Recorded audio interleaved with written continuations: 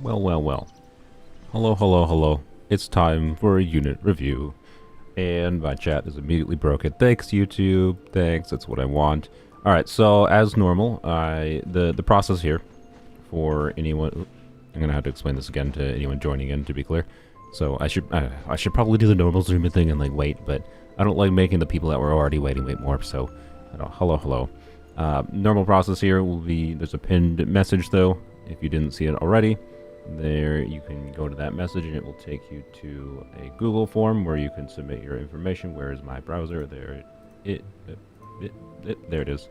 And then I basically just have a randomizer where it will, so this is like all the submissions currently. Wow, there's 60 of them. And then I will click this button. So you know what? 48 is currently here, so 48 is going to be the first one we do, right? So we're going to review this Navia, and then you can put some additional information here, like, you know, what you're working on, what you want advice for, or just like, yep, I just have a great Navia and I want you to see my Navia kind of thing, right? And that's kind of it. So, yeah, oh yes, and then donations, I will do donation ones, try to make sure you donate over the amount that YouTube require, that's the YouTube requirement for like attaching a message to a donation. And I will, if I have donations, I will alternate, or donations will wait to the end of the stream after I go for 3 hours of doing randomized ones. So I just remembered that I can't sit in Dragon Spine without dying. Oh frick, I just wanted to vibe to music. Okay, wait, I can go here, right? Okay, there we go. Do we always have to refill the form? Yes, because you don't have to be here live to get reviewed, right? But I want people to be here live when... Right, and if I don't clear out the form, and someone submits a duplicate, then the form I think is also going to ignore any additional submissions, right? So, anywho's, love the new video, very wholesome. Thanks. It's definitely one of my favorite videos I think I've made. Switch to Dia. Oh yeah, that's true. I forgot Dia. Dia's passive. Yeah, someone mentioned that in my in the comments of the what unit to pick video. And like, yeah, just FYI, like Dia's like passive lets her just survive through Dragon's Spine. I was like, oh yeah, that's awesome. Anyways, I should tell my friend about that because she griped about Dragon Spine and how like characters, like pyro characters, didn't just like not take damage. I think it's silly. I think it's silly to expect pyro characters to just not take any like cold here. But I think when you do have, you know, a fire ability going or something, they should, like, count that as warm. So, I don't disagree with her fully, but I disagree with her partially. But maybe she would like Dia for the purpose of Dia would just regenerate her own health. So anyways. Oh yeah, by the way, real quick. This is something, I bought 2 of these. Okay, the only reason I bought this is because I'm impatient. And I didn't want to have to deal with like MiHoYo potentially making these available through Amazon. But what I got. I don't know if I like them on Yai yet. It's a little bit dark for Yai. But I have a second one. I got a second code, and I will be giving that code away. Probably not this live stream, because I was considering giving it away this live stream, but then I was going to be like, alright, whatever my favorite build I see, I'll give it away to the owner of my favorite build. But I don't want to encourage people to like donate for the chance of getting that. Like, I don't want that. Like, just donate if you really want your character reviewed. Don't donate to like gamble. So I don't know. I'll probably figure something out to give away the second code I have in the Mualani wishing video. So this week. So, anyways, how do you get them? I got them by using. They're available in Korea right now. They're being given out through a promotion in Korea. You can't get a China. If you get a China code, by the way, like if you see eBay listings, you can get China codes and Korea codes. China codes only work on China server accounts. So don't buy China codes. You will just be throwing away your money if you want the wings. So basically I paid like $30, which is probably more than they will cost when they actually come. I wanna like MiHoYo did announce they will come. They might just be purchasable through the shop or whatever, right? I don't know. They haven't announced how they're going to be available. So, anywho's, we have the Discord giveaway bot. I mean, yeah, I think I'll give it away in the Mualani video in some form instead. So, anywho's, yeah, I like them on but okay, well, I'm distracted though. Good lord, we have enough people here. We can start. So, okay, let's wait, not die. I might talk about the wings more later because I think that it would be interesting to go through the individual characters they look good on. Yai is an undecided one. I like them, but I don't love them on Yai. Anywho's, bam. There we go. Okay, so we already selected number 48, so we're going to review this one first. And Navia, I want to know if Navia's signature set will be better, or it'd be better to farm Golden Troop. So we have so you have 2-piece Golden Troop and 2-piece attack. I mean, if you're already on 2-piece, it's probably not worth the farm specifically for another 2-piece. It's more just like if you're farming Golden Troop, Martial Say Hunters anyways, and you happen to get, you know, better 2-piece, then maybe yes. 70, 127, 2600 attack. I don't think this is an unusable Navia build for much of the game's content. You do have an Ascension left on Navia that can get another crit damage roll. Wait, she's crit damage ascending, right? If I recall, she is crit damage ascending. She's either crit damage or crit rate, but I'm pretty sure crit damage ascending. And in your case, because your 2-piece isn't that stellar, your off-piece circlet is pretty good. And you have a very healthy amount of ER, which is a potential common issue with Navia builds. Not having enough ER to burst consistently can significantly affect her damage by not getting stacks on her thing. It depends on how many crystallizes you're getting to. Navia is an interesting character in that you can get away with not having to burst consistently, but you probably want to for consistency. So in your case, the equation of whether or not it's worth it to farm the Navia domain is really, in my opinion, how often do you use Navia enough to a degree that like you really just want to have her on a build equipped forever and never have to worry about it. Being that you're AR60, right, I suspect you have less need to farm other artifacts, like a lot of into certain artifact domains. So, you know, it's not the most valuable domain, but you can kind of farm that domain, and then like any trash you get, which you'll get probably a lot of trash because the Navia pieces are only useful for Navia or as 2-piece sets, and then the Song of Days Past set is only useful for a pretty small subset of characters, right? And like then you can just strong box it all. So and there is a weird benefit sometimes when you're at like higher investment levels, when you've been playing for a while, to be able to do that. So yeah, we're using a website called enka.network for this, which isn't viewable. There you go, enka.network. So anyways, I think the answer is probably yes, but at the same time also depends on the, you know, you're clearing Abyss. Are you struggling to clear the Abyss? Do you actually need to do more damage on her? Not necessarily. But yeah, Navia can be a little bit annoying to balance with her stats because of... I don't like 22.1 crit rate weapons on non-crit ascending characters or characters that aren't using, you know, the crit rate sets. Martial Say Hunters and then the new one, of course, right? Because it just becomes really annoying to get enough... The right balance of crit rate and crit damage is kind of a struggle. So it's hard to draw a line for a stopping point. It's kind of wherever you're comfortable with how your character performs. So no crit rate, they're kind of sad. I mean, yeah, this build is not, I'd say, perfectly balanced by any means. Ideally, you'd want, you know, more crit damage and whatever, right? But it's easier said than done. So, and like this piece is really good. This piece is not terrible. It has a very high amount of stat. 1, 2, 3, 4, 5, 6. Actually, no, it's very good. It has like 6 lines of stat value. Like if you keep this feather and flower, and then get, you know, her 4-piece going on an equivalent timepiece and an equivalent goblet or circlet, whatever. Well, particularly a circlet, if a circlet lets you use it a better off-piece goblet, then it might very much be worthwhile, right? But at the same time, maybe it's also more worthwhile for you to farm the new Fontaine if you're planning in the Fontaine characters. miHoYo did announce. Give me a second. Let me find the. I can actually show these on stream because miHoYo officially announced them. Yay!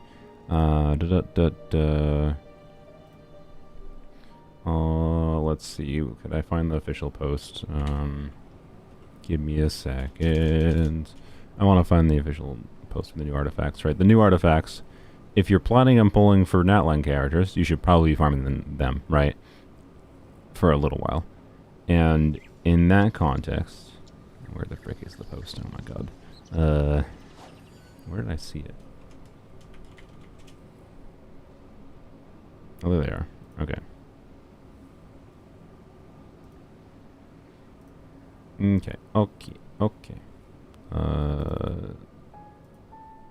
Okay, give me a second. Hopefully this will function. Yeah, there we go. Well, okay, that's not very... Yeah, these artifacts.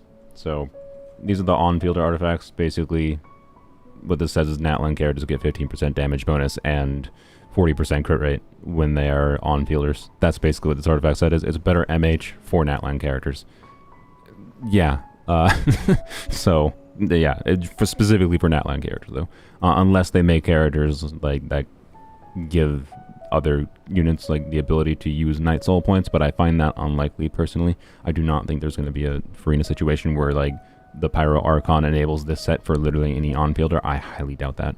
And this set does not have anywhere near the shenanigan potential that MH does. I don't really like how they designed the set personally. Yeah, it's Blizzard Strayer for Natlan characters, for Natlan on-fielders.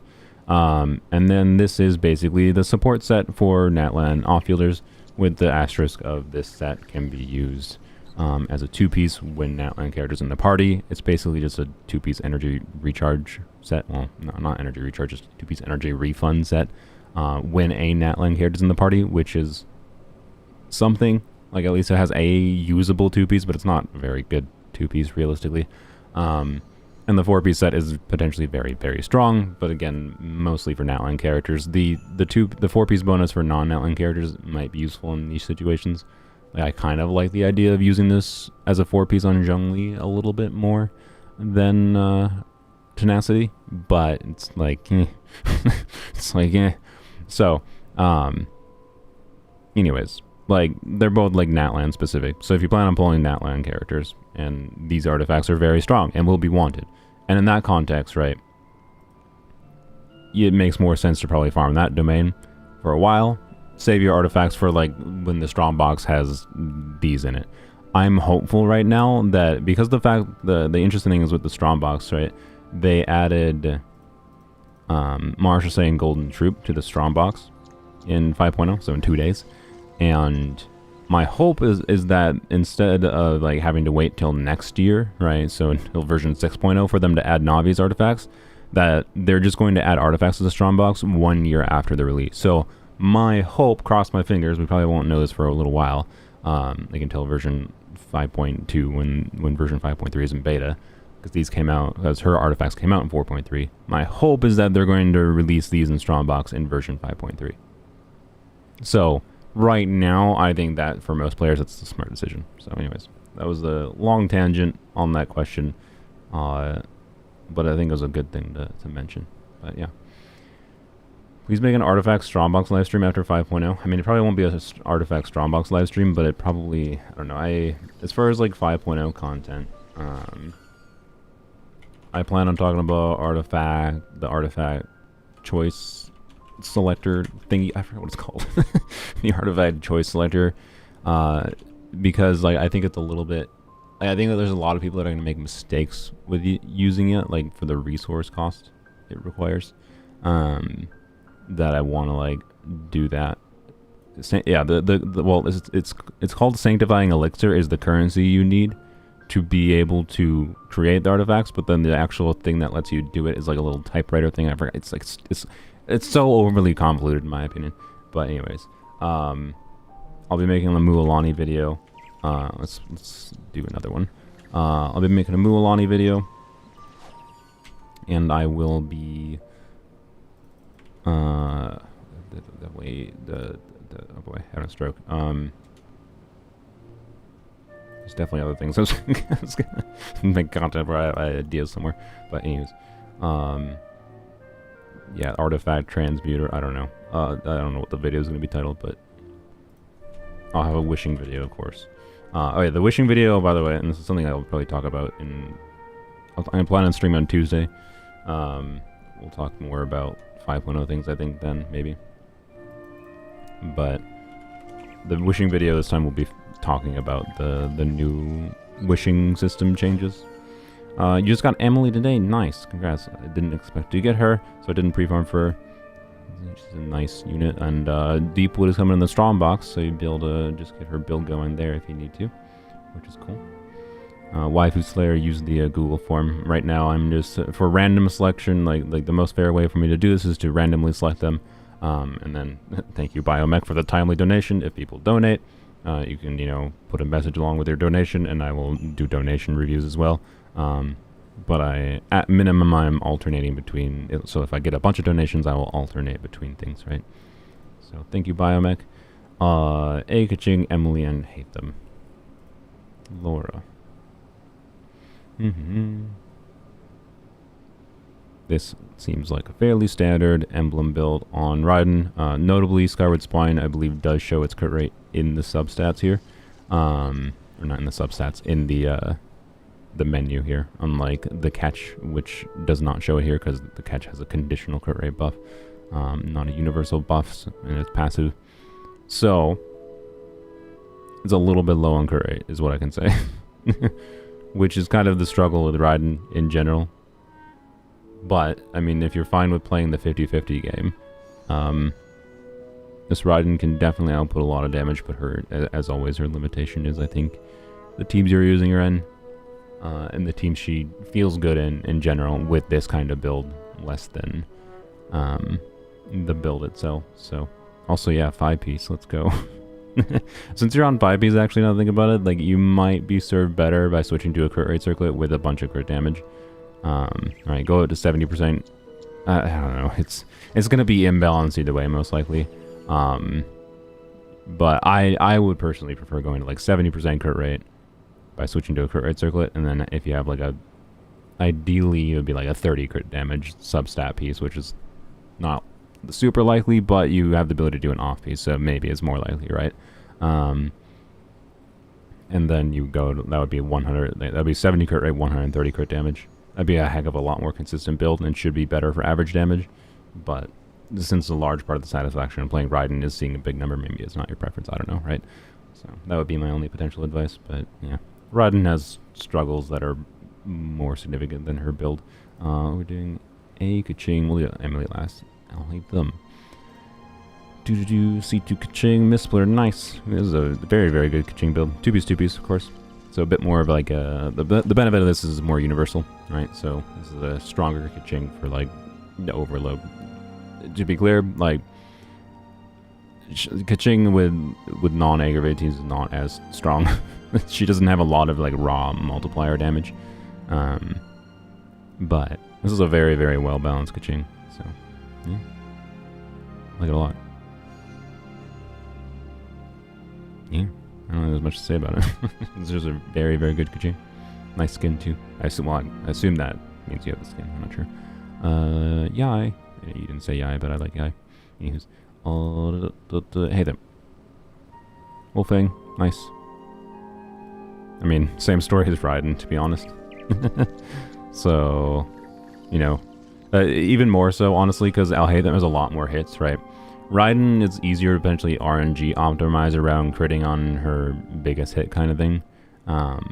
Whereas Alhaitham his damage is all very spread out across a lot of different hits, which means you much more trend towards law of large numbers, which is that like you can't really RNG optimize, and you will notice the difference in like the consistency of having more crit rate. So again, I do think a crit rate circlet would be more valuable here. Again, you actually are on another off piece, interestingly. So maybe you just, I don't know, is Laura in chat? Do you just have no no crit rate circlets? That is sometimes the life. Well, actually, okay, your Furina got one. Yeah, you could yoink that, put that on Alhaitham or on Raiden, make their builds potentially a little bit better. But yeah, anyways, only have bad non-taken ones. Fair. Oh, you got her weapon too. Wow. Did you get her weapon because you made the mistake of going for Aqua or something? No? Maybe? I don't know. I feel like you might have been going for Aqua.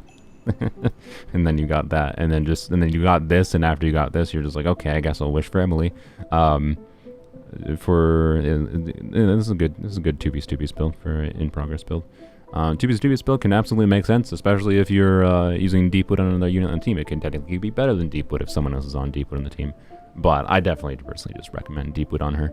But yeah, this is a very, very good 2-piece build. It's a little bit high in attack, obviously, but as an off-fielder, you will notice the difference until at least they do more attack buffers that can buff like the whole team's attack or whatever. You will notice the difference in an attack goblet on her less than you notice an attack goblet versus like a pyro goblet on Arlecchino, who's an on-fielder with Bennett's buff or whatever. Right. So, anywho's, yeah, this weapon, I've seen it on Shenhe, it looks great. So, if only Shenhe would rerun, and I could actually use it on her. Okay. Yeah, good stuff, Laura. You don't have any major problems, honestly, other than just crit rate inconsistency, realistically. Just shrunk my window by accident. Alright, let's do Biomechs quick. Thank you, Biomech. I finally don't have a backlog in donations. Crazy. This is how I prefer. Like, I don't need to make $100+ Ooh, a Candace plunge enjoyer. I don't need to make $100+ on these streams. I prefer them being slightly less stressful. But I mean, I like making money, obviously, but anywho's. What did you want to look at? Check on a Geo Healer, Prototype, Amber, Ningguang, Layla, Chevy, Noelle, and Furina. That's a lot. Jeez.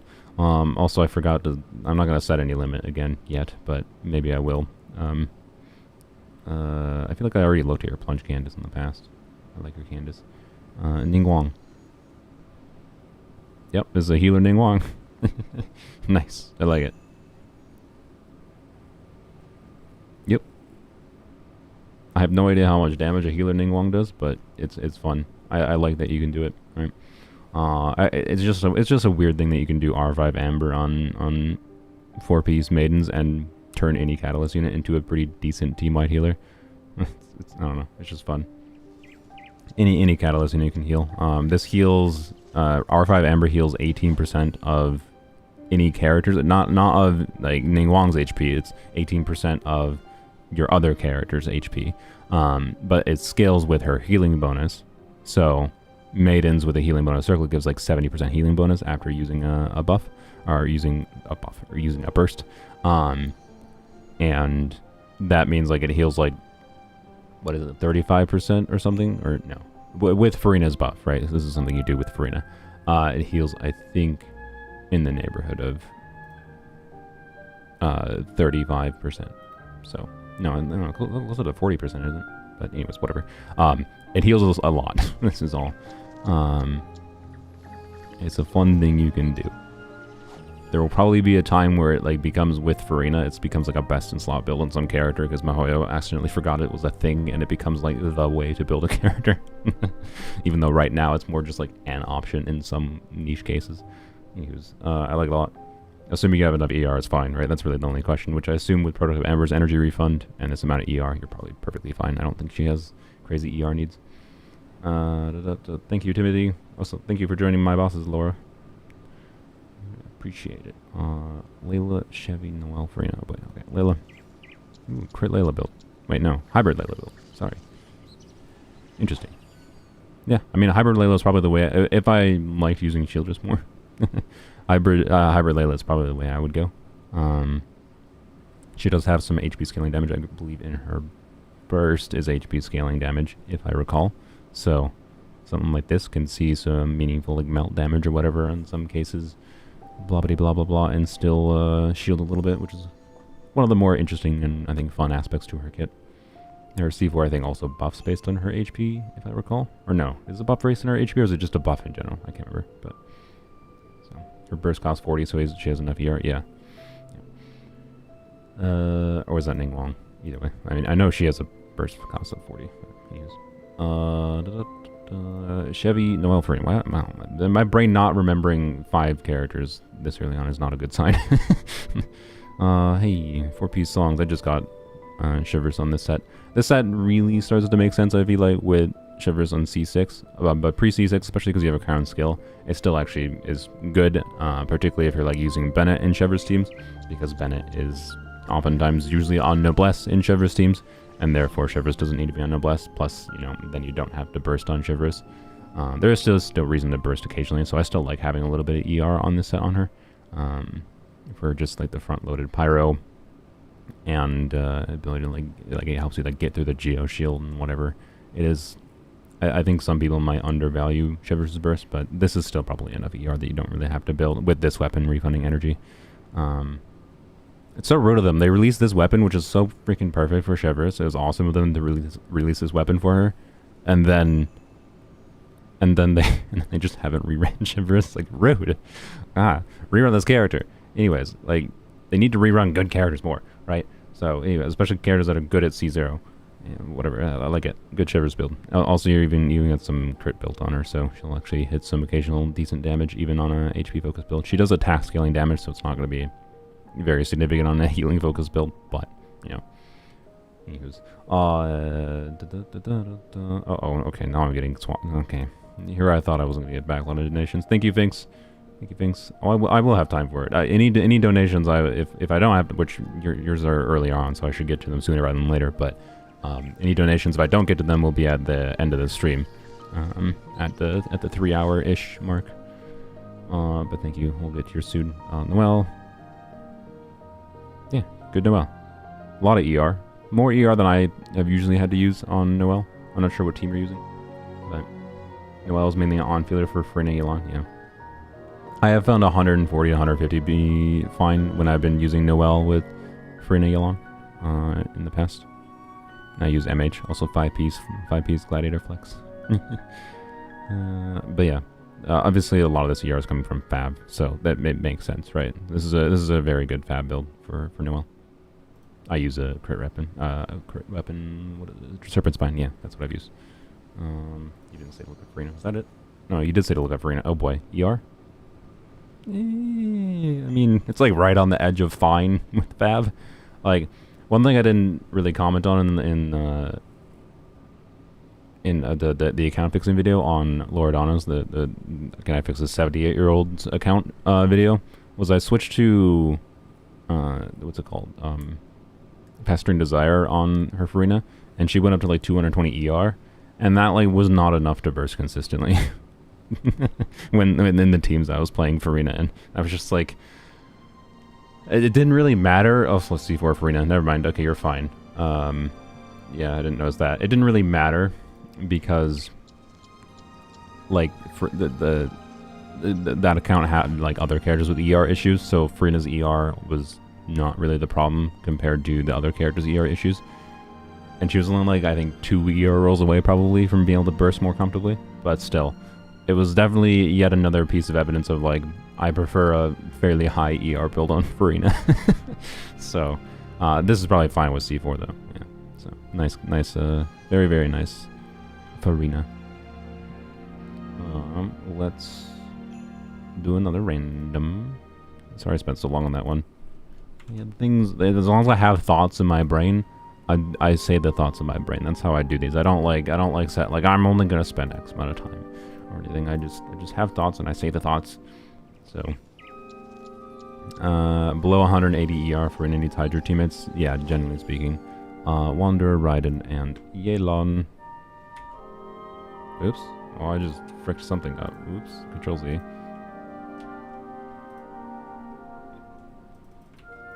I think I hit Control X instead of Control C. Wanderer, Raiden, and Yelan. Wow. Nice 102% crit rate. Perfectly balanced. Do you have C6 FARs? And is always the question, to be honest, with Wanderer builds. I don't know. It might be worth, I don't know how much, like, Shimenawas you have from farming Emblem or whatever. Ockley. But, if I donate $1, will you do a pull in standard banner? I don't have extra primos right now, so definitely not. I will probably talk about that on Tuesday. But, yeah. Anyways, 2-piece is not unusable in Wander. Like, you're going to feel more the effect of having Fars on C6 or not, more than you would most likely the effect of having like a 4-piece of Pavilion or 4-piece Shimenawas. I think 4-piece Shimenawas is the way to go, realistically, for most players. But at the same time, there's a lot less reason to farm as much Emblem Domain for players now. Right, like Ockley wasn't playing, I think, during the Inazuma patch, so, you know. Yep. So do you have C6 Fars? I don't know if you're in chat or not. I haven't noticed. Where are those submissions from EU server? I don't know. Everyone lives there apparently. Not even that. Actually, not even that many people. EU does not even have that high of a population. So, 2-piece though. Yeah. So, like, I don't think Wander has problems that are. Like your ability to clear content in Wander is going to be affected far more by whether you have C6 Fars on and the content you're using them in, right? Like, are you in a situation where like Wander just can actually deal with it? Like, it's a single target focus, ideally mostly single target focus situation, and or a situation that you can group enemies properly where like it's not as much of a problem. Not animal resistant, right, or has advantages as to his ranged ability, right? Like, you have to have things that go well for him at a baseline for him to feel good to play, in my opinion. And like, not that it's not worthless to get like a 4-piece build on him.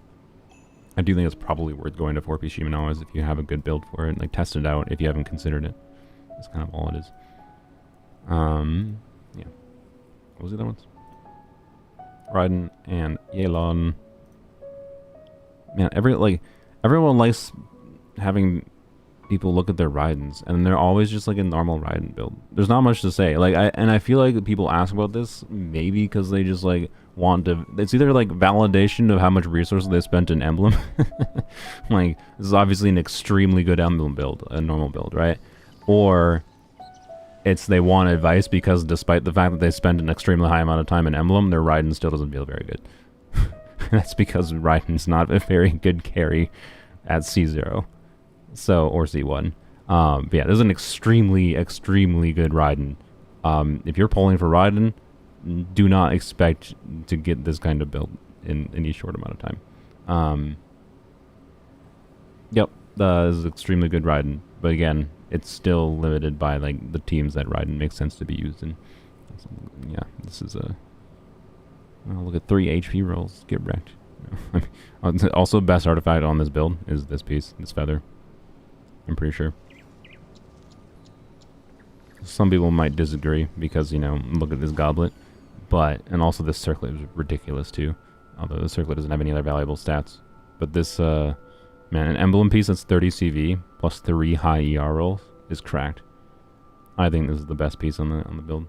The goblet's like cool and all, but like, yeah, I don't know. Anyways, this is a more useful piece on more characters. Is kind of all it is, right? This piece could be swapped around to Xiangling, Xingqiu, Yelan, whatever characters that can use emblem, and be a very useful piece. This piece is useful on electro damage deals. It's useful on, you know, as an onset goblet. It's useful on Raiden and the Bailu, I guess, right? It's a more niche utility piece. It's extremely good in the context where it's good, but yeah. Anyways, very good build. You've definitely spent just a little bit of resin in the emblem domain. Your Yelan is level 80. How sad. I mean, your AR-57 I can get. You gotta like pick where you level characters 90 wisely. I mean, it definitely. I mean, if you love Wander, I guess it makes sense to level 90. Obviously, it makes sense to level any character to 90 for just that 2% DPS increase if you really like them. But on a how much damage they get from leveling to 90 level, Yelan makes more sense to level 90 than Wander. But also, they might have just gotten Yelan. I have no idea. Right.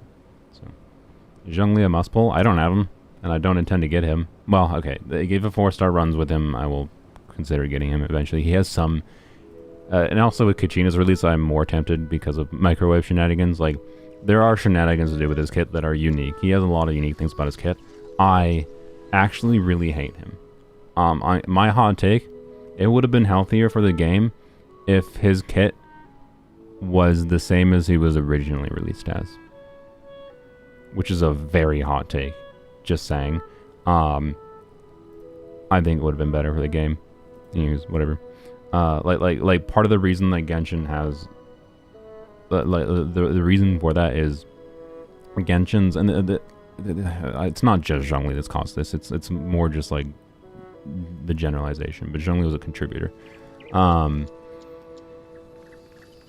Like with most games, right? Think about what the failure condition for clearing most games is. For beating most games, right? Is living. It's not dying with your characters, right? In Genshin, the failure condition for its content is not usually dying. It's just beating it in a certain amount of time, or like, you know, making sure the defense monolith doesn't die. It's more DPS check oriented. If healers and shielders were less strong in Genshin, right, the game would be designed more around like the player's skill and expression, right? You would feel less need to they would balance other things around the strength. Like they have to balance things around the strength of like the units that keep you alive, kind of thing, at some level. And the stronger defensive options there are, like characters that literally make your team immortal, then that affects like how they design other content, right? So I don't know. I get why they made him. I get why healers and shielders are as strong as they are, but I also think they originally didn't intend to make healers and shielders as strong as they are, because, all right, we're gonna go on a little bit of a tangent here. Sorry. Think about for a little bit how the original healers in the game looked, right? So let's go back. It's not race order, I don't think. Let's go back, right? So original healers, right? Barbara didn't have any energy generation, right? So my point with this is that they understood the strength of healers early on, and how like they wanted to make them useful, because like staying alive is like good, right? But they didn't want to make them so strong that it warped how like they designed the game, right? So like Barbara has a lot of downsides in my opinion. Like she doesn't generate energy. They're not stupid. They understood that that was a very big downside. A character not generating energy and, you know, healing through her burst is a pretty big downside. But then they tried to mitigate that by like making Prototype Amber that refunded energy kind of thing, right? But like there was big downsides for the benefit of a character that can keep your team alive. And had like potential significant build requirements. Bennett has Bennett is obviously, I think, a little bit of a design mistake. I'm willing to bet that if they went back in time, they wouldn't give him healing at all. They had redesigned him. Like that's the number one way you could rebalance Bennett, and he's, I think, more balanced. Remove his healing. Because obviously his healing is fast and a lot in a way that he even though he's only healing your on-field unit, he can still be a very good and one of the best options for Furina, who wants team-wide healing. Like, he's obviously a very good healer. Especially with the fact that, like, or like they would have rebalanced his build so, like, you know, it required investment into other non-healing stats to get him to buff, right? So you wouldn't be able to have a healing build and a buffing build at the same time, right? It would have had to pick one if they were going to balance his character properly. So, anyways, Bennett has like very few downsides ultimately, other than learning how to use him properly, which is really his biggest downside. But on paper, his biggest downside is that he's only healing the on-field unit, and he's also only healing when you're below 70% health, right? Which is not really that much of a downside, because all healing has to do, other than the context of Furina, all healing has to do is keep you alive. So healing when you're only below 70% health, in my opinion, is like not even really a downside. But you can see what they're doing, right? They're trying to put downsides in these healers, in some form or another. And Jean was a team-wide healer, but she was a 5-star. Chi-Chi is the same thing, right? Where she generates no energy, but can still potentially heal a lot for your on-fielder. Jean, again, like, it was probably the one that's the strongest healer at a baseline from doing full team-wide heal, and she generates energy, and she's Anemo. But they also still balance Jean around the fact that Sucrose is better than her for buffing, right? And then Kazuha was also released not that long after. He was released within the first year of the game, right? And so like Jean for a long time wasn't even that relevant, right? Because of the other animo options being just stronger, right? But anyways, like, and then they released Zhongli, and then when they released Zhongli, his original kit, he didn't do his super shielding, is the long and short of it.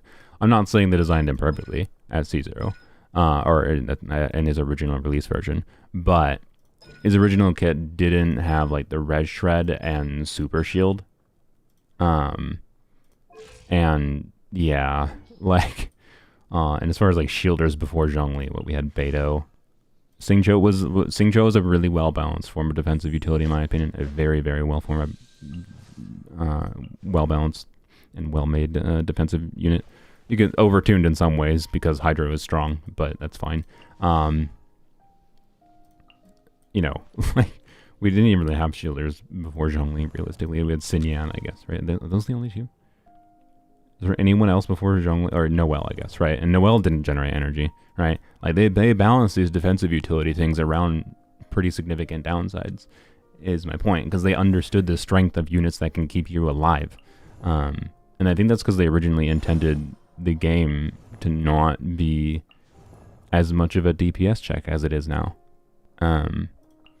But then, you know, people demanded that he be better, and they're just like, okay, I guess we just make him the immortal dude. Diona, yeah, sorry. C4 Yanfei, was she before? She was after Zhongli, though, right? Yeah, she was after Zhongli. So, yeah, Diona, I forgot about them, but yes. Diona is an interesting unit in that, like, she has a very bleh shield. But again, like, most of the shielders are honestly in this game, most of the shielders that aren't Zhongli are fairly balanced, I would say. Like, they have enough downsides that I actually like the balance of shielders, but relative to how strong, like, current healers are, current shielders that aren't Zhongli are very kind of bad at keeping you alive, generally speaking. And keeping you alive is fairly important because the game has now been designed around much more DPS thresholds that, like, you need to stay alive for. So anyways, it's one thing I really like about Zenless in that it is not, they don't have like healers. They do have defensive units, but they seem to be balancing the defensive units much less around, like, they just make your team immortal. Like, it's very much designed more around a skill check in the game, and I like that. So anyways.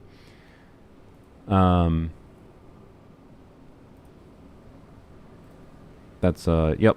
Yeah, I don't know. I like how, like, I like at a fundamental design level. I think they had a better idea going on initially. I think we finished with yours, right? Sorry. Thank you for the tangent, Akli. Good lord. Yeah, Caesar, I haven't looked into how much shielding she actually does. I know Caesar is coming out, but yeah, I don't know how I feel about the defense units in Zenless right now. But at a baseline, as long as they, like, Caesar doesn't become Zhongli and then start forcing everyone to use, you know, yeah, we'll see. Zenless is a bit of an unknown right now, but at a baseline, the game is definitely not designed around having, like, a defensive unit in every team. So, let's do another, because that one took so long, we're going to do another random one. Do number 8. Wait, what? Was number 18 the same one we already did? Okay, I guess we'll do 29. And then we will, you missed weapons only. Well, I appreciate you. Like, weapons only was fun because of how trash it was in some ways, but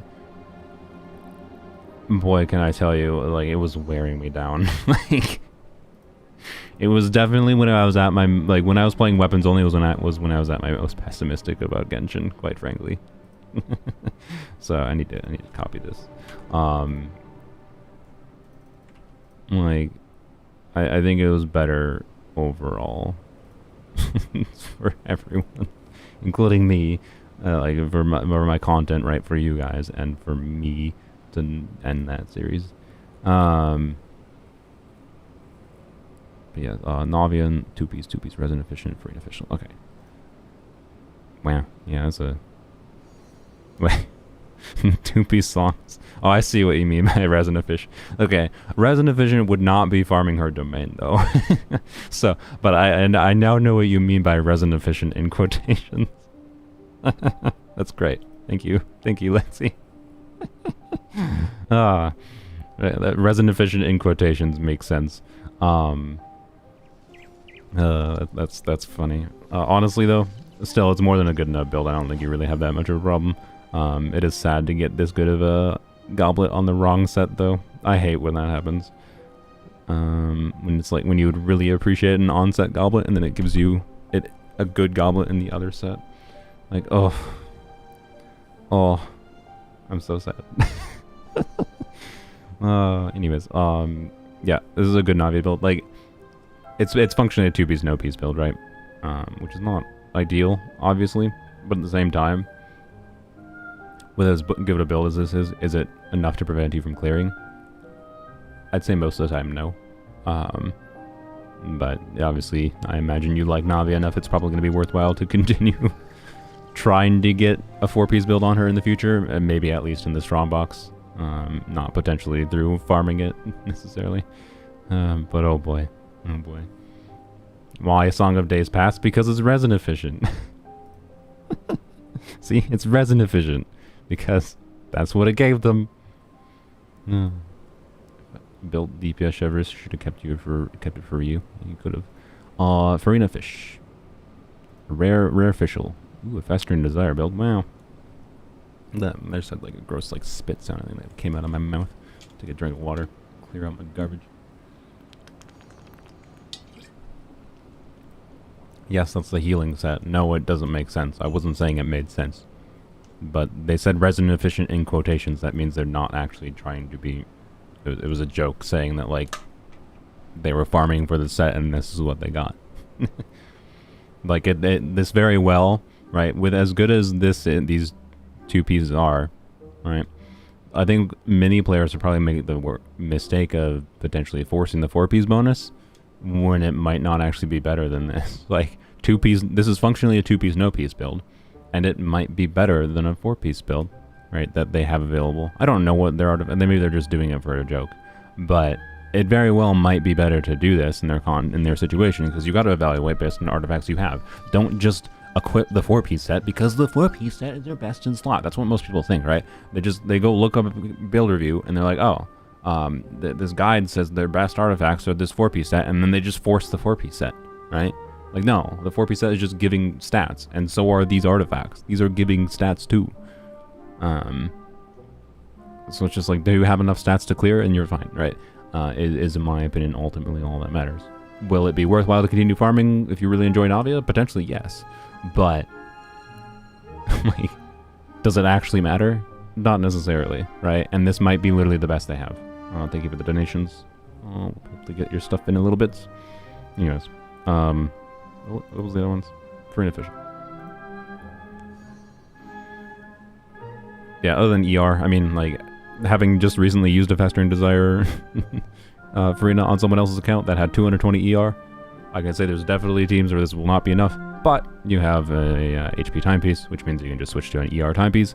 So as long as you have an ER timepiece available, you're probably fine, mostly fine. So yeah, also 37,000 HP exactly. I think this is without double hydro. So sadly, double hydro ruins this. But if you don't have double hydro, having 37,000 HP exactly is very satisfying. I like it a lot. Never change it. Well, I guess never change it except when you have to switch to an ER timepiece. No 4-piece from Navia, unfortunately. I wish it was a joke, but the RNG is the real joke. But yeah, so there you go, right? But like, Lexi is making the decision. Like, Lexi has the artifacts. They went through and tested different artifacts in their Navia, and they found probably that this was better. Like, this is better than doing the 4-piece. So, because it depends on what artifacts you have. You gotta compare artifacts compared to other artifacts you have, and the potential difficulty. And then as far as like deciding to farm continued for a given character, you decide the difficulty of like, okay, how hard would it be to get artifacts on the 4-piece set that are better than what you have going here, right? This is a very good stringless fish build. Yep. Yeah. is a very good fish build. Very nice. I'm jealous of the circlet. It's an off piece, to be fair, but I still, even on my off pieces, I don't really have that good of that good of circlet options. Very nice. Very nice. I like it. They removed Hydro Res Shred showing on battle cards. Hydro Res showing on battle cards. What does that mean, Roy? I'm sorry.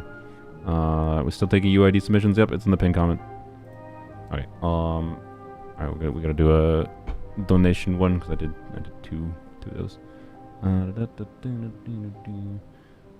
Timothy's. What was that about not having a backlog? Yeah, and good job, Timothy. You started the backlog.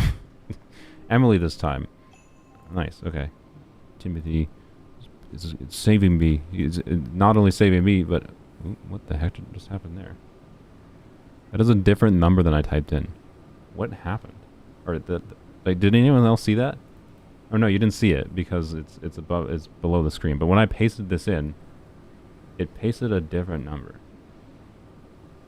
So it's a real account though.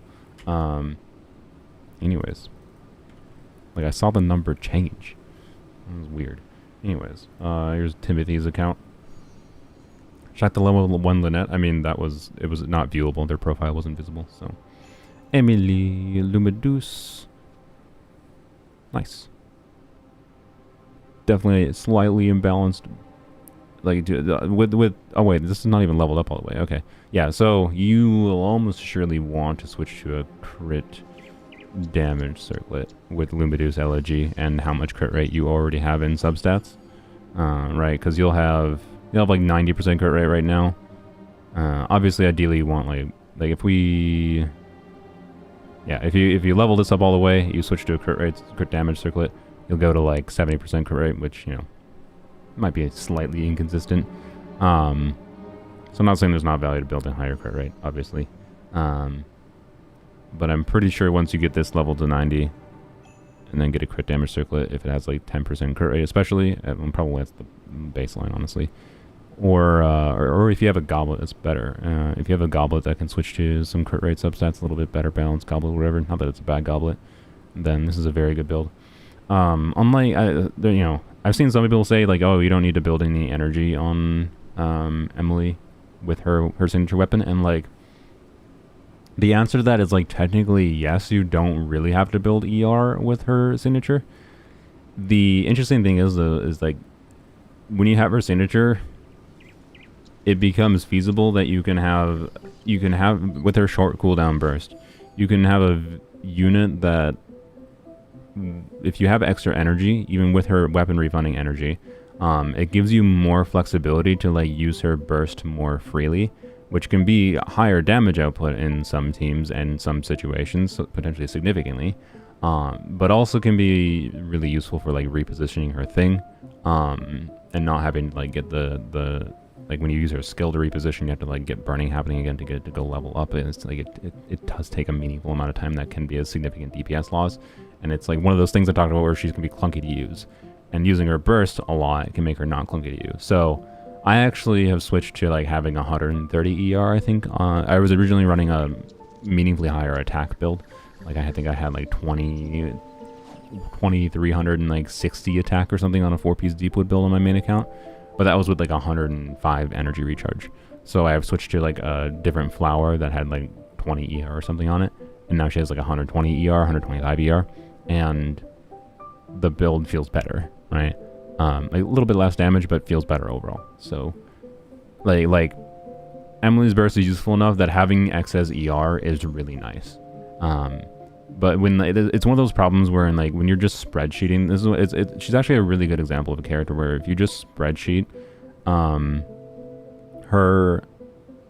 her damage and like go through normal rotations of like, yeah, you need to burst once per rotation, and like as long as you like assuming all these things happen all the same ways in the same time, like every time you do it, and like assuming that like the ways enemies move and the ways enemies are spawned around an abyss don't change the timing of using things, kind of thing. Like if you don't assume all the more nuanced context, then yeah, you don't need much ER with her signature. But like anyways, the point is it's like she's a really interesting character to think about, And as far as a universal build goes, her weapon is great for a universal build, and I still like having ER on her. So my point is, I like that you have a good chunk of ER on her. Not that you necessarily need that much, but it's not a bad thing. Yeah, I would suggest trying to get like 70% crit rate with a crit damage circlet, and I think your build is probably like more than good enough, basically, for the vast majority of cases. That was a long spiel. So, anyways, very nice. Thank you for sharing the Emilie. Reposition your lamp is so imp it's worth losing some damage for ER. Yeah. I kind of feel the same. So, like I made a stream about the #1 thing I underestimated. I thought her burst was not going to be as relevant as it was. Oh God. Okay. Alright, so in favor of trying to get through more, we're not going to review, I think, everyone, but we'll try to glance at them. Okay, I say this every time, and I spend like 10 years. Well, screw it, whatever. I'll spend. No, I'm going to do whatever I always do. I'm going to spend as much dang time as I feel like. Is this word wrapped? Is that not word wrapped? It's.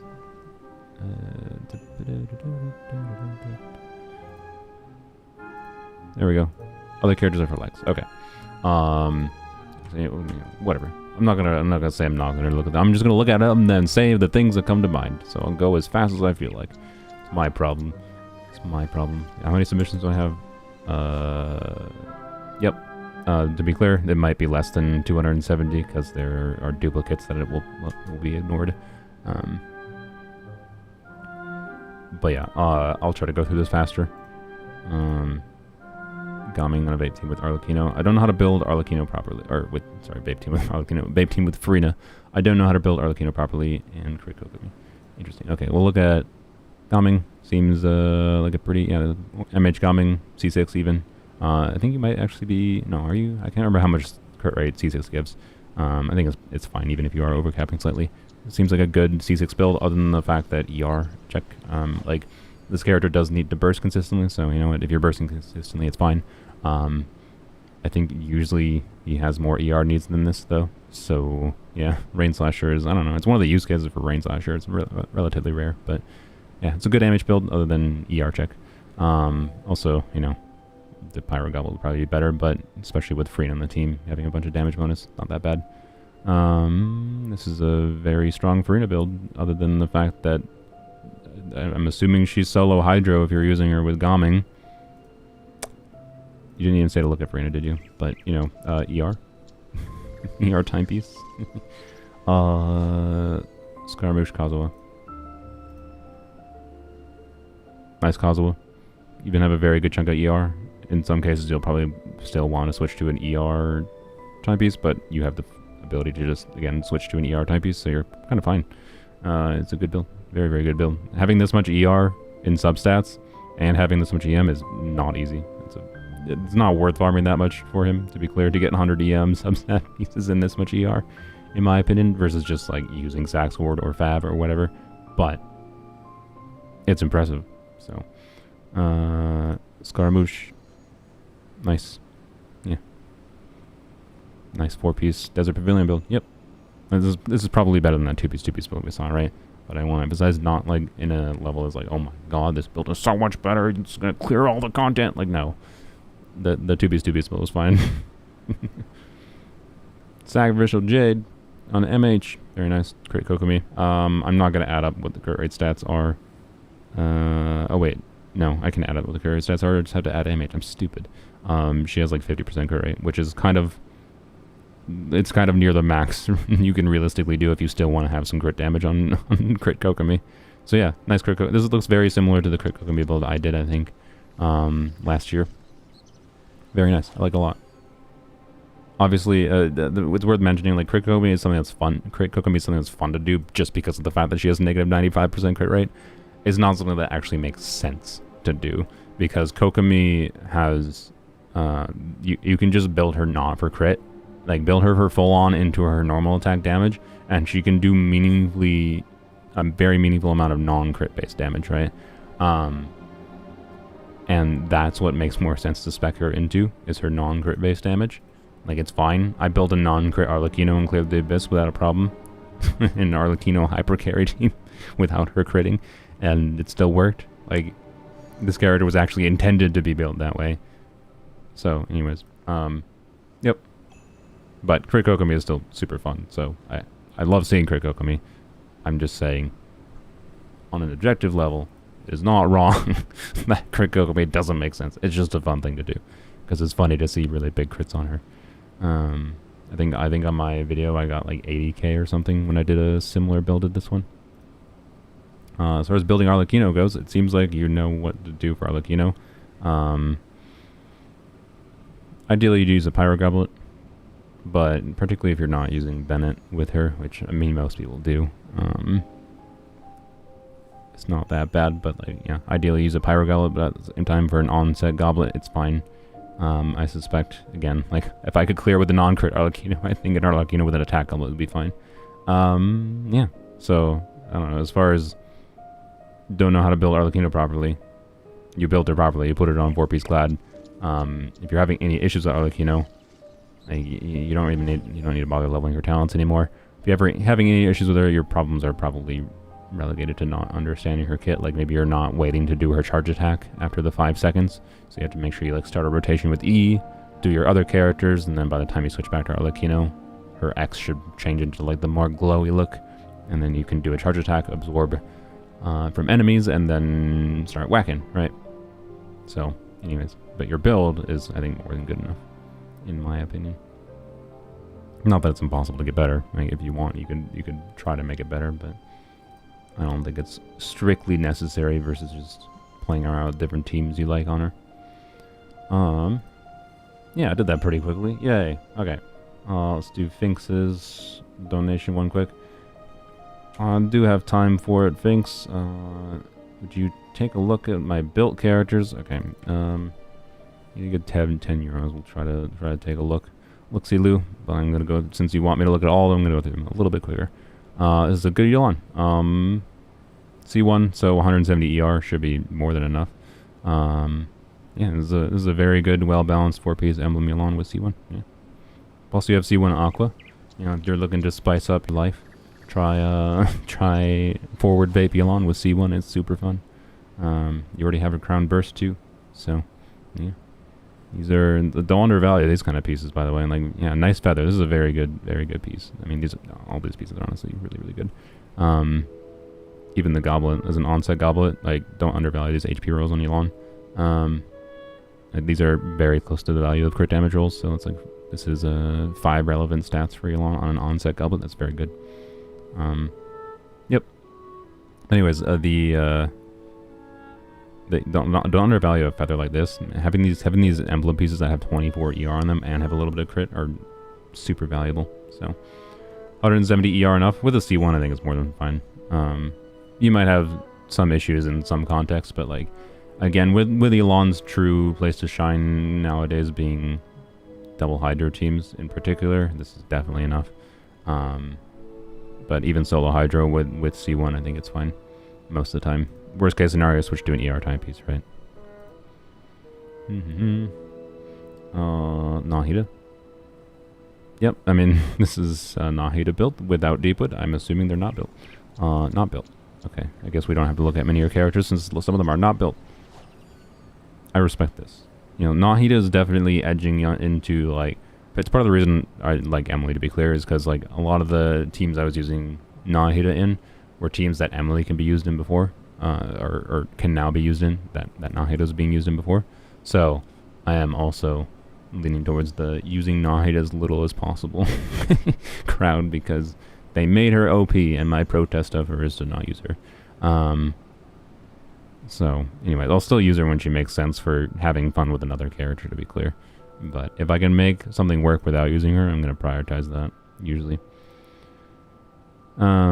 You can skip Nahida. I'm not saying you can't skip Nahida. Oh wait, oh, yeah, that's right. That was you in chat saying things. Yeah, sorry. I thought you were just saying you can skip Nahida in general, like skip as in skip wishing on her. You definitely can. She's still a nice character to have if you're trying to like strengthen your account, and have more good, strong team options. But yeah, no characters good necessary to pull in this game. Oh, this is a relatable goblet. Oh boy, that's sad.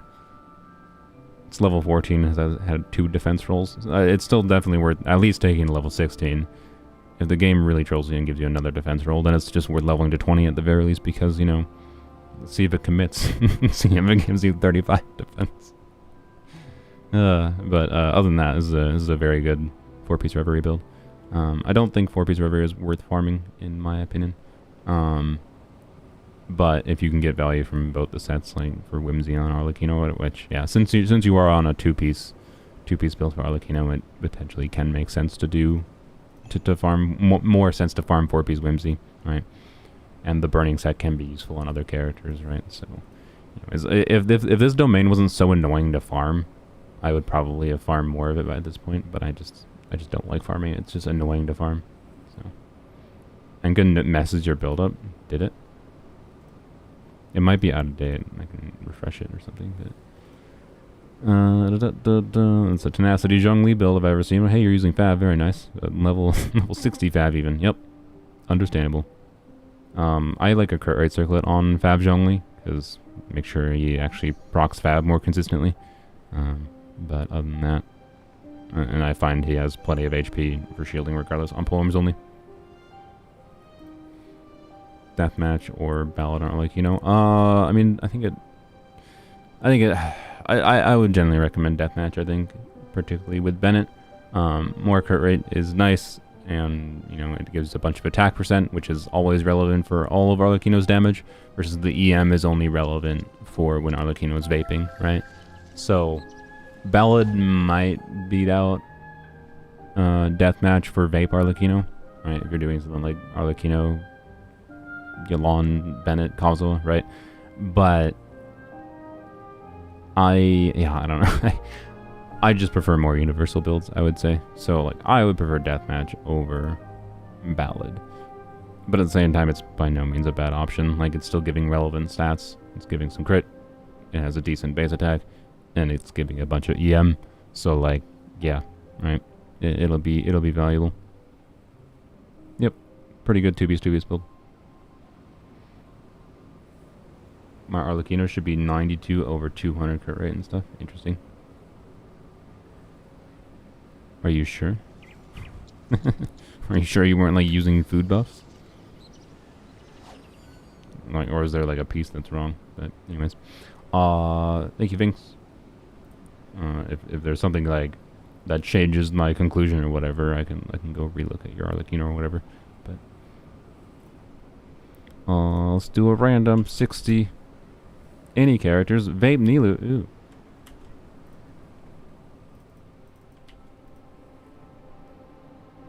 Do you only review one unit? Nope. I mean, maybe I should say I only review one unit, but I just review the and then that. Oh my gosh. Oh boy. What? Oh boy. Oh boy. C6 Furina, but not using the most based C6 Furina build, which is 0 artifacts on Fav. I mentioned this in previous streams where someone in my Discord server, I asked them if they had the time to check how well C6 Furina on Fav worked, and it does. C6 Furina with no artifacts on Fav, on an R5 Fav, works perfectly fine. It's so stupid. Yeah. So, anyways, you didn't ask to look at Furina, but yeah, yep, very good Furina build, and not too many people I think with C6 Furina just like, oh, she's 6-6, put her on Marsh and say, and it's like, wait, but do you never use Furina for any other use other than leaving her on field forever, and also you don't stay on field very long with her C6, so like, I think you're forgetting she still does damage off field, but anyways, if I was gonna say improvements as far as C6 goes, it doesn't matter, not really, but Hydro Goblet would be probably a bit better than that. Whatever, it's a good build. More ER, actually, now that I think about it, there's definitely not enough ER, except for, like, I don't know, it's probably, even with C4, there's probably only, like, mono Hydro levels of ER for Furina, so, yeah, but, you can switch to Fav, which is her signature weapon anyways. Vape Nilu, though. Let's look at Vape Nilu. Haran, interesting. Haran... No, Haran gives normal attack damage bonus, so Haran is not that good of a weapon for Vape Nilu, I don't think. It's a crit stat stick, but the base attack does nothing. It does give some elemental damage bonus, if I recall, I think 12% at a baseline, so it's not the worst, to be clear, but it's not that good. I think it'd be worse than Wolf's Fang, for what it's worth. So, you know, that's why I asked Saloon if I could optimize my builds and if you could fly over them again. If I remember two things, you can ask me again later once it's, or I can actually, I don't know. Let me just copy your thing. Open a new tab. Bam. My lips are dry. I need more water. Anyways.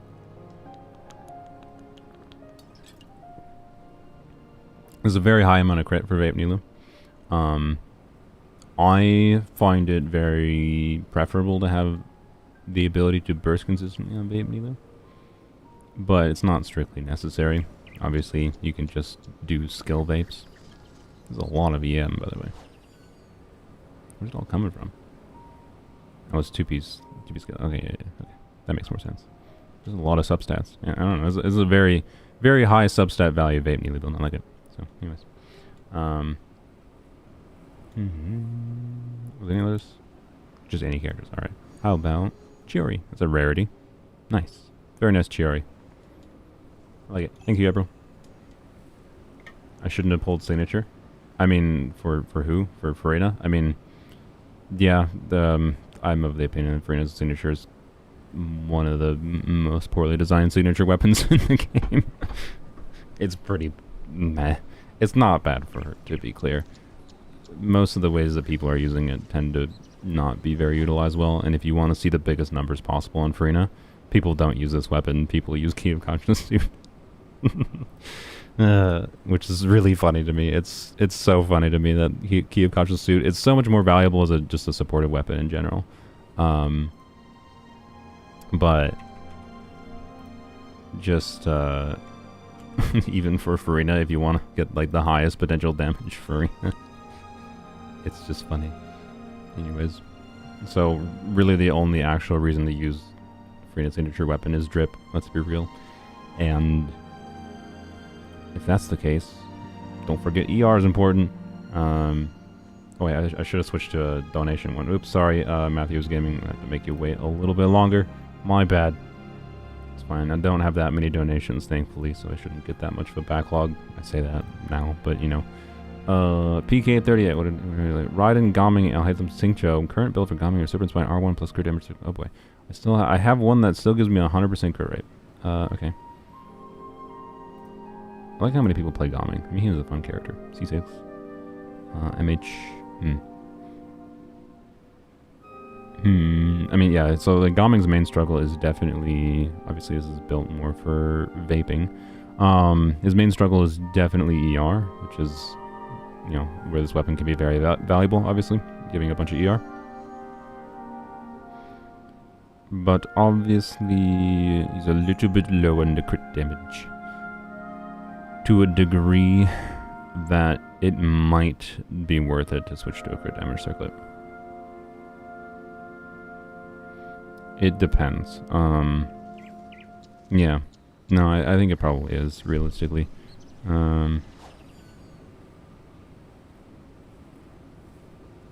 him 170%. 170 plus crit rate? You want 170 crit rate? I'm assuming you meant crit damage. In chat, waifu slayer chat. But yeah, I think switching to a crit damage circlet would be probably better. You might see, I don't know, it's gonna be... You might need to tweak around some artifacts a little bit, like maybe a crit damage circlet, and then switch to a feather that has crit rate instead of crit damage, right? Would maybe be my suggestion. Or, yeah, because like, you're in a weird circumstance right now where like you have like no crit rate substats on most of your artifacts, which is why, you know, crit rate circlet can make sense, so he's at least doing things consistently, which is not a bad thing to do. But if you were to rebalance an ideal build on Martial Say Hunter, since it's giving 36% crit rate for free, then like, yeah, crit damage circlet and try to get some more crit rate in some other pieces, most likely, is what I would say. The weapon's the problem. I mean, quite frankly, like, the fact that this build is bursting consistently and the other build might not, like that we saw earlier, might not have been, I would say like ER is the priority stat on him. You need to burst consistently. So like, I don't know. You could try a different weapon if you have a different weapon available. I don't think the weapon is inherently the problem here, right? Like I think if you think the weapon is the problem, you're undervaluing the fact that Martial Say Hunters gives you a lot of the crit you need, right? When you're getting so much of the crit you need from a 4-piece stat bonus, there's a lot less need to have crit in your main set of your weapon. This weapon is giving a lot of stats. It's high base attack. Assuming you've done on the Melusine quest, it gives like 48% attack, and it gives 30% ER. Like what? Like what are we on that like this is not a good weapon for him, right? This is a good weapon for him. So, anyways, you can just use skill and wait for a few more seconds. I mean, sure.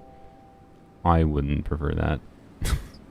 Waiting, you do realize waiting for a few seconds is like the difference between like losing a lot of damage. Like I'm not saying you have to play perfectly optimally, but ER is so often having ER is what can smooth out your general experience with so many characters in the game, and I think Gaming is definitely one of those characters. So I don't know. He's an interesting character in his skill expression for many ways. I don't know what the necessarily the most efficient path is. I don't know what their other weapons look like. I don't know what their other artifacts look like. So, you know, his ER is important, is all it comes down to.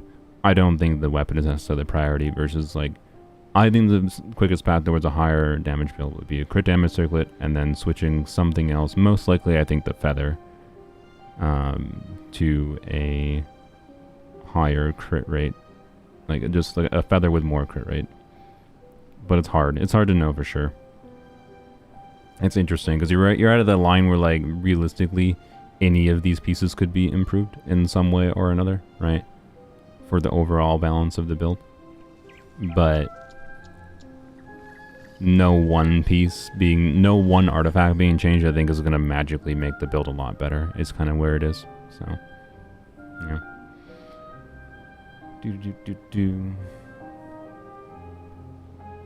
Gaming was the first character you intentionally C6. I adore him. Nice. Yeah, he's definitely a fun one. I have other pyro units I enjoy, so he's not that interesting to me. But he was fun. I like the idea they went with in his kit. So,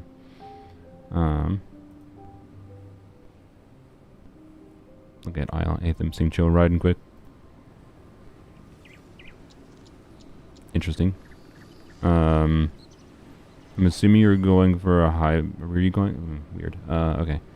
I'm just gonna assume this is like going for a hybrid Raiden, but low investment hybrid Raiden. There's a reason I don't really recommend hybrid Raiden without Stifle Scarlet Sands or maybe Engulfing Lightning. Either way, it's a 5-star weapon, right? It's cause like it's literally like half the damage.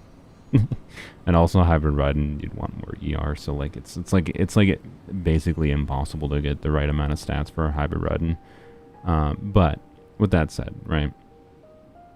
626 EM for like a Bloom Raiden that still occasionally gets value, like if you're bursting every other rotation or something, there is potential value to doing this in like teams where you're doing a Hyper Bloom Raiden, but then you're bursting occasionally. You might be able to get meaningful value from doing a burst, right? In this kind of build, but you're definitely not bursting consistently. So I don't know. I like, you know, if the goal was to it's Hyper Bloom plus rarely aggravate, yeah. I mean, you're not rarely aggravating, you're just rarely aggravating and critting. If the goal was to do Hyper Raiden though, right? It's not something I can recommend, but I like it anyways. Like, I can't say I disagree with the base philosophy, basically. So I like it. But it's not optimal. But I like it. You need more ER from that Raiden. This is a Gilded Dreams Raiden. Technically, technically, the optimal thing for a Gilded Dreams Raiden, like with the Hyper Bloom Dragon's Bane Raiden, is not no ER technically, but you don't need ER. You just build EM and all the EM.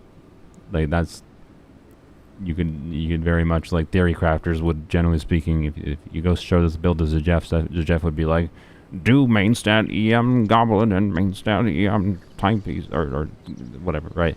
Like no, it's fine. It'll probably be fine. But like if your goal is, you know, 36-star Abyss, you might want to change to a full EM build kind of thing. It's technically more optimal to have less energy and less crit with this build. Hybrid Raiden really only starts to make sense when you start talking about 5-star weapons that enable Hybrid Raiden, because the 5-star weapons give enough stats that Raiden needs to be able to do a burst playstyle or crit-based playstyle in general, and more specific or more generically, in conjunction with getting value from EM. Right? But anyways, this is a good Xingqiu build. It's a non-C6 Xingqiu, so it does have a bit higher ER needs. Sack Sword's obviously nice.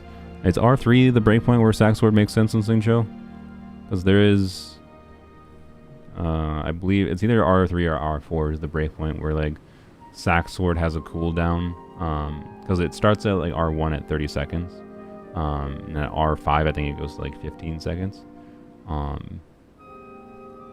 don't recall Jeff sounding like that. Does he have a cold? I mean, I wasn't trying to emulate how he sounds. I was trying to emulate the things he would say. If he reviewed characters, he would say do full EM Raiden.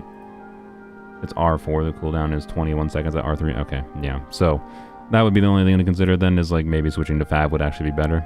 Because if you're not consistently triggering the Sack Sword in a normal rotation time, which is less than 20 seconds, its burst cooldown is 20 seconds, it can just be worse. Like if you have to like wait that extra second, but it's also 1 second, so is it necessarily that much of a problem? You might never even notice it depending on how you're playing. So, but it might be better to do Fab, essentially. That's all it is. So, anyways, Sack gives 60 ER, so does Fab. And Fab doesn't require extra field time to use the skill. So I can get R4, but wanted to save a Sack Sword in case of anything. Yeah, I mean, it's probably still good to save that extra Sack Sword. But I don't know, if you're using Xingqiu a lot and notice like that you didn't, like if you're using Xingqiu a lot and you notice yourself not getting the Sack Sword reset proc because of the cooldown, then maybe it is worth it. I don't know. I haven't needed to have more than one copy of Sack Sword personally, but I also have a lot of other weapon options on my account, right? So it just depends. The easy solution is Fab, but you might not have many Fabs, right? So anyways, hate them. I once gave Xingqiu 270 ER. I mean, yeah. A lot of what he does that's important is not damage, so it's just applying hydro and defensive utility. So it's a pretty good Iron Sting Hatham build. Obviously, again, a little bit inconsistent. Hatham's a really annoying character to build. It's one of the reasons I don't know, I think ease of building a character is a very meaningful factor in the strength of a character. So this is why, like, it's part of the reason I think a lot of people overrate Alhaitham. He does not have very high team versatility, and like the two things that the number one factor for me thinking a character is actually strong for the vast majority of players is that they're really versatile, and Alhaitham is not very versatile. Like he can have strong damage output. Like a character can have strong damage output, but not have many teams, and in my opinion, they're not that strong. Like they can be a very good character for many situations potentially, but if they don't have many teams, you can't even use them that often potentially. Like, I don't know, right? I can tell you, yeah, Alhaitham might be strong, and I have a really good build on my Alhaitham, but I don't use them. So, like strength, just raw strength of damage output is not all that matters. All the point is, right? And he's a little miserable twit of a character to build. Like you have some really good artifacts on him. Like this is really good. This is really good. This is really good. And this is an EM timepiece. It's relatable. It probably makes sense to still force the 4-piece bonus with this piece, right? It's not the worst thing in the world. And then your Dendro Goblet is relatable. And, yeah, like, that's what is annoying, right? It's like, your overall, you only have, like, 2 pieces out of 3 that aren't really good. Like, you have, in my opinion, most of the time, when you have 3 really good artifacts and 2 artifacts, your build's still fine. But this build is still probably going to be really inconsistent. And part of that is, like, you're not using a crit weapon, and, he doesn't have, any crit ascension, right? I don't like how annoying this character is to build. So, yeah, I don't know. I don't know what advice is there, sorry, unfortunately. Other than, like, use a crit weapon if you have one, maybe, if you're feeling the inconsistency of 50% crit rate kind of thing. What's it called? The battle pass weapon, Wolf's Fang, if you're willing to buy a battle pass. Not that I'm saying you need to. Yeah, looks like you haven't bought the battle pass. You might be completely free to play, so I don't know. All right, up to you. I just suspect if you wanted to use Alhaitham when you're having issues, it's probably, you know, inconsistency of the build issues, and it's possible losing your sanity farming more and more and more and more and more Gilded Dreams. It's in the straw box now in a couple days. Might be worth it if you really like him, but at the same time, on a most valuable spending of your resources, not necessarily, right? He's annoying to build to get him to be optimal. Yeah, or you could get Nahida constellations. Sadly true.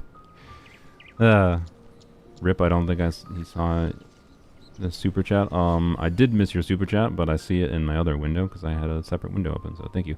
Thank you, RP. We'll get to yours in a little bit. Appreciate it. Yeah, I have it open, don't worry. I do see it there on the bottom.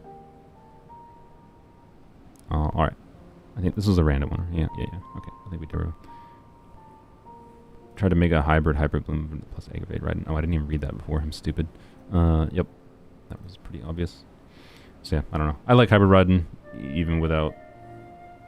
because it's just fun, but even without, like, the 5-star weapons. But it's definitely a lot worse. It's a lot worse. It doesn't actually make sense to do. Matthews Gaming, sorry for making you wait 10 years.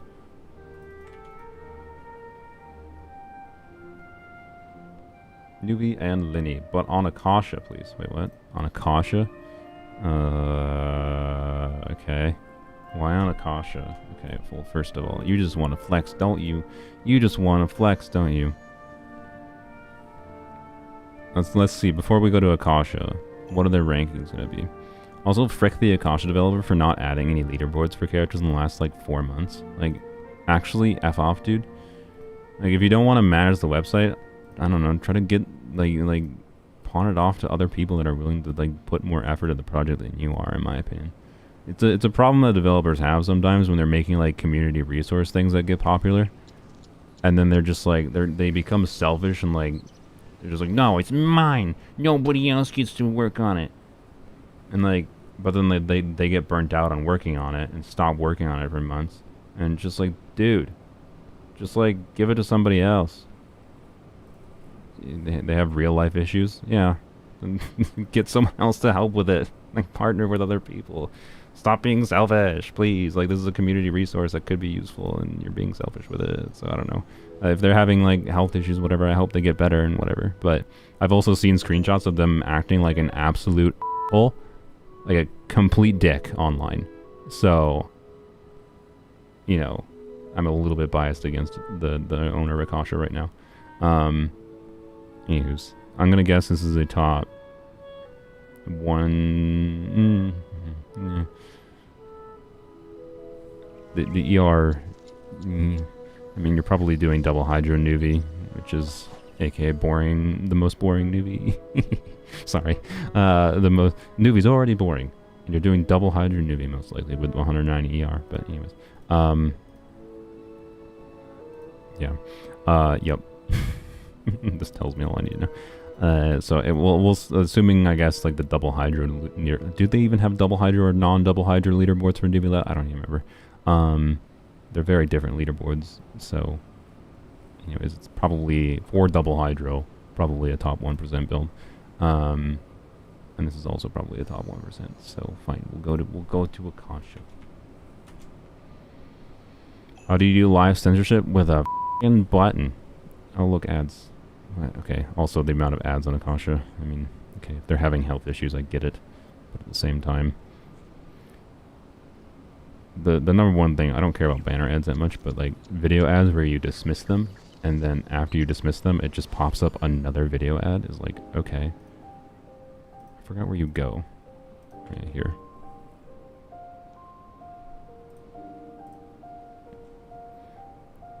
Yep, top 1% Neuvillette.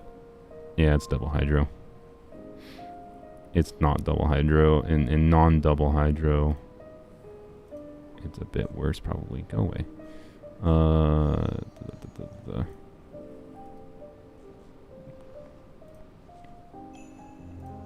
Why I hate... Okay, Akasha. Can I view? No, I wanna... Why? God. They could really improve some of the UI of Akasha. I want... Oh my god, the ads are ruining everything here. Is this the build? Yeah, this is the build.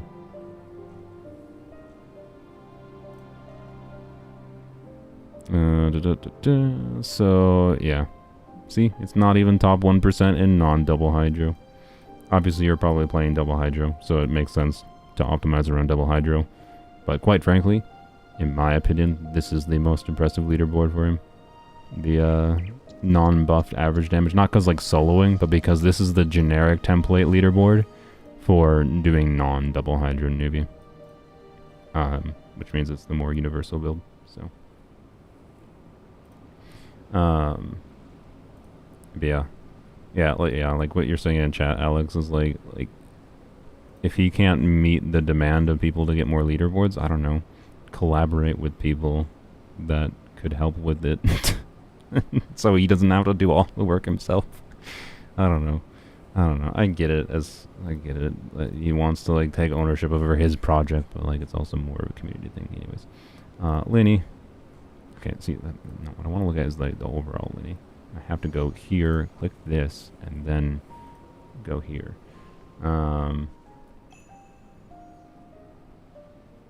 Top 1% in everything but Skyward Harp leaderboards. Very nice.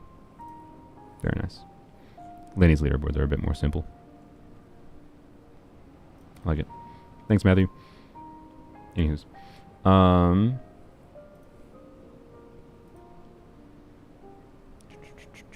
Oh yeah, random. What am I doing? My brain wasn't braining. Sorry. 276. Oh, for anyone who's not aware, this is just a regular random number function. So I just basically want to go over here. This updates whenever someone submits a new thing to our new random entry.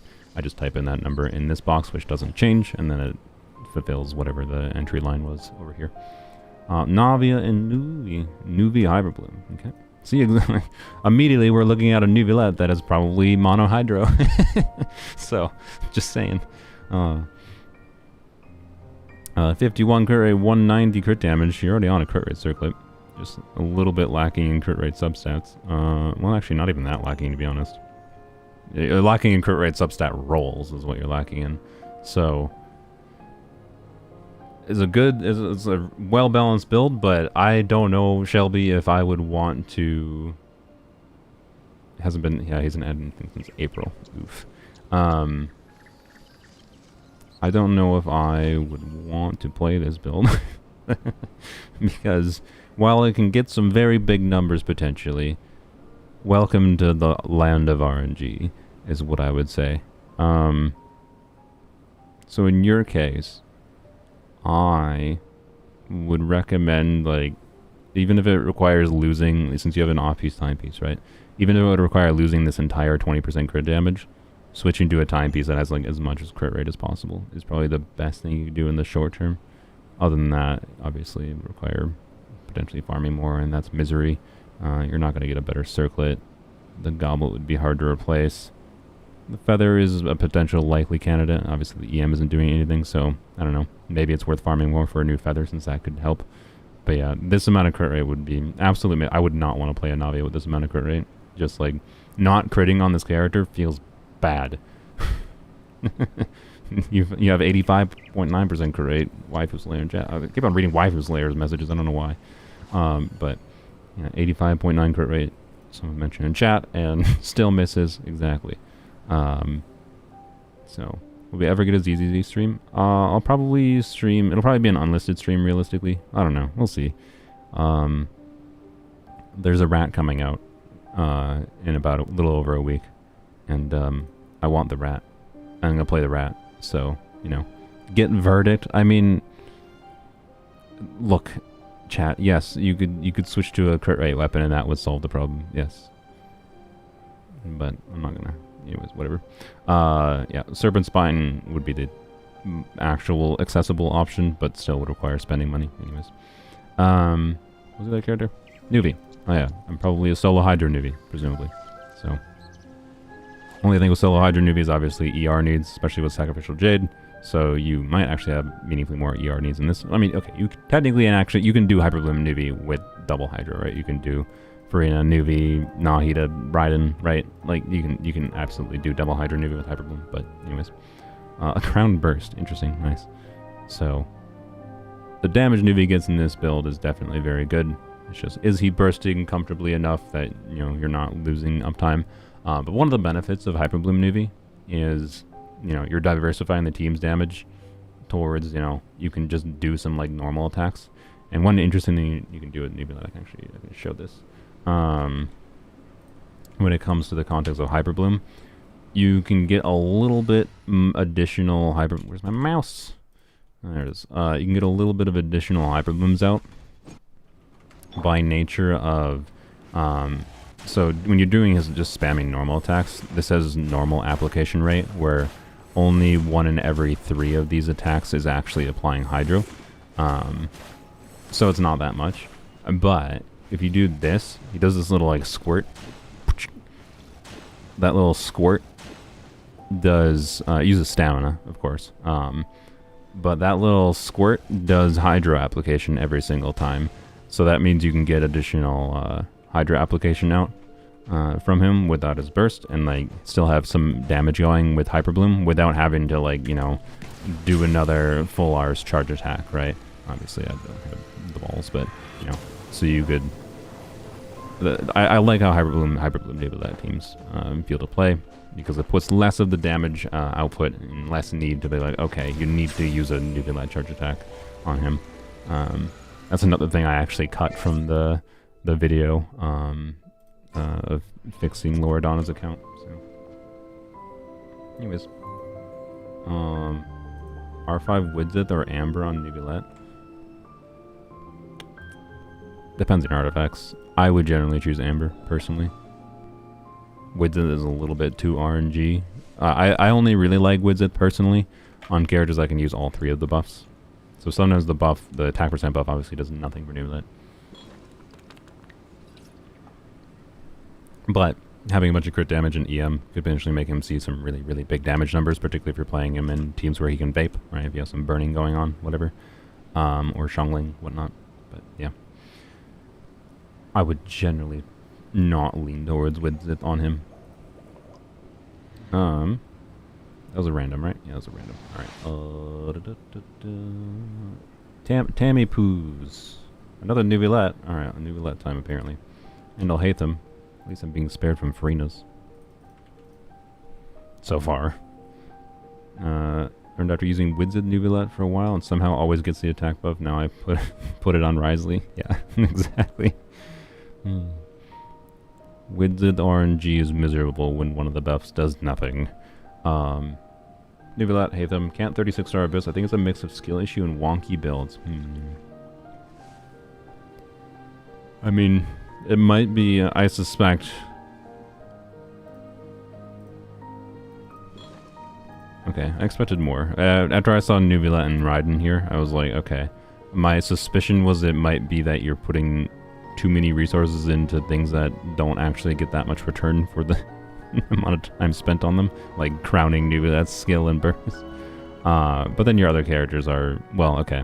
Again, like, when it comes to, like, okay, things that can help you clear Abyss, as far as resource investment goes, like, your Furina's skill is leveled before her burst, and which is especially problematic when you don't even have enough crit rate to do as much consistent damage on her skill. But she can still at least consistently buff if you level her burst more, right? So, anyways, it's like, this is her burst ability is much more worth the crown than, you know, Neuvillette's skill or burst kind of thing, including for Neuvillette's own damage if you're playing him with Furina, right? So, anyways, I don't think the build is the problem here, ultimately. If you're having issues, maybe you would want a little bit more ER depending on the team you're using him in. And of course, Raiden, like, you can get potentially utility out of Raiden, for example, with Neuvillette, doing like Hyperloom Neuvillette teams like we were just talking about. But it would require changing Raiden's build, right? If you're heck bent on like, no, I only use this build for Raiden because I spent so many resources on it. Well, then that might be part of the reason you're having problems. You gotta be open to using some characters in different ways sometimes. Nahida build is more than... This is a very good Nahida build, honestly. Yeah. I don't know, there's not much to say about it. It's obviously a damage-focused Nahida build, so the only notable thing is you might want to switch it to like a more... You'd want to switch the weapon, maybe, is all. To Prototype Amber or an EM weapon in some contexts. For more of like an EM buff in some teams, that it really just depends. If she's getting meaningful, if you're playing Electra with her, you don't really need to switch it. It's more than good enough, I think. She will get very meaningful damage, but as long as Electra is on the team. What was I supposed to look at? Neuvillette and Alhaitham. I'm looking through everything for some reason. Your Alhaitham is very good. Obviously helped heavily by his weapon, but yep. Pretty good Alhaitham. Depending on the team you're using him, ER check, but you know. What is that? I think ER check is a little bit less necessary on Alhaitham. A little bit. Yep. So yeah, I don't know.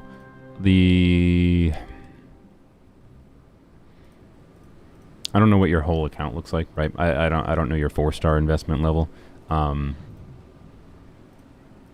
As far as like your Bennett, your Fischl, your Xiangling, your Xingqiu, whatever. Xingqiu, I think for you is a little bit less necessary with your Hydra options, but you know, like without seeing the rest of your account, I can't necessarily make a lot of specific recommendations. But you know, look up. There's people that make guide videos on like dealing with a particular abyss, right? And the ones worth their salt will give you advice based on what the specific enemies are doing, and then like give you examples of characters that would be like doing things that are useful to be able to deal with different situations. So in the context of like the plunging boss, obviously Geo, like Navia, can be good at dealing with the Geo shield and the plunging boss, but you can also just do like Cloud Retainer, right? And like plunge with Claymore units will get through Geo shield pretty quickly as well. So if you're like struggling in floor 12 of the current abyss kind of thing, I think your build investment is high enough on these characters that I'm seeing. I mean, you probably want to crit rate circlet on your Furina. But other than that, the builds I don't think are crazy problematic, other than, you know, maybe not having necessarily enough ER, and depending on what's going on exactly, yada yada yada, depends. So I don't know. Check out like in whatever communities. Check out like guides for clearing abyss, so you can see like team ideas, and then you can, even if you don't have the exact characters built for those teams that you see people using clearing the abyss, you can like take that as a baseline of looking at what like mechanics are they using. If someone is using a Hyperbloom team, you can easily, like with Kuki to clear the abyss, you can easily adapt your Raiden. Just bonked my water bottle on the desk. You can easily adapt your Raiden to a Hyperbloom build potentially, assuming you have, you know, EM pieces in some form or another. But yeah. Sorry if I can't make more specific recommendations on that. Hopefully it helps. Tommy Poo. I like your username. No NA reviews apparently. NA has neglected this video. 302. Hey look, NA. With Tao and Furina. Oops.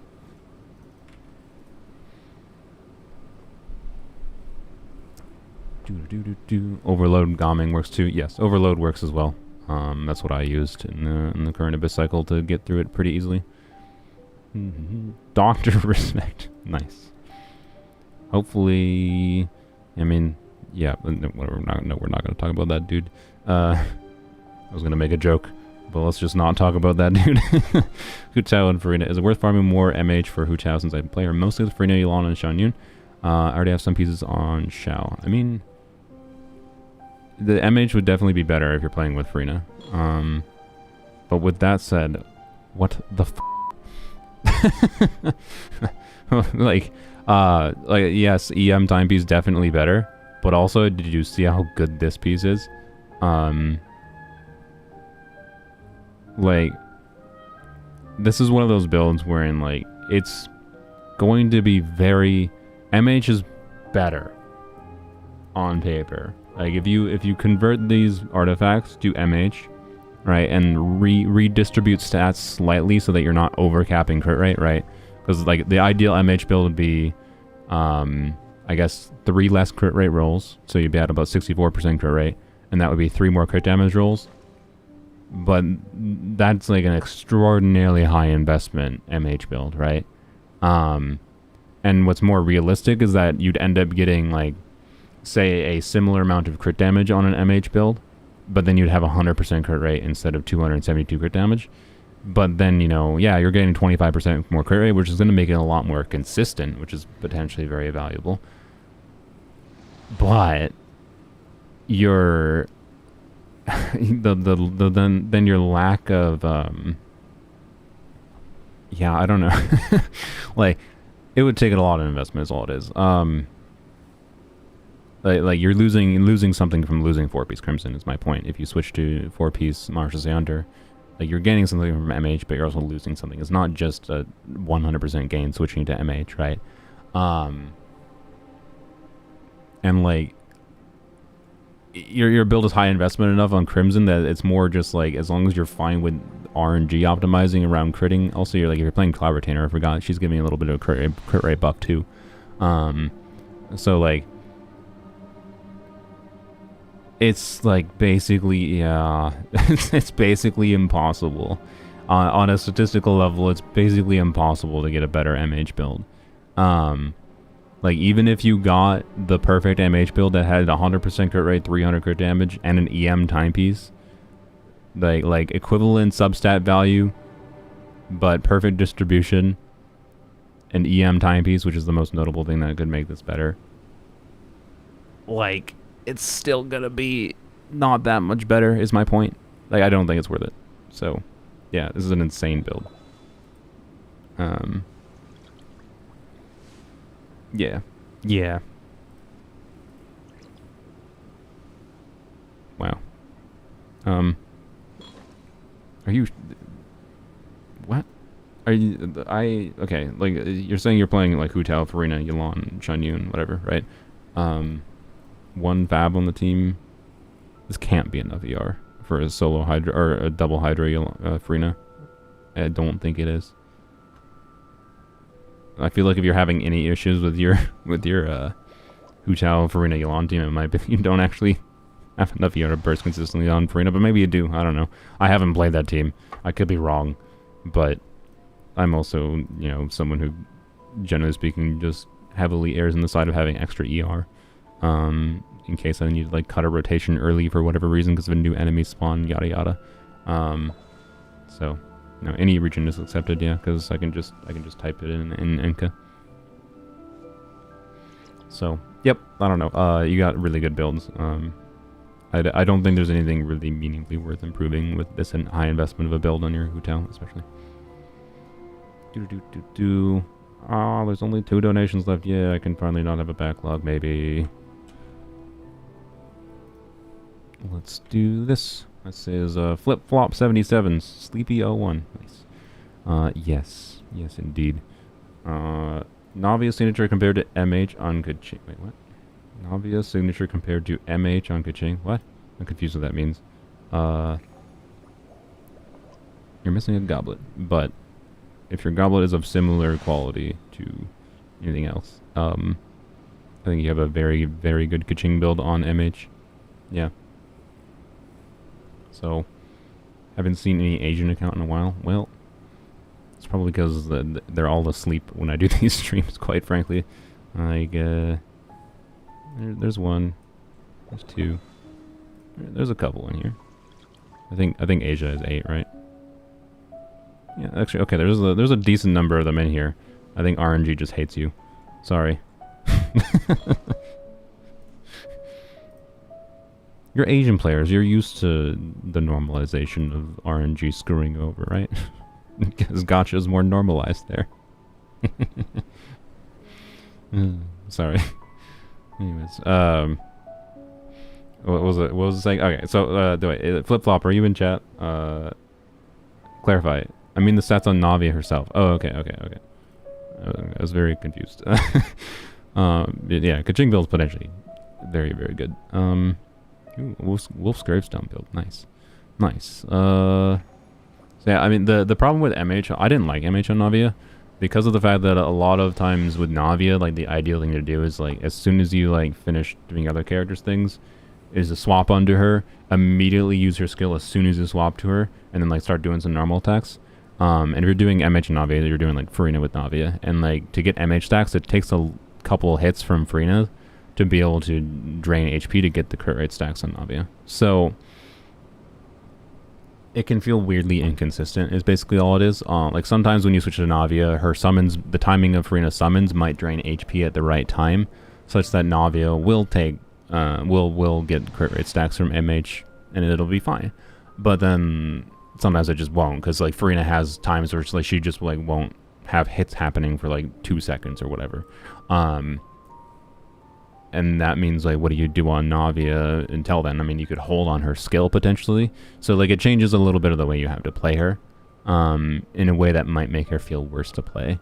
And with how good a 4P's Nighttime Whispers build you have with Wolf's Gravestone, obviously, which I like because, you know, like this can be more relevant to do without Bennett. Not that Navia is bad with Bennett, but Bennett can have Bennett problems with circle impact and whatever. So, anyways, I like it a lot. I like the build a lot, is my point, and I don't think it's worth switching to an MH build. So, yep. You should have made it so you only review characters. What do you mean only review characters? I mean, that's what I'm doing. I'm only reviewing characters. If you're saying only reviewing one character, like I could, yes, but like this game is not a one character operates in a vacuum game. God dang it, Naoki. Thank you, Naoki, I guess, for the donation. I thought I was only not gonna have a backlog. That was one away. Anywho's. It's a team-based game. Other characters matter. Like, I'm not gonna say I'm not gonna do more than one character. So, anyways, let's do a random. Wait, is that all you asked? Should I feel bad using her set, aka 7 months of worth resin on MH? What do you mean? Oh no, I don't think so. I think this is a very good 4-piece build. Even if you spent 7 months of resin on MH, I mean, MH is useful on all kinds of other characters, right? So, yeah. See, this is like where, this is actually a good example of MH Hu Tao. Like, this is like a normal, this is a very highly invested MH Hu Tao, but this is like a normal stopping point for, say, MH Hu Tao. But this would not be a good enough MH Hu Tao build to be better than that Crimson Hu Tao that we saw. I don't think. It might, well, I don't know. It might be. Might be, because of the EM timepiece, but like, it'd be really on the line. And like, on the line enough that it's not worth farming just for it, in my opinion, right? So, anyways. Do people have Super Chat have a priority? Not a priority, but I'm alternating between randoms and non-random ones. Or if I have donations, I am alternating between doing the donation one and doing a random one. Neuvillette. Hey, oh, we got an Asia account. Let's go. Apparently, Enka, or not Enka, Google Sheets was listening. Surely. What are we looking at? Sorry. Neuvillette, I want to get high in Akasha rankings. Not why. In my opinion, getting high in Akasha rankings should not be your goal. Akasha can be a useful tool for comparison or seeing how people build characters. but it's also like, you know, Akasha's ranking usually, again, I think the most useful Akasha rankings are generally speaking the leaderboards that aren't highly team specific. But because like having more universal builds is more valuable. I don't know. I don't know what this build is in Akasha rankings, but I can say it's a very good Neuvillette build.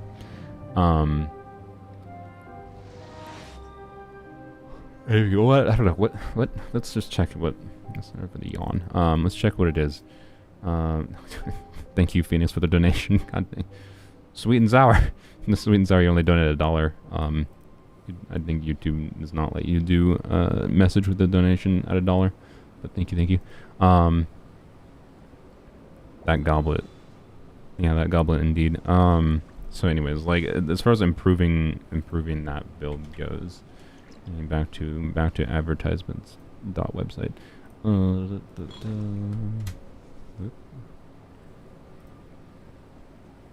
that's not it. Wait, this one. You already got a top 1% Neuvy. That's what I figured. Okay, like, what do you need more for, right? Like, realistically, you're not gonna get much higher than top 1%. But like you gotta realize when you're in the top 1% already of Akasha leaderboards. Let's go to Neuvillette's leaderboards, right? How do I? There we go. Right, you're competing with people that most likely are resin refreshing. Not guaranteed. Oh god, can I stop clicking on people's profiles and see the build? Alright, like this is the #1 Neuvillette. You're comparing with the people who are resin refreshing most likely, or who have really insane artifacts. You're already in the top 1%, right? This person is doing 650,000 damage on their Neuvillette through the full combo, and this is not even, in fact, that's not the full team's damage, that's just Neuvillette's damage, right? And you are doing 577,000. Like, is it worth farming? Is it, like, there's nothing in the game that makes it worth farming more. So, I don't know. Getting more crit rate, I guess, on your build is the #1 thing that will affect your Akasha rankings, realistically. If that is what you're bent on optimizing. Like, the difference between your average damage output, if this was 100%, if this was 64%, so, you know, having 19% more crit rate, and what you're at, which is 80%, is pretty significant. Like, that really affects your rankings. But is it actually worth it to do that? Like, but yeah, that's really the most notable thing, is if you really do want to improve it, you know, you could switch around your artifacts to have a little bit more crit rate. You might get higher rankings because crit rate will affect your average quite significantly. Sweet and sour, thank you. If you need me to refund you $1, let me know. I can PayPal you $1 or something. But anyways, I heckin' love Super Chat having priority. They don't have priority. People are paying, so like I'm not gonna not do reviews for people that are paying me. I just forgot. I was supposed to do another Super Chat there, but I just didn't. Whatever. It's fine. It's what you people get for super chatting when I say not to. Now I have a backlog again. Kill me. It's fine.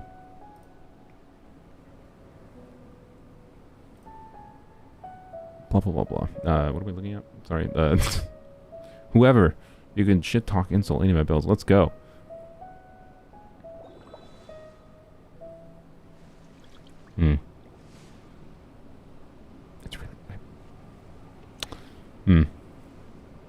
I mean, you're an AR-60 player, and your best gladiator feather is only 30 CV. That's the best I got on this build. That's the best I got on this build. Your circlet's kind of just relatable, to be fair. You know. Wow. Yep. Good newbie. 2-2-2-2-2 attack. Okay, honestly, I can't fault this build. It's perfect. Don't change it. Imagine not having Whimsy. Nah. I'm just saying, keeping this build, this good of a gladiator build, is far more based than farming Whimsy. it's an objectively smarter decision to just chill with this build, and this is an insanely good gladiator build. Like, oh, it's 20% crit rate. Oh, my bad. I thought that was crit damage. Frick. Okay. Yeah, I guess that makes sense why it has 97% crit rate. It probably would be, yeah. Oops. I've been tricked. I definitely thought, yeah, I just, also 20.6% crit damage is not a possible roll. I don't think it's possible to get 20.6% crit damage. Whoopsies. Okay, well, lol, get more attack. I don't know. No, that's a little bit of a, doesn't even matter, an insult. 21,364 HP, it's not even satisfying. You should be like my Arlecchino, who has 22,100 HP on the line. It's satisfying. Get wrecked. You, yeah. Oh my gosh. Yeah. You got some okay builds, I would say. Wow. Wow. Wow. 180 ER Kazuha on Freedom Sword with full EM. 1,039 EM. Wow. Wow. This is even an extremely good Yai build. I think it's better than my Yai. I don't know, my Yai might be better for some of the ways that I play Yai still. I'm not 100% sure on that. But it might be better than my Yai, and that kind of makes me mad. Anyways, oh well. Yep. Good job. Alright, who are we doing next? Did I do Arby's? Oh frick, I don't remember which donation one I did yet. I think I did. Did I? No, I don't think I did. I don't think I did Arby's. Blam. I'm gonna review all submissions. That would be literally impossible, unfortunately. That's why I'm doing random alternation. Also, this is just this is someone submitting 4 times. It doesn't work, FYI. Or sorry, you did a lot more than 4 times. I appreciate you spending the time doing this. It doesn't benefit me at all, but this is an example of someone submitting a whole bunch of times. There is a unique check I have on here, so it does not benefit you to submit multiple times. it will ignore your duplicates. So anyways, that's why that was implemented. Anyways, yeah, it would be literally impossible. Like, even if I only spent, like, even if I speed ran, right? Like, if I spent 1 minute on every single one, that would take me, 300, well, let's say, let's assume like 300 if there's similar amount of duplicates as whatever. Let's see, 350. We're still talking in the neighborhood of like 5 hours, so it's not possible. That's why like randomized is the most fair I can do. Anyways, what are we looking at? Arby's Hu Tao. Wait, did I look at this one already? I don't know. I've looked at a bunch of Hu Tao. No, I didn't look at this one. Alright, C6 Hu Tao. Good lord. I mean, I respect it. How does it feel that Arlecchino is better? No, I'm sorry. I like Arlecchino a lot more for a lot of reasons, but Hu Tao is just still an interesting and fun, and can be more than good enough still. Just because Arlecchino is better in some contexts does not make her make Hu Tao a bad character, or unusable in any form. Anyways, yeah, that's a good Hu Tao, to say the least. Yep. And it's one of the okay, yeah, you're just really proud of. Okay, nothing else. You didn't even need advice. You just want to share it. Why do you have a defense roll in your Hu Tao, RB? Are you even trying? You don't need defense on Hu Tao. Arlecchino is easier to use. What I like about Arlecchino primarily is that she like works in like all the contexts you can think of. Like you don't do Melt Hu Tao, right? Unless you're doing like a nuke setup or something. But you can actually play Melt Arlecchino. You can do like Virgin Arlecchino, and it's great. And like you can have flexibility for swapping Arlecchino out, right? Like Arlecchino could do less damage than Hu Tao, and I would still prefer Arlecchino. It's my point. Yes, Arlecchino is very strong. But I think her core strength and what I enjoy about her most is the team versatility, not just that she hits for big damage, right? But anywho's, yeah, you got. I mean, you didn't even get a defense roll technically. You just have. I consider a defense roll to be like a substat roll. You just have a defense stat. You didn't even get a defense roll. I don't know. It's the only thing to judge here is like, lol, you have a defense stat. Get wrecked. Because even the flat HP is beneficial for her, right? Anyways, whatever. Good Hu Tao build. I like it. 150k charge attack feels so good. Yeah. So anyways, Hu Tao and Arlecchino play in quite different ways. They still feel notably different to me. But yeah, in the context of not vaping, Arlecchino is a lot better than Hu Tao. But Hu Tao wasn't made to do non-vape things really. So anyways, thank you, Arby. Let's do nope, switch to this. 321. Blam. Let's go to this more recent one. Xiangling. Wow. I feel like that's a rarity. Charlie Xiangling, you want to get 0 CV? I mean, I just made that video. C5 Xiangling. Okay. This is a pretty dang strong Xiangling. Interesting. Are you in chat? You just it's a, like, to be clear, like investing a lot in Xiangling can be very valuable because guess what? Xiangling is pretty strong. It's just a relative rarity, right? So, anyways, this is a very nice Xiangling. Obviously, the main struggle with Xiangling, and like this is not the kind of build I would prefer, because you know having extra ER Xiangling is the way that I find she feels much better to play. But if you really like, good lord, the amount of EM by the way in this build. Like this is obviously a vape Xiangling build. If you are a higher skill player, right? You've optimized your Xiangling, optimized like your energy funneling from Bennett to Xiangling. You can definitely have teams where this is more than enough ER. Like Raiden National, I think this is more than enough ER. Yeah, C6 Xiangling isn't really going to do anything for a lot of teams. C6 Xiangling does not benefit Xiangling's damage, so C6 Xiangling is really only relevant for like, you know, if you have another Pyro on-fielder kind of thing. So C6 Xiangling is very, very whatever. But yeah, anyways, I'm surprised you haven't crowned her burst. Not that it like has to be crowned, I'm just saying it surprises me that you invested this much and then didn't crown her burst, right? But yeah. Yes, and you get 12% crit rate from the catch, so this is, you know, a little bit low on crit rate, but it's not low enough to be like, oh, you should switch to a crit rate circlet. I think it makes sense to have this amount of balance. So, yeah. Also, why isn't Globe crowned? Let's be real.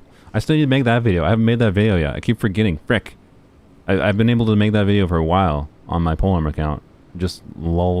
That's probably why I haven't made it, actually. It's because, like, it's hard to do a lol crown Globa skill damage Xiangling. I don't know. I feel like the time might have passed for that. Maybe I'll make it. Maybe I'll make it during 5.0 because everyone there will be probably a lot of conversation about Xiangling during 5.0. We'll do another one since that was one character. Xiao.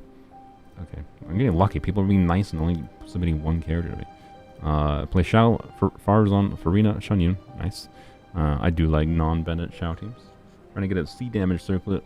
I don't know if I should pull for Homa and get a crit rate circlet. I mean, if you really, really like Xiao, a Xiao build on MH with Homa could be very good. You would potentially definitely notice it. You already do have Jade Spear though. Would you notice it a crazy amount? Versus just having a crit damage circlet on your Xiao? I doubt it, to be honest. The triple attack percent main stat, I like it. No. Or RNG late. But what this shows actually is like, you understand that, hey, you know, attack percent is still a relevant stat. You can still make for a usable build. So are you in chat? How many, you might not be in chat because this is a little bit of an older one, but how much do you hit for with Cloud Retainer, Farzan, Furina? Is your Farzan C6? Yep. Okay, yeah, you're probably mostly fine, honestly. Tenacity Farzan, a Furina build that, ooh, might be a little bit on the line for a solo Hydra Furina. But, you know, you can switch to an ER weapon, you're probably fine. Other than that, it's a good Furina build, obviously. Very good Furina build, honestly. Like 80% crit rate with a non-crit weapon, right? Dang. So, anyways, yeah, crit damage circlet would be good, probably, of course, and better, should be, but I think it's probably, like, on an objective level, I don't know, like, weapon matter is going to be much more easy to, like, plan around and save for now that, like, you need to save, like, 120, 130 wishes, like, the reason I say 120 is because, like, if you don't get it in 120 wishes, you can probably get the rest with, you know, a 10 pull in the duration of the banner. Same reason why I say like 150 is enough for a character, even though, you know, you might have to get a little bit more wishes than that. But anyways, 125-ish wishes for weapon banner now in the future to guarantee that getting a Homa, particularly since Homa could be useful on other characters, might be worthwhile. It might be one of the weapons that is worthwhile just because it's a good enough generic stack stick, right? Like, Homa is not necessarily ideal, I don't know, on, like, Kachina, I guess? But even on Kachina, like, if you're doing DPS Kachina, like, yeah, she's defense scaling, so the HP and attack conversion, like, the passive doesn't do anything for Kachina's damage, but it's still a crit damage stat stick polearm, and she has access to, like, a crit rate buffing set that, like, just having a crit damage stat stick weapon might be good for Kachina still. So like, you get the point. Homa's a pretty good generic stat stick weapon, so maybe it is worth going for, but at the same time, would it, like, be that insane for you? Not necessarily. So yeah, an 88 crit damage polearm, yeah, it would be nice. I imagine they'll do it eventually. I also, you know what, if Madame Ping is the Hydro polearm, I'm just gonna say now Madame Ping is probably gonna be an 88 crit damage polearm, although she's not a Natlan character, so she won't even use the freaking crit rate set. Probably. She'll probably have her own artifact set. Which... Huh. I don't know. Anyways. Oh yeah, ER. Yeah, I mean, the ER is probably... No, the ER should be enough with... No, yeah. They're doing triple animal. So this is, yeah. The ER might be overkill, I guess. That's fair. But also it's not... I don't know. It's not necessarily terrible to have. It's not like it's useless. But you don't really... You probably don't need any ER, realistically. Right? Anyways. Marcelsi, Madame Ping, you heard it first. I mean, maybe. But I suspect she'll have her own artifact set. But hopefully, if she's a Hydro polearm like it's rumored, there's a good chance she'll use a low base attack, high substat weapon, and hopefully that is crit damage. Since we don't have a high crit damage substat. And that doesn't mean it'll be a better generic weapon than Homa or anything. It just means, you know, hey, we have a 88.2 crit damage thing. I don't think I saw in chat. I was just waiting in chat to see if they said how much damage this Xiao gets. I'm just curious. Because, like, it's really hard to estimate how much a triple attack percent main stat Xiao gets. If I had to guess... if I had to guess... And one thing is, like, Homa, like, having inflated crit damage stats can increase the value of Cloud Retainer's flat buff a little bit more. But... I think in the neighborhood of 120k plunges still. Nah, we'll say 100k. I don't know. That's my guess, but I'm not gonna calc it. Anyways, let's do. I think this was a that was a random. All right, let's do a donation. Donation. I have double attack percent shot with the same team and get between 120 to 160k. 120 to 160k. Nice. Do you use what's your crit damage at though?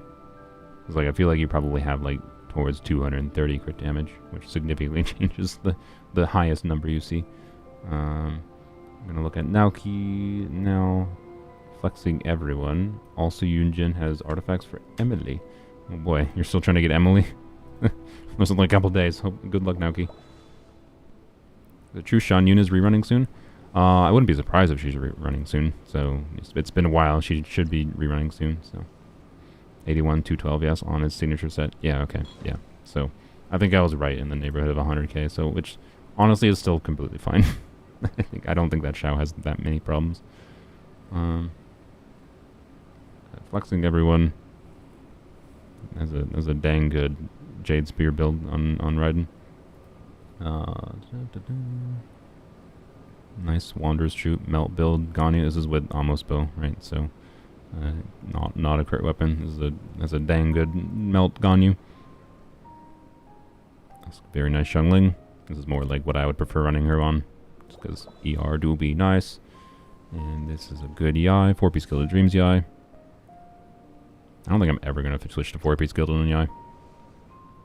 I just think it's never gonna happen. She's a 2-piece lady forever for me. Wow, that's a lot of crit damage on a stringless build.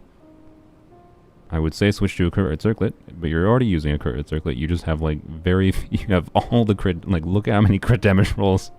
Jesus. Yeah, a little bit imbalanced, but also I can see why you're doing what you're doing.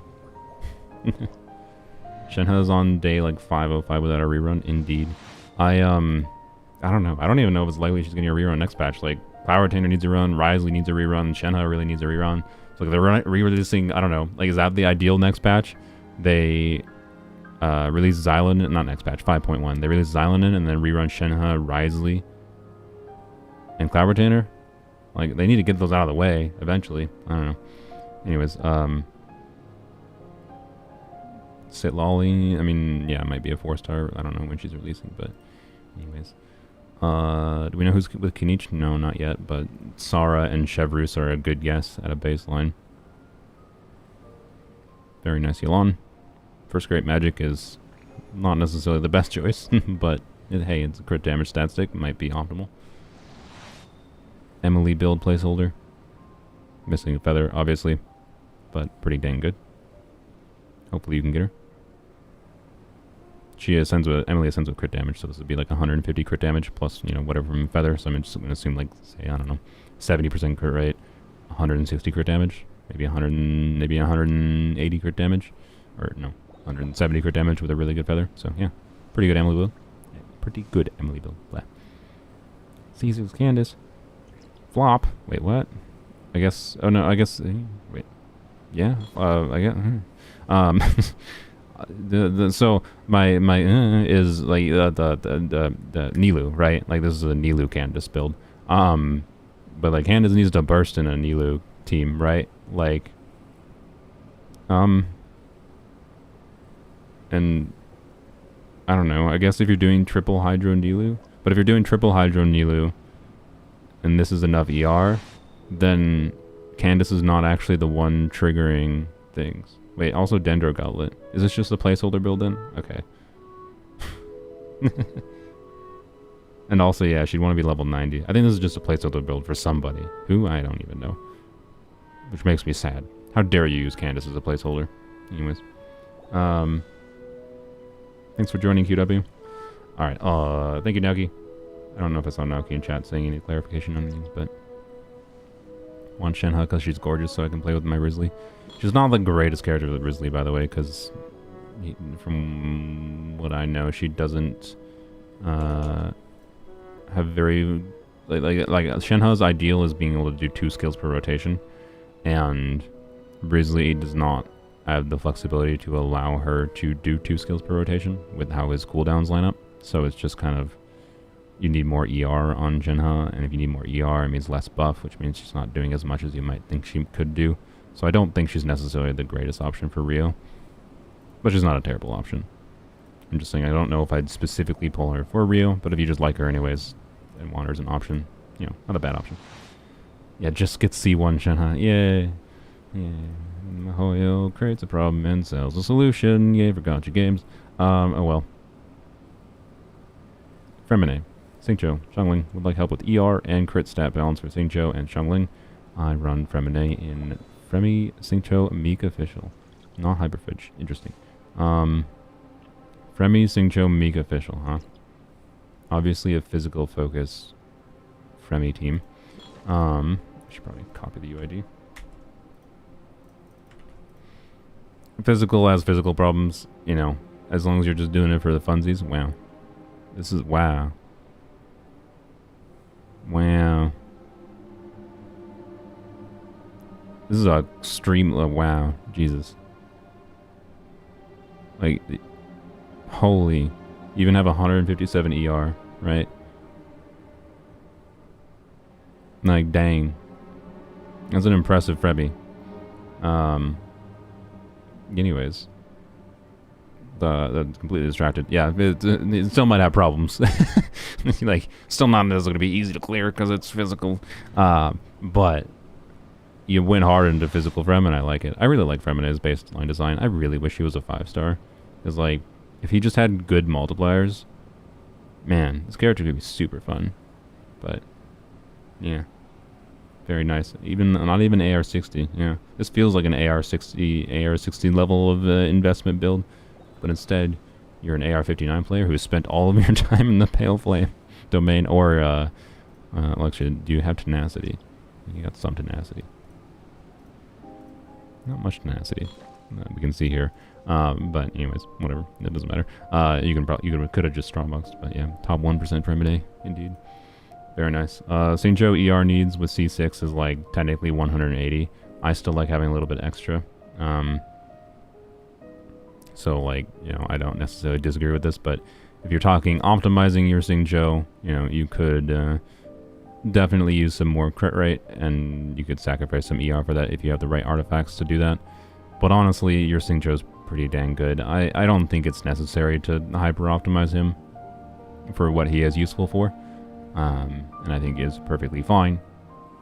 But if you must, like, if you really want to, you know, it's possible switching to a crit rate circlet might be better for you, since you don't really need this ER kind of thing, and you're a little bit imbalanced towards crit damage kind of thing. Might be better for average damage output. Will it be significant enough that you will notice it? But, you know, I don't know. I think the most fun thing you can do with Xingqiu is the vape setups, so trying to vape on his both of his E's. But anyways, yeah, and yeah, so you could switch to a crit weapon. Actually, would be probably the easiest thing you could do. But I think you would actually need more ER if you switch to a crit weapon, which is a problem. Like, Xingqiu is right on that baseline of, like, with C6. It lowers the ER needs a lot to the point that, like, okay, now you can feasibly switch to a crit weapon build. But now you still need either a lot of ER substats or an ER timepiece, and like, if you have to switch to an ER timepiece with a crit weapon, are you gaining that much damage from switching to a crit weapon? Like, yes, potentially, but is he dealing the craziest amount of the team's damage as far as like the overall damage contribution? To the point that's worth it? Like, maybe, I don't know. Like, if you really want to optimize him, maybe, right? So that probably would be the best thing you could maybe do to actually see increased damages. Crit rate weapon. Like, I guess Wolfang probably is the easiest one. Like, not assuming you're not pulling for a 5-star weapon. Obviously it's a battle pass weapon, but, you know, alternatively, crit damage weapon with crit rate circlet, and then, you know, ER timepiece it up, and you're probably fine. But then you're still probably gonna have more ER than you need. Like it's I don't know, it's weird, right? It's really weird to try to like hyper optimize Xingqiu, but he's in like the 180, 190 ER range, I believe. With C6 is usually what he technically needs. I just prefer having extra ER on him and not having to worry about it when I have had to use him. So I don't know if it's worth it per se. Might be the wrong person to ask, 'cause I'm a little bit biased against using him ever if I don't have to. Xiangling. Ooh, I just know, engulfing lightning Xiangling. Nice. Nice. Using Xiangling's signature weapon. The main benefit of this is much more potential to actually use Xiangling solo pyro. I can tell you she might still have more ER needs than this in solo pyro, but it really just depends on the team. She might be very much fine with this much ER solo pyro, might not be. But also, like, building her to be useful solo pyro with engulfing can be really nice, because it gives her a bunch of attack that she otherwise wouldn't have had, because you're not playing with Bennett, right? And that's me speaking from experience using her on polearms only. Oh, you're using an attack percent timepiece anyways, so you could probably just switch to a ER timepiece if you really need an extra ER. So yeah, I like it. I like it. Nice solo pyro Xiangling. A little bit inconsistent, but that's how Xiangling be sometimes. Especially solo pyro. You know, the weapon is only for Raiden? Nope, it's Xiangling's signature weapon. Why? Because Raiden has a better signature weapon. Sorry. I I will be on the hybrid Raiden train forever. So, yep. Anyways, let's do a, good, I only have 3 donation ones left. Oh my god, Phoenix. Oh no, Phoenix, you want me to review everything? No, no, okay. Well, if you want me to review everything, we're gonna try to... Sylveon! God. Stop it. Sylveon wants to flex her C6 Feminate. You know, you're gonna wait, Sylveon. You're gonna dang well wait.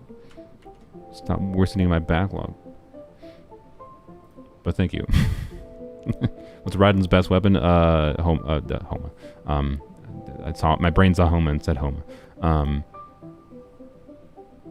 To be clear, for her traditional playstyle, it depends on the team, right? Like, the answer is not an objective, this weapon is better. I maintain that characters are at their strongest when they have a lot of teams they can be used in. And what I like for Raiden the most is when you can take her biggest strength, which is that she's like the best Hyper Bloom unit in the game. She's the best unit for like her value of doing rapid hits of off-field Electro in a very big AoE at good range, but not like overriding any auras, like, can be very valuable. That's why she can be really good for Hyper Bloom, right? Like, Hyper Bloom is the thing she is best at, quite frankly. It is the thing Raiden is best at. But just pure Hyper Bloom Raiden is kind of boring, because bursting on Raiden is fun, right? That's why we do a build like this one. Bursting on Raiden is fun. So Staff of Scarlet Sands gives a lot of the stats she needs, to keep it simple, and gives additional value to building her with more EM than you normally do, that you can have a best of both worlds build, wherein a Raiden without C2, with just Staff of Scarlet Sands and a meaningfully invested build, to be clear, like, but the normal Raiden still takes meaningful investment still, so like, is it that much of a problem? But you reconceptualize the stats that are relevant on Raiden, and when you change to Staff of Scarlet Sands, and suddenly, holy f***, the amount of different teams she can be used in, and you can burst in her. Like, you can actually burst. Like, the amount of times where I'm just like, okay, I want to do this idea with this character. Hey, wait, I can use Hybrid Raiden, right? Like, it happens all the time. And like, now Raiden is one of my favorite characters since I have used this kind of build on her. She went from a character I actively regretted, and was probably my #1 regretted character, to a character I love. Just by like changing how you can use her, and her now being able to be used in a bunch of different teams. So I personally consider her signature weapon to be Staff of Scarlet Sands, because it is the most accessible option for enabling her to have a level of performance in a vastly higher amount of teams, and utilize her strengths of her skill and her burst damage playstyle that is the most fun. Right? But if the only thing you like, if what you get the most enjoyment out of in Genshin is just, you know, farming for a build like this in Raiden, and then being heck bent on just like optimizing your play with Raiden and Raiden National or whatever, and you really don't think you ever want, like, Raiden might be your favorite, but you don't give a shit about playing Raiden in any different team, you just love playing one team and always optimizing that one team down, then obviously that's not a relevant argument for you to get Staff of Scarlet Sands. Then engulfing is better in that case, right? It's a bit situational. And engulfing can also enable the hybrid playstyle because it gives a lot of stats, but because she's so much harder to build on hybrid with engulfing than with Staff of Scarlet Sands. So, anyways, sorry. Good job. You got me ranting about hybrid Raiden again. Good job, chat. We're supposed to be looking at your Phoenix. Arlecchino, Cyno, everyone. Okay. Alright, basically everyone. Alright. Bloom Coconut. Yep, as a Bloom Coconut. Interesting that you chose to do a Hydro Goblet. I feel like... Well, okay. I can see why you'd actually do it with 1,000 Floating Dreams. And this gives some damage bonus, right? So, I don't have no idea what kind of damage like you get, but... Normally, like, I think the balance build as far as, like, if Kokomi is your only healer and she's the one triggering most of the blooms, which is fairly common, I think the balance build is actually, like, having as much EM as possible with EM main stat time beats EM Goblet, and then a healing bonus circlet with ideally some EM substats. And then enough ER to burst if you need to heal a team, right? Because staying alive in Nilou teams is like the main thing that's, in my opinion, engaging about Nilou teams is the, all right, how much damage can I get, but also how closely can I fly to the sun as far as like taking self damage with blooms. And like you can have plenty of very comfortable, easy to play Nilou teams, but I think they're their most fun when you're flying close to the sun. So I tend to play just more fragile variations that like go full EM on Kokomi and don't even bother healing. So my point is like triple EM, yes, indeed, is a little bit overrated, as Roy said in chat. But I still like doing triple EM. But at this amount of EM, right, especially if you have like Nahida EM buff going, you don't gain that much additional value from actually having EM main stat goblet here. You get a very, very small increase from the bloom to the bloom damage, so it doesn't actually make sense. It's kind of all it is. So, anyways, thanks, Wolfie. Wow. This is the same thing I do on my Cyno, just with... I like it. Thank you. Yeah, I have found a kindred spirit as far as Cyno, not as far as C6ing Cyno, but as far as I just want to always burst on Cyno, and if I don't ever have my burst up, I'm annoyed, right? So like, I run an ER timepiece on Cyno on 4-piece Thundering Fury, and it's great. I love 4-piece Thundering Fury Cyno with an ER timepiece. I have a similar amount of EM as you, with a pretty similar build. Actually, I think I have a little bit more crit rate, less ER, but it's 4-piece Thundering Fury, so a little bit different style of builds. Like, he doesn't need less ER at C6. I don't think he has... Right? I don't think he has ER refunding constellations, if I recall.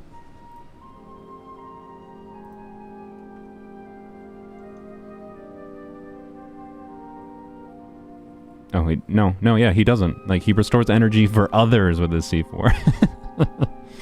He restores 3 energy for all nearby party members except himself. So, yeah, that's what I thought. He still needs a lot of ER with C6. His constellations don't fix him.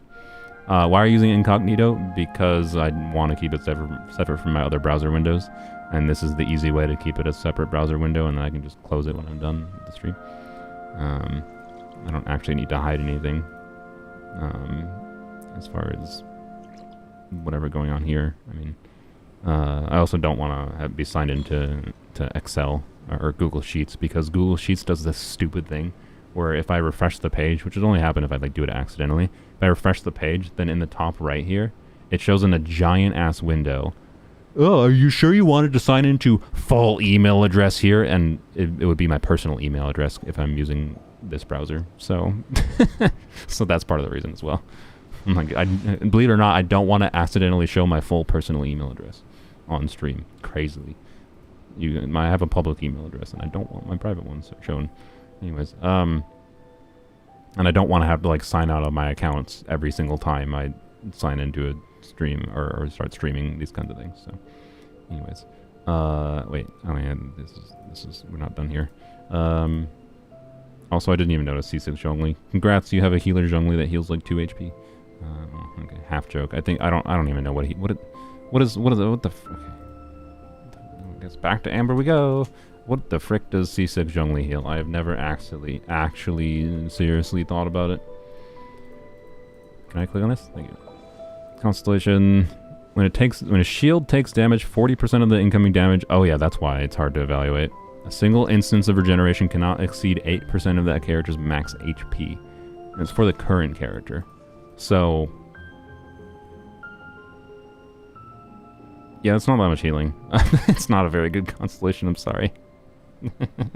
It's a pretty bad... He does not... I don't think he becomes a good healer with C6. But also, like... I don't know, it's like only relevant for Furina. And even then... Come on. C2 Ito, very nice. Yeah, take a drink of water.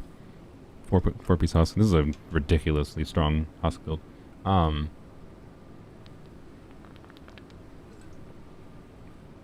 I do not remember what his ER needs are on some teams, but I think it's higher than this in most of his teams, if I recall. So, you know, you might want more ER. Wow, C2 Rizzer. Nice, very nice. Good Rizzer. 130 feels too little to you? Yeah, that's what I kind of figured. I thought it was in the 120 to 130 amount, so yep. Cracked build, except you can't burst, and not bursting on Ito is no fun. Wow. Okay. Animo DPS Kazuha, very nice. With C6. And you didn't completely neglect EM. That's the main mistake, is like neglecting EM when you have C6 Kazuha is a little bit weird because it gives him even more EM scaling for his damage. So it's like, wait, why? What? Why are you neglecting EM? It makes sense to do Animal Goblet, obviously. But yeah, nice. I like it. C6 Kazuha with a very nice balance of stats. ER check is a little bit, yeah, but you know, C6 Farazan kind of helps. Yep. Very good. Nice. Nice. Yep. Very nice, Phoenix. Thank you. If you want more commentary, give you more commentary, but I don't think you asked for anything in specific. I think you just wanted to flex some things.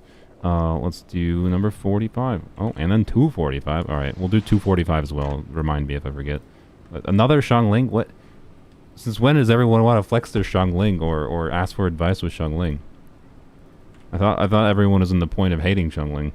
But now we're getting all the Xiangling mains apparently. Okay. I mean, I sense a problem. Okay. I don't know if you have work in progress DPS Xiangling. You know Xiangling is a DPS for a normal build though, right? Like, I'm assuming you mean like on-field DPS Xiangling, which if you're on-fielding her, I sure hope you have C6 Bennett. Because otherwise, if, you know, you're on-fielding her, you're just doing physical damage, which, I mean, you already have her spec'd into pyro damage, so... like, anyway, Xiangling is easy to build. I mean, easy to build as build ER, put a catch on her, ER time B's on emblem, and you're probably fine, realistically, for as far as a baseline. Not easy to build as far as getting her to do a lot of damage necessarily, for sure. So yeah, I don't know, like on-fielding Xiangling, there's not realistically much value to it, unfortunately, because of how strong Xiangling's burst is. Other than the fact that you reduce her ER needs, I still think most of the time she's going to have higher ER needs than this, but I don't know. You could do Bennett C6, right? Turn and Bennett C6, Furina, I guess. I don't know, just do double Hydra, double Pyro, because I feel like Furina's Pyro, or Furina's Hydra application alone might not be enough to consistently vape on charge attacks with Xiangling when you're on-fielding with C6 Bennett, and... so that would be my idea is why like you might enjoy doing a build like this, because if you're on fielding, you know, trying to do like Xiangling doing charge attacks like Hu Tao getting vape on charge attacks, on top of, you know, with C6 Bennett infusion, on top of doing, you know, vapes with her burst, which means you definitely almost assuredly need double Hydro. So I don't know, Bennett, Furina, Xiangling, Yelan, and then probably Bennett on a Maiden's build, I guess, just for optimal healing with Furina is theoretically strong, quite strong. But yeah, otherwise, I don't know. You're like if you want to make use of Xiangling on field, you still got to burst, yeah. But if you don't want to, you know, you don't have to do it. It's just, you will see meaningfully hard tremor on field or otherwise. And is there other on field buffs you can make use of? And that would give you a reason to on field Xiangling specifically. You can do Burgeon Xiangling variations, obviously. And then you have value from on field buffs like Nahida, I guess, right? Which can also benefit your vapes again. Although if you're doing Nahida Xiangling together, you're causing burning, which is extra pyro application, so a little bit more of a struggle to get vapes in. Yeah, I don't know. It's interesting to think about. I haven't really seriously thought about, so I'm not trying to say Loudly has to do something different. This is a cool one to random too, I would say. I don't know if Loudly is in chat or not. It's an interesting challenge trying to figure out like a unique way to optimize Xiangling on field, I think. And I'm curious what team they normally play. I'm scanning my chat. I don't think I saw anyone. So yeah. Yeah, Xiangling can be easy to build in like how many stats she can use. And that's part of why it's weird to I think about on-fielding her. So I don't know. As far as a balance of like just liking the character and leaving her on field, the only question is, do you have enough ER to burst? Because she still would longer burst on field. That's all it really is. But if you don't want to, I guess don't let me force you. You just run double hydro Xiangling Benny, yeah, for on-field Xiangling. Yeah, that's what I was kind of talking about before, where I was thinking that's probably the most obvious thing you could do for like Xiangling thingies. We're doing 245 as well because it went 45 into 245, and we have to do that. What? 191? What? Okay, I guess we're not doing 245 if this is a typo. It's not a typo? What? What is 191? What? Isn't one like internal server? Right? Isn't UIDs that begin with one internal server, or is that like Taiwan? I feel like I saw this before and I got confused too. I had to wait for chat to clarify, but whatever.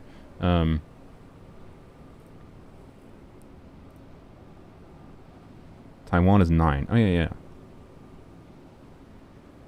What the frick is 1? 1 is new? Oh, did they run out of like UIDs somewhere, so they had to like roll over into 1? Chinese servers? I thought, oh yeah, maybe it is China.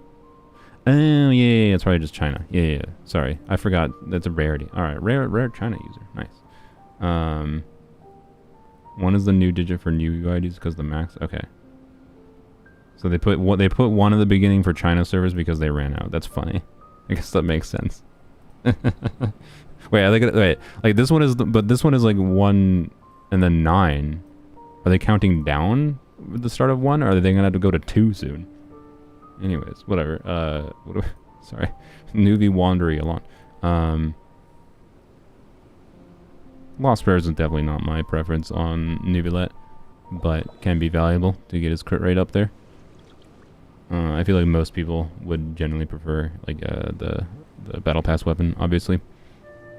But if you're a free-to-play player, you know, it makes sense. Which I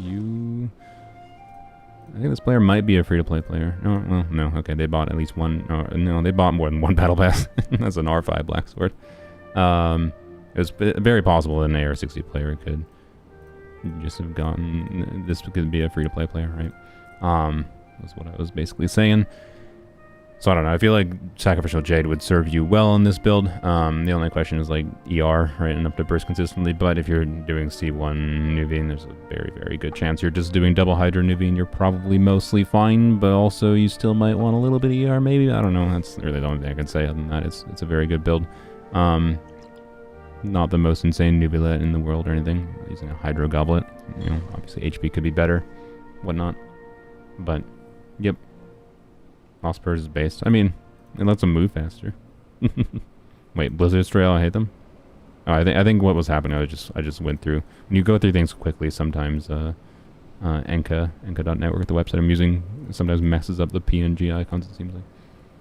What are we looking at? Newbie Wanderer Yelan. Nice, C1 Wanderer. Yep, that's a very good Desert Pavilion build on Wanderer. Nice. Yep. Not much else to say, to be honest. Very, very good. Yeah. You have spent a little bit of resin in that domain. Interesting that this is your flower, though. Like, you get this good of feather, this good of timepiece, this good of a circlet. Like, what the frick? You got a 17.9 crit rate circlet, and then the only feather you have is 22 crit damage and 2 attack rolls. That's kind of crazy.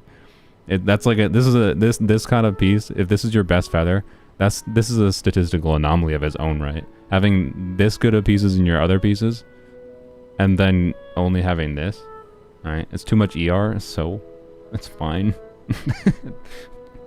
It's not. What, you think this build is bad? Like, oh, you got 128 ER. What are you even trying? Like, what? Again, it's not bad to have extra ER, but he doesn't even need to burst in the first place. Like, Shimanao is a very competent build on him. So, like, yeah. Anyways, I like it. The question, of course, if you don't have C6 Faras on, it doesn't matter. You'll still probably be sad. Because, yay, that's what this character is. Wait. Yelan. Let's not spend too much extra time. Wow. 150 ER with C1. With double Hydra again. Like, double Hydra is where she shines the most. Currently. I mean, originally 2 technically, but currently, you know, it is where I think she has her most unique relevance to be used. Compared to before Furina's release, notably. So I think this is more than fine. And you have the option to switch to an ER timepiece if you need to for solo Hydra purposes, and it's possible in some teams, depending on what other energy situation you got going with other teammates, this might be a perfectly fine amount of ER, even for solo Hydra because of C1. So, nice. I like it. Anyways. Solo Hydra Yelan feels off, not gonna lie. I mean, yeah, it still has its use cases, like, you know, Arlecchino. I like Yelan more than Xingqiu for Arlecchino, quite significantly. Some people might prefer Xingqiu still, even though I, like, don't. Right, so, depends. Sweet and sour, we'll do yours. Child Emilie. Oops. Child Emilie and chlorine. I love chlorine. It makes my eyeballs hurt, and I haven't actually gone swimming in a pool with chlorine in forever. Also, I don't think fun chemistry fact. I'm pretty sure it's what is the chemical? The chemical in pools that makes your eyes hurt is actually not chlorine. It's actually this might ruin pools for some people. It's actually a like really toxic explosive chemical that is created I think reacting with the chlorine in water and human pee.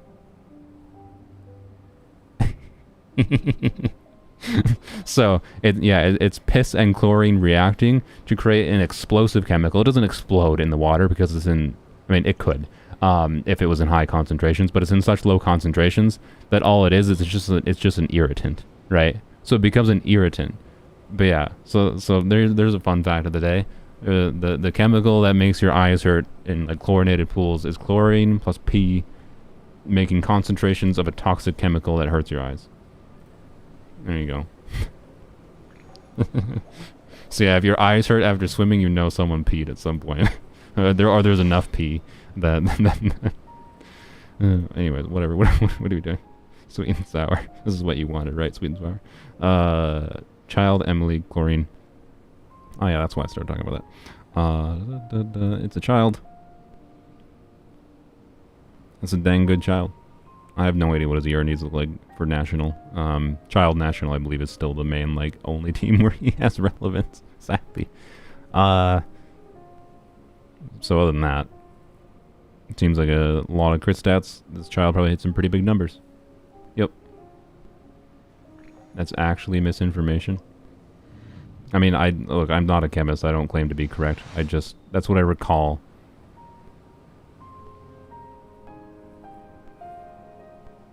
But there is definitely a lot of pee in the average pool. If you think that's misinformation, go do your research. I don't know what the exact number is. I wasn't trying to say the exact number. But anyways, it's called international. I mean, it's a national variant. So, do you have a pool? No. No. Pools are holes you dig in the ground and throw money into. And then occasionally people swim in them. So, no. I haven't swam in a pool. I don't know. When did I go swimming last? Frick. See, my family is, like, does things, but then they're just, like, dicks, and they don't invite people to things. Like, my sister or my parents will be like, we went on a trip. We're like, oh, hey, Matthew, can you go watch the dogs? We're going on a trip this weekend. And I'm just like, gee, thanks for inviting me. Like, like, what the, like, thanks. I think they assume that I just don't like doing things with them or something. And it's, like, not the case. And I've told them it's not the case. And, like, they don't have to feel bad that I'm an hour away from them. I'll travel. It's fine. Like, anyways, whatever. Yes, I like my alone time. Doesn't mean I never want to see my family or do anything with them.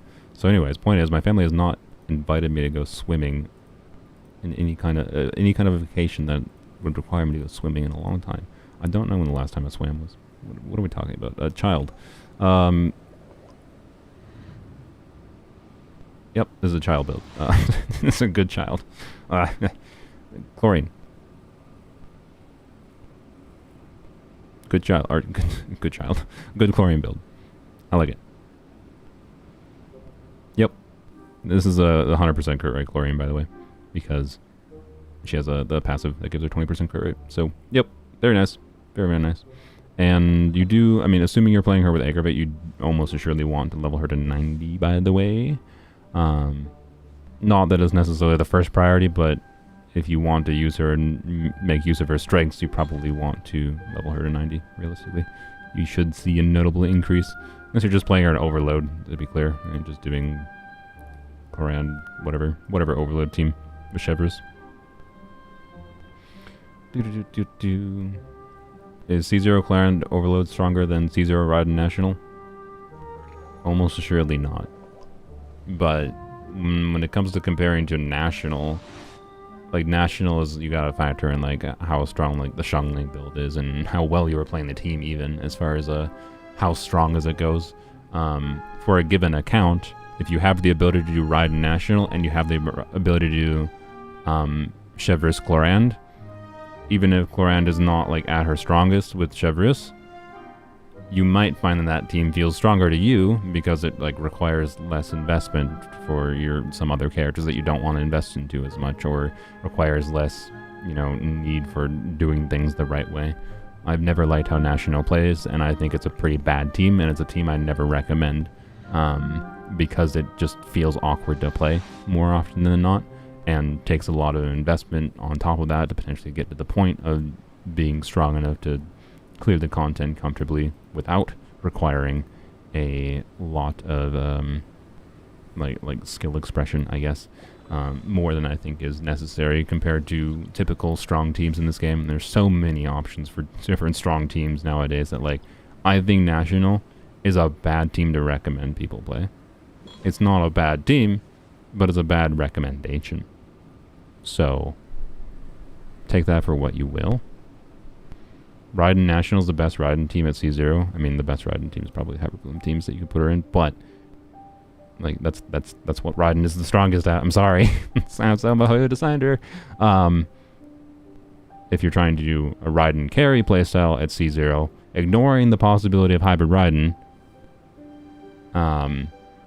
then yes, a traditional Raiden build, a normal traditional emblem Raiden build, not hybrid, not Hyperloom, no Dendro. Yes, Raiden National or Raiden National, but Chevreuse instead of Xingqiu is Raiden C0's best team.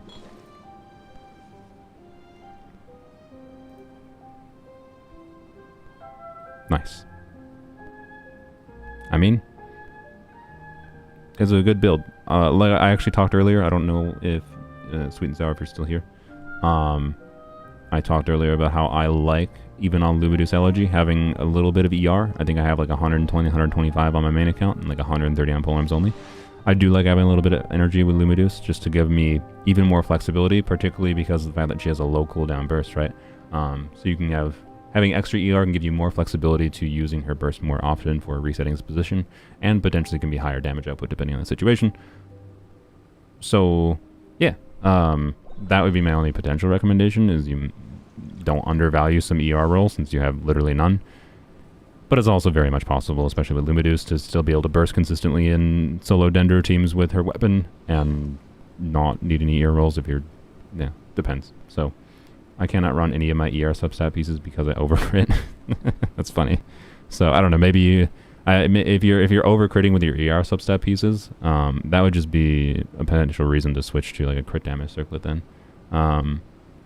But oh yeah, you have no crit damage circlet right now. See, that makes sense. So anyways, also double check what Deepwood pieces you have, just in case you didn't realize that Deepwood was relevant on her. Deepwood is very, very similar damage to 4-piece Reverie. assuming no other Deepwood user is on the team. But if obviously Reverie is a bit better if someone else is on Deepwood. Anyways, yeah, good artifacts are a good build.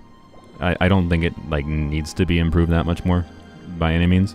It's just you might find that if you like using Emilie a lot, you might find what I found, which is that, you know, I like having a bit of ER on her. It's kind of all it is. If you are, you know, looking to improve anything, that's the only really meaningful advice I have. You need to burst with her consistently? No, by no means do you. That's why it's like not a need. I talked about earlier, I've talked about Emilie in depth, how like it's really nice to burst with her. It's definitely nice to burst with her consistently. It's definitely nice to have it up whenever you might need it. It's one of the most notable things you feel with her weapon is just having her burst up more often just makes her feel more consistent. Because you don't have to like use her skill to reset the position.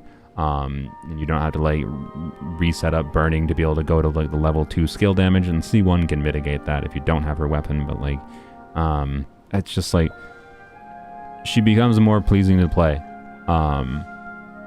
and can be stronger with the ability to burst consistently, but she does not need to. She does not need to a degree that's like, oh, you should be building 180% ER on her to burst on her. Like, she's not like that. She can still do a meaningful amount of damage output without having to burst consistently on her. It just depends on the teams you're playing her in, and it depends on too many factors, right? So, anyways, whatever.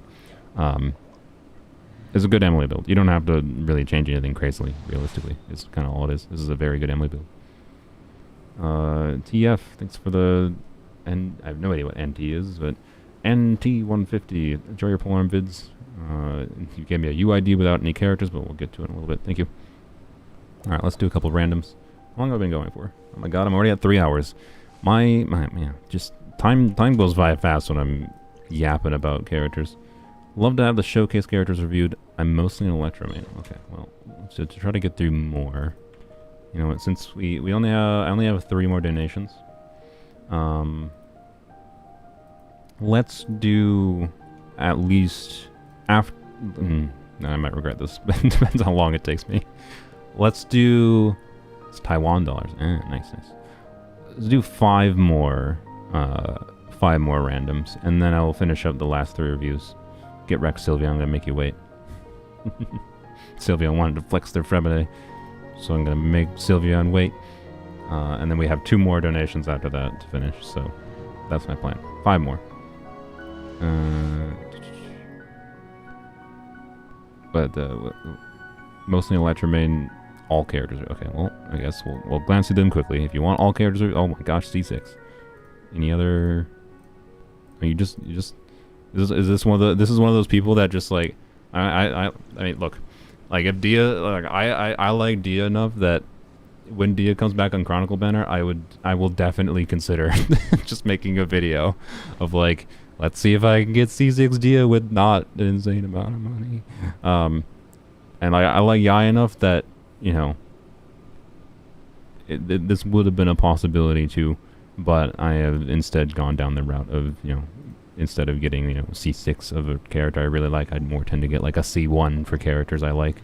So anyways, 4-piece Golden Troop Yai, not my preference, because, you know, it kind of relegates her more to on-field utility, but obviously this is a very, very, very good Golden Troop build in Yai. Yeah, that's all there is to it. I just like using Yai in different on-fieldy ways, so I like having 2-piece builds or whatever. What does X amount to get you? I mean... Oh wait, I thought you were asking donations. I didn't finish reading. What does X amount to get you on Dia's banner? Yeah, it'll probably be on the new... It'll probably be focused around the new Chronicle banner. And it'll be like a Chronicle banner... Assuming the Chronicle banner ever comes back, right? Because that's the assumption. It would be like, okay, based on what I said in my original video, was I right about like how you should approach this banner? And is it bad? No, it's not bad, but you should still save. And it would be like, yep, don't wish on this banner unless you have enough wishes saved to guarantee a character.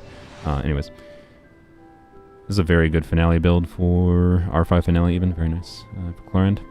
Ooh, 4-piece Thunder Inferior too. I like it. Yeah, dang. Very nice 4-piece TF build. Like it a lot. Wow. Very nice fish. Is this better than my fish? I think it's better than my fish. Okay, well, I think my fish has a little bit more attack than your fish. But I think both of our fishes are very strong fishes. I like your fish. Wow. Exactly 100% crit rate. Obviously, Staff of Scarlet's Hands helping with that a little bit, but... Wow. Not the best weapon for her, obviously, but I don't know. When it gives you a 100% crit rate, like, come on. What's the best weapon for Yai? I mean, Kagura's. Yai is pretty simple. To be clear, 4-piece, R5 Widzith is potentially better when its buffs are up, but it has downtime, so its average damage is still a bit lower than Kagura's. So Kagura's is a consistent, always the same damage weapon. If you want the biggest number possible, Widzith will technically give you bigger numbers than Kagura's. And Widzith can give a buff that any of the stats that it gives is good for Yai, so it's a good option for her, right? Anyways, nice Arlecchino.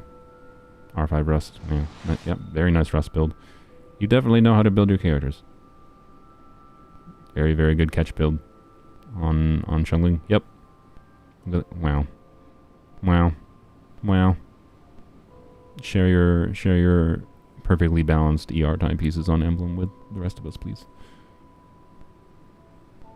Elegy build, nice. Nice solo Hydro Elegy Yelan build.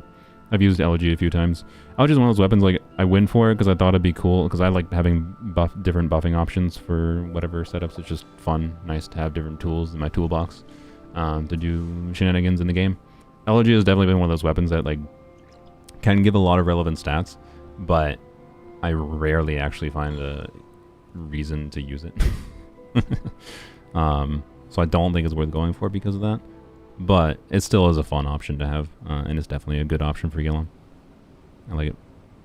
I like it more than Vav. The only reason I don't use it on her is because I purposely have my Yelan powered down, so I don't want a stronger weapon on her. Anywho's. So, yeah. Vav is still good and great, because energy good. Yay.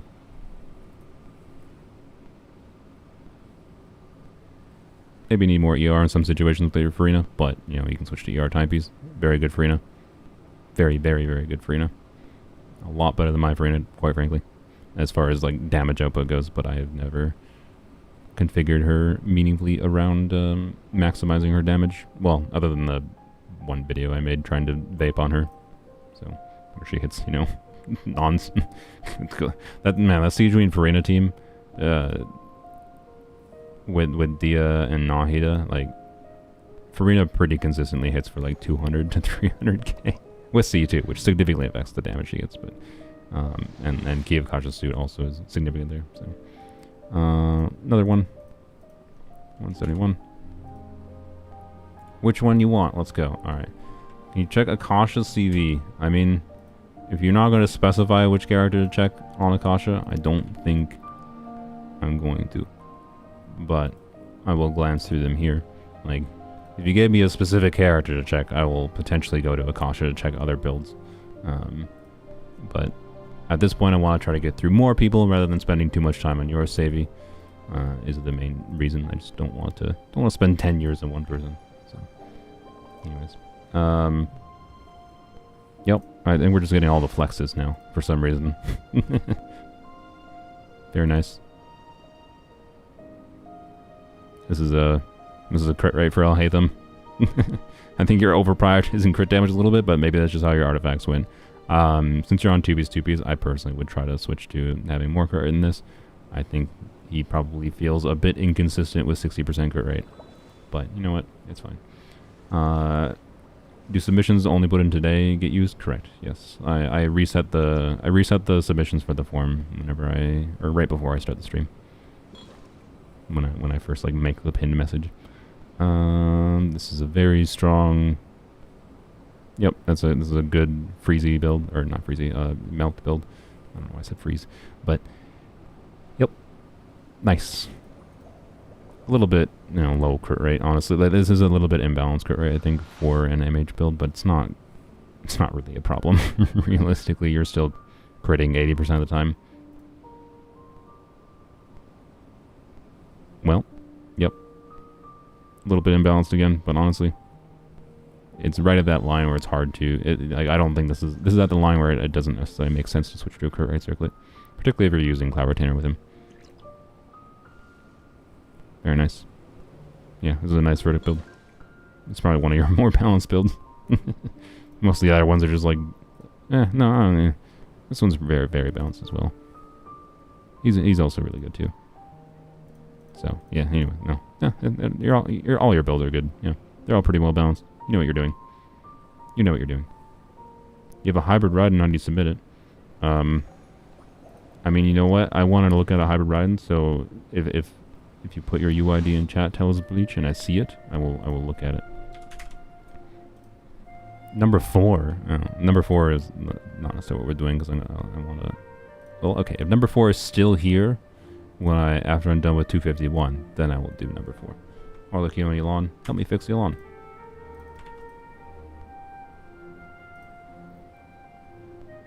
Blacklight pull. I don't think Blacklight pull is the problem with Blacklight pull is the passive. Like, you have to kill an enemy to trigger, which means it's inconsistent. Sometimes it might be a decent passive, sometimes it's but it's not a terrible option, particularly for your artifacts. So I think, yeah, it's pretty good. I don't think it's a meaningful problem. It's possible that you might actually get higher value from other weapons you have, depending on what you have. Slingshot build, interesting. I mean, as far as fixing your Yelan goes, generally speaking, 4-piece emblem is the way to go. And you already have 3-piece.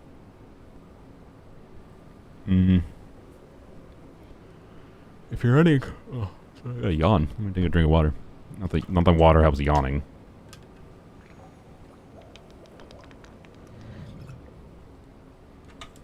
Oh yeah, leveling, I didn't even notice the slingshot wasn't leveled. So the base attack obviously doesn't matter for slingshot. Slingshot can be a good stat stick for her. So yeah, I guess the best option you probably have to improve your Yelan build is level up slingshot, because you can get it to, what is it? It's like, does it give 33%? No, I don't know, it gives like 30% crit rate, if I recall. So, you know, you'll go up to like 97% crit rate. The notable thing there is like, oh, you know, even if you have a Hydro Goblet, say, or an HP Goblet on Emblem, like a HP or Hydro Goblet, even with substats or just bad substats, because of the crit rate when if you have 90% crit rate with Slingshot fully leveled, you know, the crit rate is not as necessary of a stat here for a balanced build to perform decently. And then you're just functionally losing a little bit of ER and like, yeah. So anyways, the main problem is your ER realistically, if you're particularly for not double Hydra situations, but if you're using her in double Hydra, this might be perfectly fine, like with Furina Yelan, which I suspect there's a good chance you might be. So yeah, I don't know, you have options in leveling Slingshot and then trying to get to 4-piece emblem, basically. Which I think the easiest avenue is probably a onset goblet, which is not as easier said than done, but don't undervalue that you can do an HP goblet still, right? What is this Yelan for? I mean, I'm assuming it was a double Hydra Yelan that they just configured with 2-piece, 2-pieces because that's what they had artifacts for. But getting to 4-piece emblem will be worthwhile, right? It's kind of all I'm saying. This Yelan ain't doing damage. What world do you think is Yelan is not doing damage? I used 2-piece Yelan for quite a long time when I first got Yelan, without constellations. Like, it's fine. The only real problem is, like, if you're using it, if Nani is using it solo Hydro, then it's definitely not enough. Yeah, 2-piece MH isn't really doing that much. You're not wrong. But also, maybe they're just doing 2-piece MH because, like, that's just... Yeah. So, I don't know. Or they just like doing the charge attack, right? Part of the reason I did 2-piece Yelan is because when I first got her, I understood that 2-piece wasn't better than 4-piece emblem. But what I enjoyed the most out of Yelan when I first got her was her skill damage, and I also enjoyed using her charge shot. That might be part of the thinking why they're even using Slingshot. It's because R-Flight Slingshot, when it buffs that charge attack shot. Remember, she has a mechanic that most people just forget about, where when her skill hits, it has a chance of resetting to give her an instant charge attack shot that does like some AoE Hydro damage, right? But yeah, they could also literally just be placeholders because that was the best options they had at the same time. So, I don't know. point is, there's fun things you can do and use aspects to her kit. Like, I literally used, not an MH build when I first got her, obviously, because it didn't exist, but I used a 2-piece build for a long time on her. And, yeah. So, anyways.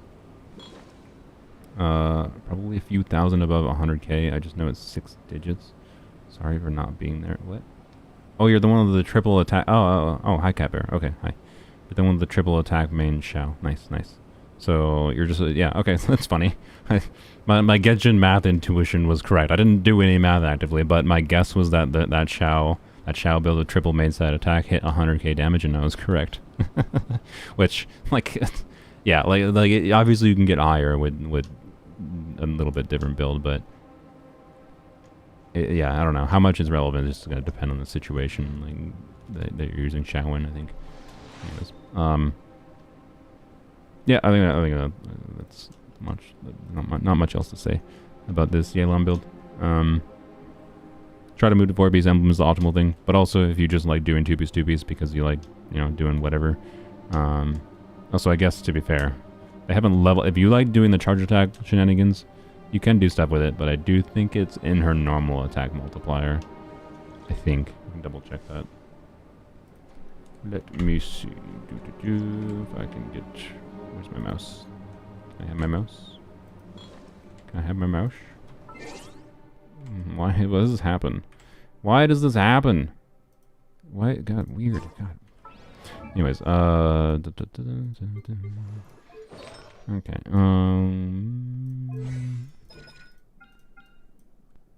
Yes, it is. It is. Yep, 20% over HP at level 10.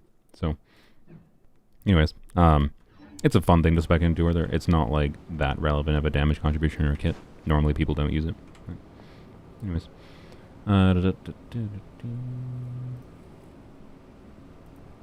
wow. Hopefully that was relevant, Nani. But yeah, I think they're not active in chat right now, so I wasn't able to actually have a conversation with them. 139, huh? Oola. Yeah. Oola. Let's look at the end user license agreement. I feel like Sylveon's gonna donate again and be like, now I gotta flex my Oola. This is a fairly typical Eula build. I think, man, Eula has actually a different, like, Eula is not the greatest character, but she has a decent number of teams where you can make her work. Like, if you're doing Eula Furina, like, your Furina probably doesn't have enough ER for Eula Furina. You probably want more ER than this, most likely. But yeah, that crit rate is very much a typical Eula crit rate. To be clear, it's completely understandable with a non-crit rate weapon. So this is like it feels like a fairly standard Eula build for having standard Eula issues. we're low crit rates, so for RNG optimization, but you know what? If you want to RNG optimize, it's probably fine. It's not like there's an easy solution to fixing this other than like a crit rate weapon, right? And I'm not gonna say that necessarily makes sense, because maybe if you enjoy playing Eula, you probably enjoy optimizing her play anyways. Like, you kind of have to. I feel like if you enjoy playing Eula, you have to enjoy optimizing things. And is it that bad to optimize around critting? It depends on you, right? So, anyways, I think the bigger problem is actually the ER for the burst, because you kind of gotta burst consistently. It's possible they're playing with Raiden. I don't know, bursting with Raiden and refunding that way, or have enough favs and whatever, right? It's possible this is enough ER, I think. But I'm pretty sure when I was playing Eula and most of the teams I tried on her, she wanted more like 130. I don't think her early constellations refund any ER, if I recall. Yeah, and they are AR-59. That doesn't... I don't know. AR-59 is enough that you could probably have fixed this, but... I don't know. If you're bursting consistently, yeah, it's probably fine, but...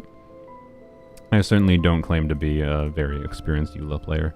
I imagine KQM has a good breakdown on Eula's ER needs. Eula. I'm blind. What? Where? Why do they not have an ER section? Okay, well, I'm sure there is an ER section in here. It's probably in the gearing, but normally there's an ER section labeled literally right on the thing. Oh my gosh, there's so much. Okay, well. Oops. Let's look at the quick guide. There we go. Quick guide better. Yeah. Yeah. That's what I thought. Okay.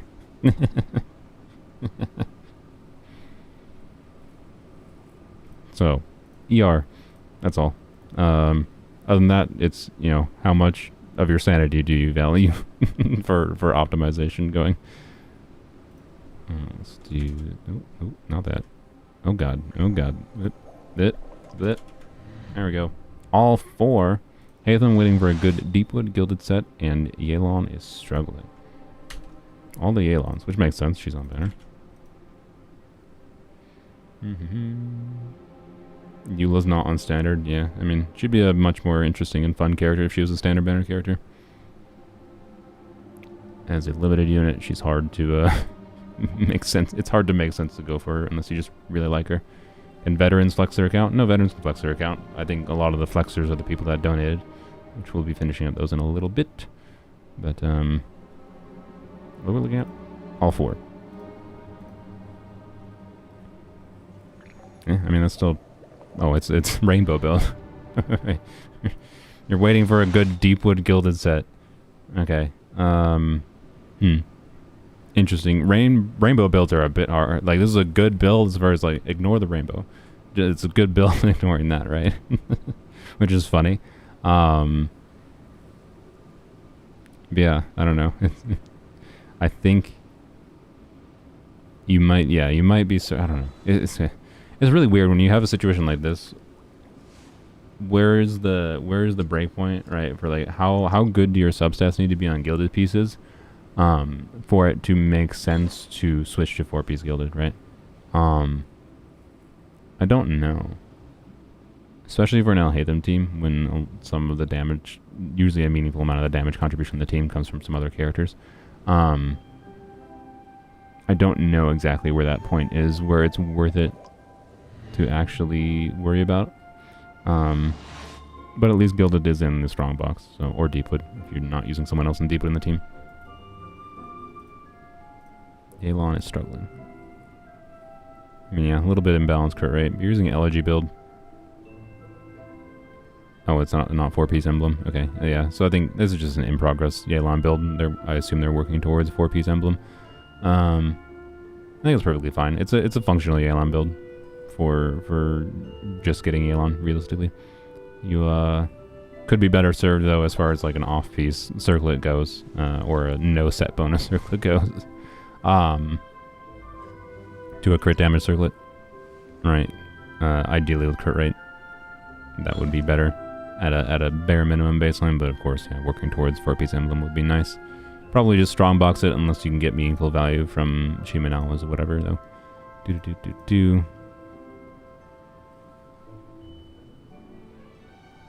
Decent Raiden build. Yeah, man, like everyone still builds Raiden this way. It's crazy.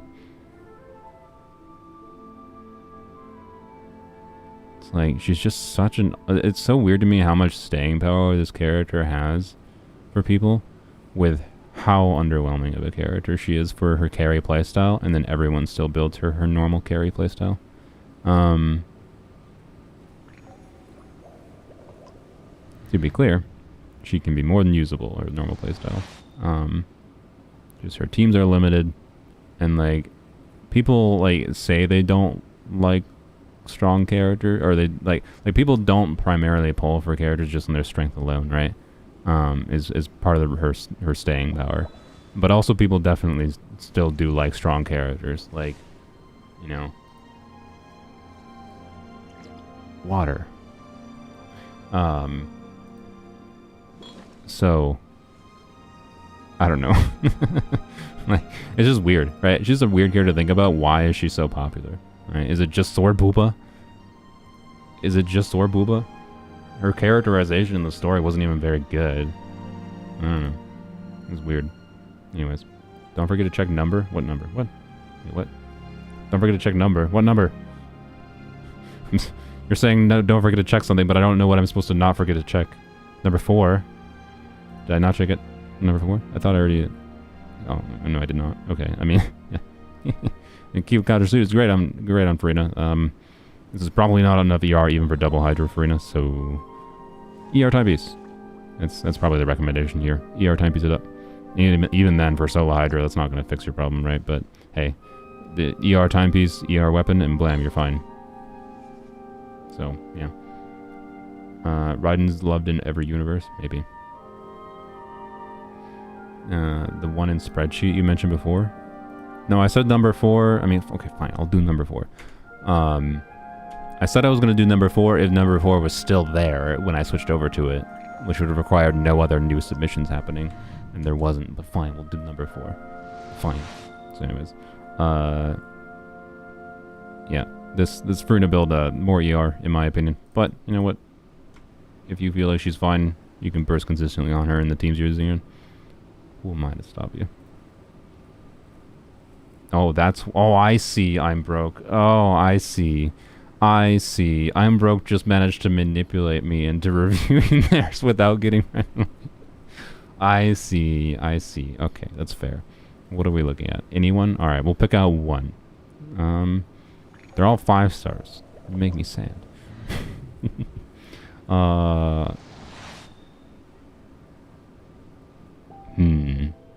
Who's my favorite character of these? How can I get a review? Right now I just randomly selected one. I think I will do... After this one I will do one more, and then I will finish my... I have 3 donation ones to get through, which should be pretty fast, I think.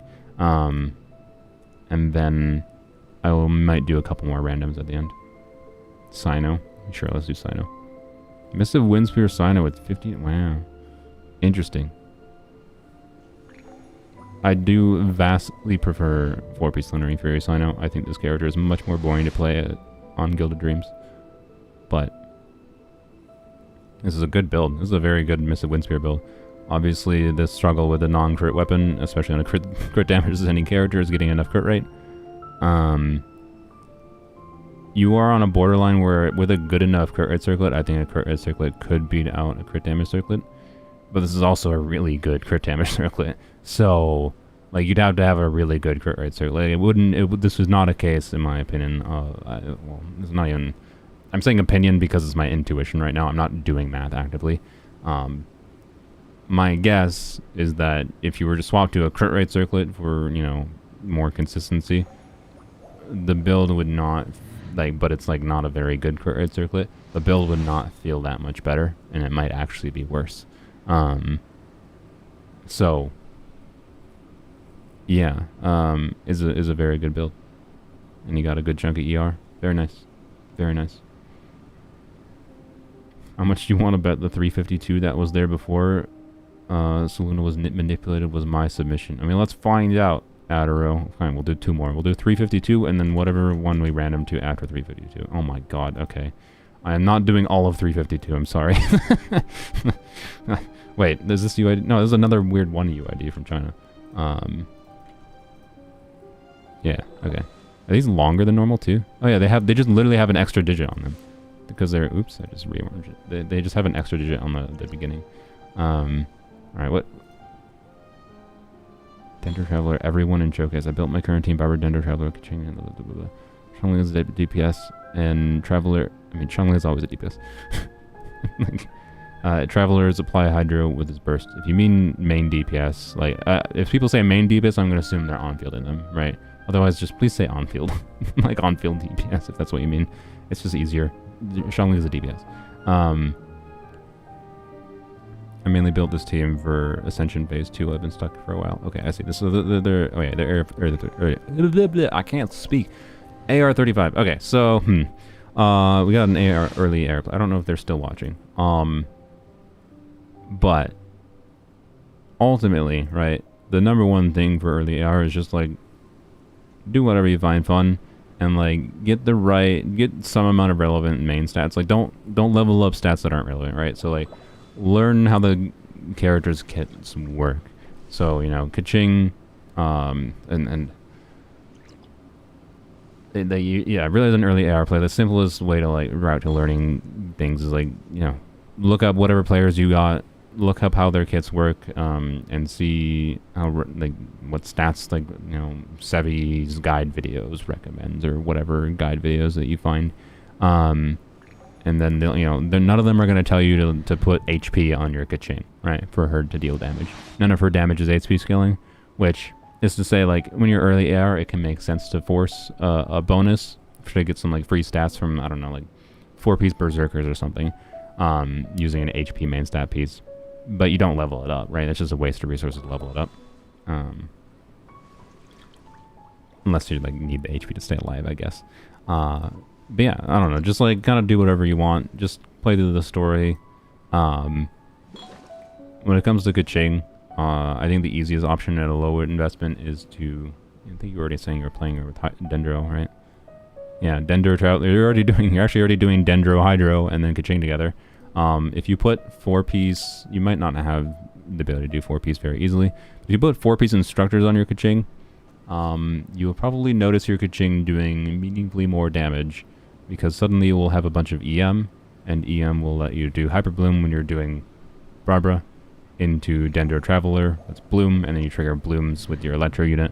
And then, right, so learn about the elemental reactions in the game, and watch character guide videos to see like that baseline recommendation.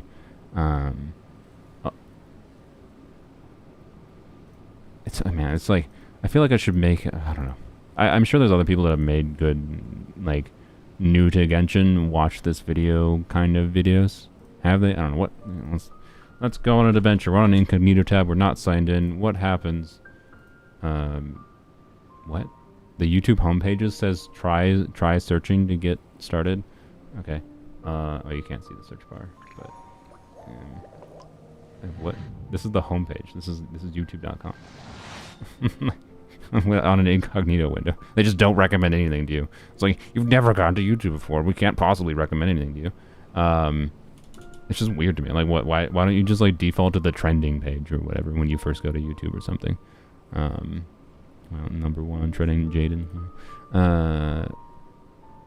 What was I gonna search for? Oh yeah, new to Genshin. Watch this. Let's see what happens if I search new to Genshin. Watch this. Planes fly tanks. Yeah, that's exactly. Complete beginner's guide. New Genshin Impact players. Watch this. All right. I haven't watched this video. I want to specify that. Ad. But I do know Eeks knows his stuff for sure. Looks like he's broken it down into adventure rank quests, what's resin, adventuring tips, wishing, which is good, character weapon leveling, ascending, constellations, refinement artifacts. I do think Eeks knows his stuff enough. It is 2 years old, so it might be a little bit outdated. Curious, how many new comments are there? I lost hope listening to this. Oh boy. I don't understand anything. Huh. Can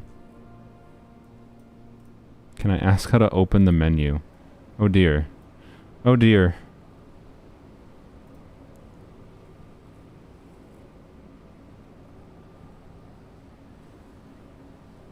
I don't know. I haven't watched the video, right? But point is, I know Eeks knows this stuff.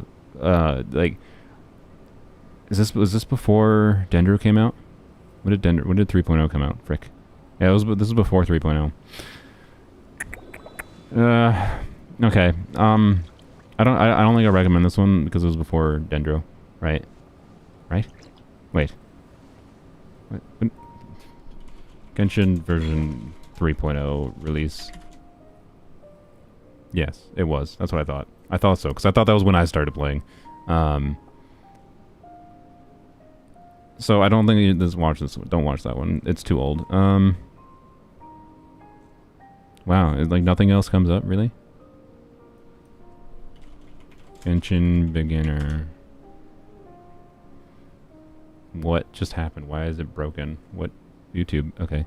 IGN from 3 years ago. That's garbage. I assure you. I assure you, this is. I kind of want to react to this. This is almost surely. Oh, okay. The poll time. React to IGN video. It's probably so bad. It's probably really bad. I'm just gonna say no. This has 2 million views. Okay. Oh, what the frick? I did not mean to click on that yet. So, you know what? I don't know. Maybe I need to add that. It's not an easy video to make, to be clear, so I'm not gonna promise it anytime soon. Genshin Impact, like I think maybe someone already does this, right? I'm sure there's someone that already does this. It just didn't get traction. But I would like the game changes over time, right? So like the correct way to do beginners guides is to like do them like yearly or something. So maybe I will make a beginner's guide video at some point because I think I could do a good job. This is 1 year old. Is 101 beginner tips and tricks. I don't know if that's exactly going to be that great. 2024 beginner guide to playing Genshin Impact. I don't know this dude. It's 60k subscribers. I have no idea how reliable they are. Maybe this video is good. Whoops, just clicked in the game by accident.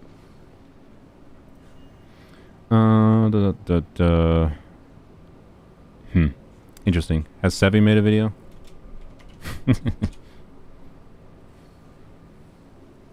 I mean, okay, okay. I've already recommended this one in previous streams. Yes, if you're new, watch this video. But this is specific to artifacts. But definitely watch it. Particularly you, Sherry, because this will be useful for you, including at your AR level. But anyways, all right. 82% says yes. Let's watch the stupid IGN video. Okay, sure. This is gonna be bad. And then we're gonna do after this. We'll do one more random one, and we'll just select it now. 392. There we go. And this will be the last one we do. So whoever's this is, I'll go and open it quick. All right. Oh boy, that's a lot. Okay. Oh frick. Okay. Here, I'm gonna open this up in my. I have to be careful here. I don't want to accidentally. I have the. I think I have a win. You know what? I just gonna. No, I'll just. Okay. Well, if I hopefully I do not accidentally show the code. Because this other browser window has the code for the wings that I plan on saving for a giveaway. But if I accidentally show it, oh well, that might be how the giveaway happens if I accidentally show it. Let me switch the window over. This way we don't have ads. I just switched to my YouTube premium account is all I did. Where is... What? Why did that not work?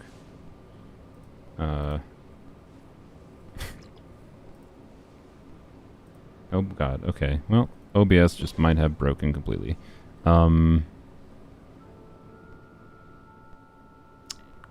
And give me a second.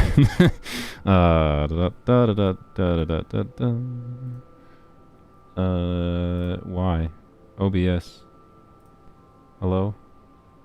Can you function, please? Alright. How about Firefox? Let's see if OBS wants to recognize Firefox. So you're 40. Well, oh wait, Firefox isn't signed into that account. Oh, frick. God dang it. Maybe I can, maybe... Okay. Let's see, does that work? Firefox. Yeah, it worked. Let's go. Alright. That took a while. Sorry. Whoops, it's just small now. Okay, we'll just do it like that. That's fine. I'm not gonna fix this. On the surface, Genshin Impact. This is from 3 years. What is the exact date? It was posted. It was posted like the month after Genshin's release. Oh boy. Oh boy. It's like a Zelda Breath of the Wild clone. But after a few weeks with the game, it's revealed itself to be something quite unique. While it contains many Breath of the Wild trappings, as well as a gacha system that's become very popular in the mobile market, its many intersecting systems provide hours of content before ever hitting a hard paywall. That all being said, there is a lot of information thrown at the players early on that can be difficult to parse through. This video serves as an explainer for several of the mechanics and features of Genshin Impact. Do you think they're actually going to explain any of the elemental reactions? Yeah, this is fine so far. This is absolutely fine so far, especially given the context of when it was released, right? Yeah. Upon starting the game, you will see a pick between one cutscene. of the two travelers and Oh give them yeah, a this name. is a really But important. this is not the only character you'll be able to play as in Genshin Impact. One of the main features of this game is the ability to form a party of 4 and swap between the characters rapidly to perform elemental combo attacks, or utilize their particular strengths in a fight. Each character will have a basic attack, a stronger charge-up attack, an elemental skill, and an elemental burst. Yeah, a little bit of an oversimplification. A two-handed claymore, bow, or magic catalyst. With over 20 characters. Wait, they didn't mention polearms. Rip polearms. Wait. Right. Did they not mention polearms? First. They can also wield a sword, a two-handed claymore, bow, or magic catalyst. Rip With over polearm. 20 characters All right. already in the game, you'll find Rip many polearms different only, combinations of invalidated by weapons and IGN. elements, allowing you to mix and match a team to cater to your style, if you can obtain the right characters, that is. Simply by playing the story, you'll unlock 3 additional characters. That does reflect the context of like the Western perspective of Genshin right after it launched, especially the gacha perspective. But of course, gacha games, if you have any experience playing them, you know that like you can just you can get any character you want in this game if you plan around it, right? And you're willing to wait, which is the bigger problem in my opinion. So yeah. To fill out your party of 4, but as each character comes with an innate weapon and elemental type, you won't be able to utilize each type without claiming additional characters. You'll unlock this ability once you reach Adventurer rank 5, claiming an innate weapon and additional characters to fill out your party of 4s. Simply by playing the story, you'll unlock 3 additional characters to fill out your party of 4. But as each character comes with an innate weapon and elemental type, you won't be able to utilize each type without claiming additional characters. You can't use each type without claiming. Once you reach Adventurer rank 5 during the game's tutorial. People do, like, I'm not gonna say they 36 star abyss, but people do no-wish accounts. It's a weird way to phrase that. That like you can't utilize characters without claiming additional characters. Like, yes, the characters work together. Like, as well as the ability to purchase microtransactions. A quick breakdown of the wish system that's but they do give enough free characters in the game to interface with all of the game's mechanics, like on an exploration level, notably. You don't need to interface with the gacha system. Is probably the most important thing, I think. Characters is covered in another video you can check on our I mean, you have no Geo character? You don't... Wishes. I mean, you get Noelle for free, though. Smart. You should check it out. I guess, okay, you have to wish for Noelle, sorry. Most in Genshin Impact during traversal. You can dash for short amounts of time using your stamina meter, use a glider after receiving it in the prologue, this is the most low-level and stuff climb ever. up virtually Like, any surface while using extra stamina. Like, the problem with this is, like, this is not guide information. This is just, like, Genshin Impact, literal, most simple mechanical overview, I guess. I don't know. And to jump. Best of all, and yeah, thank Geo goodness Traveler for exists too. Yeah, I forgot rain about them. won't impede your climbing progress. Combat seems simplistic at the start, but eventually you'll want to be prepared for tougher encounters, which is where character swapping and elemental combos become more important. Yeah, there's only elemental combos, not may be weak reactions, or but resistant to certain types of elements. And you'll want to make the most of this by switching to different characters and using their elemental attacks to stun, debuff, or slow enemies. Hitting an enemy with... There's like no debuffs in Genshin. There's very, very few. Okay, sorry. VV is a debuff. Like, saying you want to like, it's such a bad way to describe it. It's such a bad way to describe it. They're like not technically wrong, or like they're dumbing things down so much that they're just saying useless things. Is like part of my problem, right? Like, do things with your characters to do things against the enemies. Like there are debuffs in the game, but like it's a weird thing to mention, and like But multiple elements in quick succession can cause some exciting reactions. Oh, like they said using reactions. freezing cryo and gusting animo abilities to summon a blizzard effect that completely cuts through enemy defenses. I feel they felt the need to throw in adjectives in there, like freezing cryo and gusting animo. On top of this, simply having a robust group of characters with specific elements in a party can provide passive buffs. Having 4 characters with unique elements they're talking about will the decrease resonance. the elemental damage your party takes overall, Yeah, while okay. having 2 pyro teammates will lower the duration of any cryo moves used against you.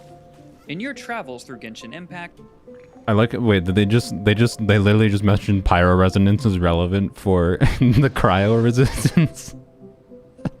Like, yeah, I know superconductors are debuff, yes. you'll Yeah, the soon attack notice buff that ain't you'll be relevant, leveling guys. up in different It's just the areas. cryo resistance. This is is because relevant. you'll be earning 2 types of experience. I mean, to be fair, think about the old Mondstadt cryo domain. Like, Character experience and adventurer's experience. oh, that party screen is a wild flashback. Yeah, indeed. It's been a while since I've seen that. That's fair. The new party screen is great. Each time you fight and defeat enemies, your entire party will gain character experience. This will go towards individual characters gaining levels to increase their health, attack power, and defense. Just in case it's not obvious, that's a scam. Characters like I had an idea once to make a video trying to level a character from level 1 to 90 without using a single hero's wit. And the only way it would have been feasible is if there was an abuse in the game that let you infinitely spawn enemies. And there used to be a bug in the game where like there used to be infinitely spawning like enemies. But yeah, the double HH, yeah, the math is so no, it's literally basically impossible for you to do that video because you'd have to like kill all the enemies in the game like every single day for years. However, you may find that It's enemies not a give thing. a fairly low It's a thing you shouldn't even mention other than like it doesn't exist, which they might be mentioning right now. amount of experience. And in order to vastly raise a character's level, you need to use character Yeah. XP material found in chests or Okay, gained as rewards. Each of these will grant a character much more experience than fighting a single monster, but you can run out of them quickly. On the other Functionally though, like obviously they didn't play this game enough to understand over time how that is the way. Like it's completely the level of the natural leveling up for monsters is completely irrelevant. side, you'll gain adventurer experience as you explore more of the land, take on quests, uncover shrines and teleport waypoints, and more. Your Yeah. adventurer's rank is directly tied to how much of the game is open to you. Yeah, this is fair which to mention main story early game. quests you Yeah. can embark upon, and what kind of loot you can gain.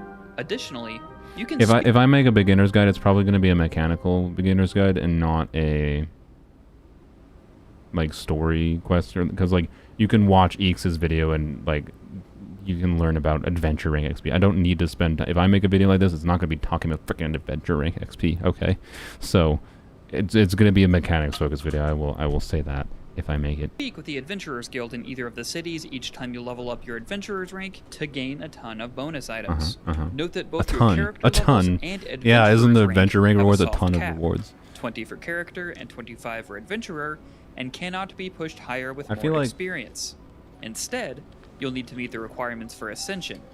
Characters can ascend the first time with the right materials after reaching adventure rank 15, but adventure rank All the can only information they're ascend by saying here is finishing- just literally things that you learn. I don't know, man. Like, I never needed to seek outside resources for learning about any of the things that are being mentioned here, is my main problem with this video, right? It's like, I mean, congratulations, IGN. You made literal tens of thousands of dollars on this video. They have 2.1, like, let me do some quick math to estimate how much they probably made. I don't know what the ad rates were when they released this video, to be clear.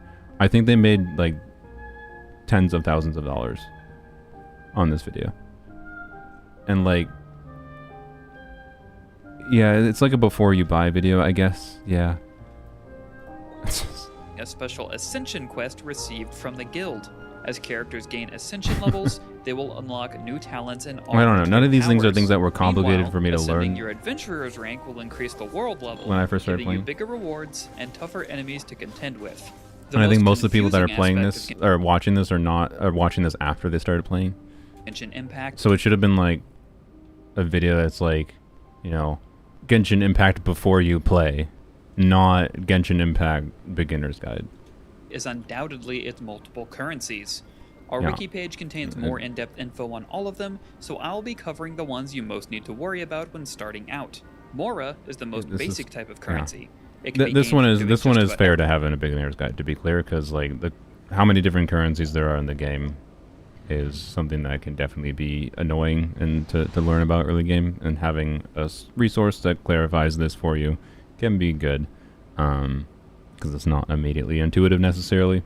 So that's a good thing for them to focus on. everything, and is used to buy things like food, ingredients, and basic weapons and artifacts from merchants. Keep in mind, it's easy to come by early on, but you'll really need it for later levels, so try not to spend more than you have to. Primogems are also rewarded for most of the game's tasks and have various uses, but they're mainly used to create fates or replenish original resin, something you'll need for late game leveling. The aforementioned fates come in two different types: Acquaint Fates and Intertwined Fates. Oh, I swear they to are God, used they say for wishes, the game's gacha mechanic, in order to pull different groups of characters and weapons. They should really Very say rare not to find spend the on their Primo own. Gems on the They're standard sometimes banner. awarded by the guild at certain adventurer whatever the ranks, standard or fates are given called. out by the developers in-game mail. Acquaintance. Most often, they're crafted from Primogems, Oh God, which can be done oh, automatically no. when trying to Oh, roll for no. a wish banner. Oh no. Okay, they just actively, they actively, not directly, but they accidentally just told people to use Primo Gems for standard wishes. When you lack the required amount. There is much, much more to be said about the different types of currency, but we'll stop. Oh yeah, there they for said now resin to keep refreshing? it I didn't even simple notice for the that. purposes They haven't of even this talked video. about resin in this And video. that's just a quick overview of the many crisscrossing systems God, in Genshin okay. Impact. Now there's tons more to discover with this game, so head on over to our wiki. To be fair, your And for option is everything venti or else Klee. Genshin Yeah, but Impact, like, anyone that has any meaningful amount of knowledge about gachas would understand that like, this is a new gacha game. If you don't want the characters that are currently featured on banner, save your limited currency for future limited characters, right? Unless you are like 100% confident you're not gonna play like a month from now, right? Like that's what you would say that as. So it's very clear that like the person making that video didn't know. Let's see. Oh God! Oh no! OBS just doesn't read my freaking window anymore. Frick. Okay, how do I? Oh boy. I guess. Oh wait, I can just go copy from my Chrome. Like for some reason, it just OBS is not grabbing my Chrome window anymore. So I'm gonna go into Firefox here since Firefox. What man? OBS is kind of jank sometimes. I must admit. Mostly when I'm doing browser capture. I could do direct screen capture instead, but that's a pain in the arse. To set up live. So instead, I will do. Oops, I just copied the same URL. So here, let's do it like this. Close that. Close that. Okay, this was the last one we are going to do. Okay.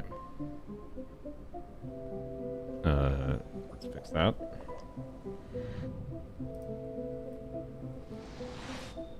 Okay, Oswin. This is the last random one I'm gonna do, and then I'm gonna finish up my things. This is yours, Mary. Nice, nice. Has IGN been sued? I mean, I don't think there's anything sue-worthy in that video. It's definitely not very helpful. I don't think they went over any meaningful depth of mechanics that were that relevant, other than like, there's different currencies.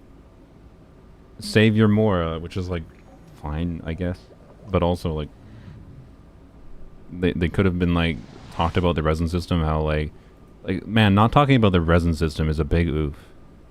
Is a big oof.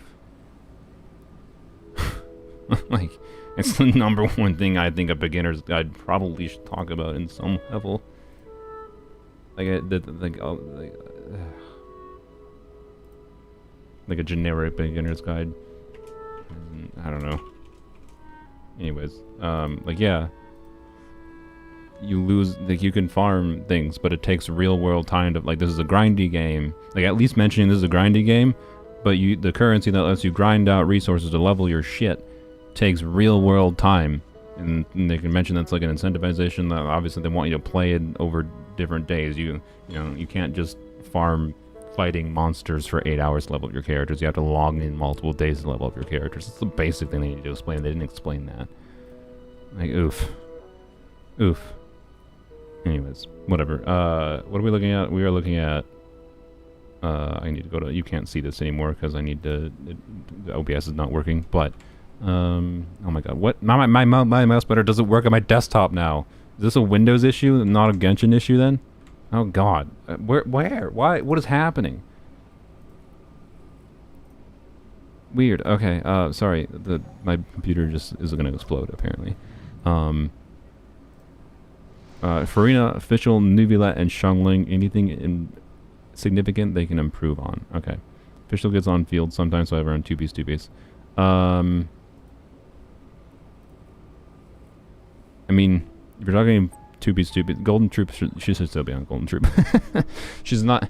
Okay, like, well, okay, if you're doing, like, charge attacks on field with official, I guess 2 piece can make sense. But even then, I'm pretty sure, like, the 25% skill damage bonus might be... I don't know. Even if you're on-fielding official, right? The point is like official on-fielded is not doing that much damage with the stats that would like versus the Yai on-field, right? Gets meaningful damage from like bursting, for example, and doing charge attacks that like I can do like 3 charge attacks in relatively short order and on Yai, that can do like 25k on an aggravate kind of thing. And like normal attacks on Yai are doing something to their electro normal attacks that can trigger aggravates and whatnot. And Yai has more reason to stay on field for like triggering hyperbloom cores.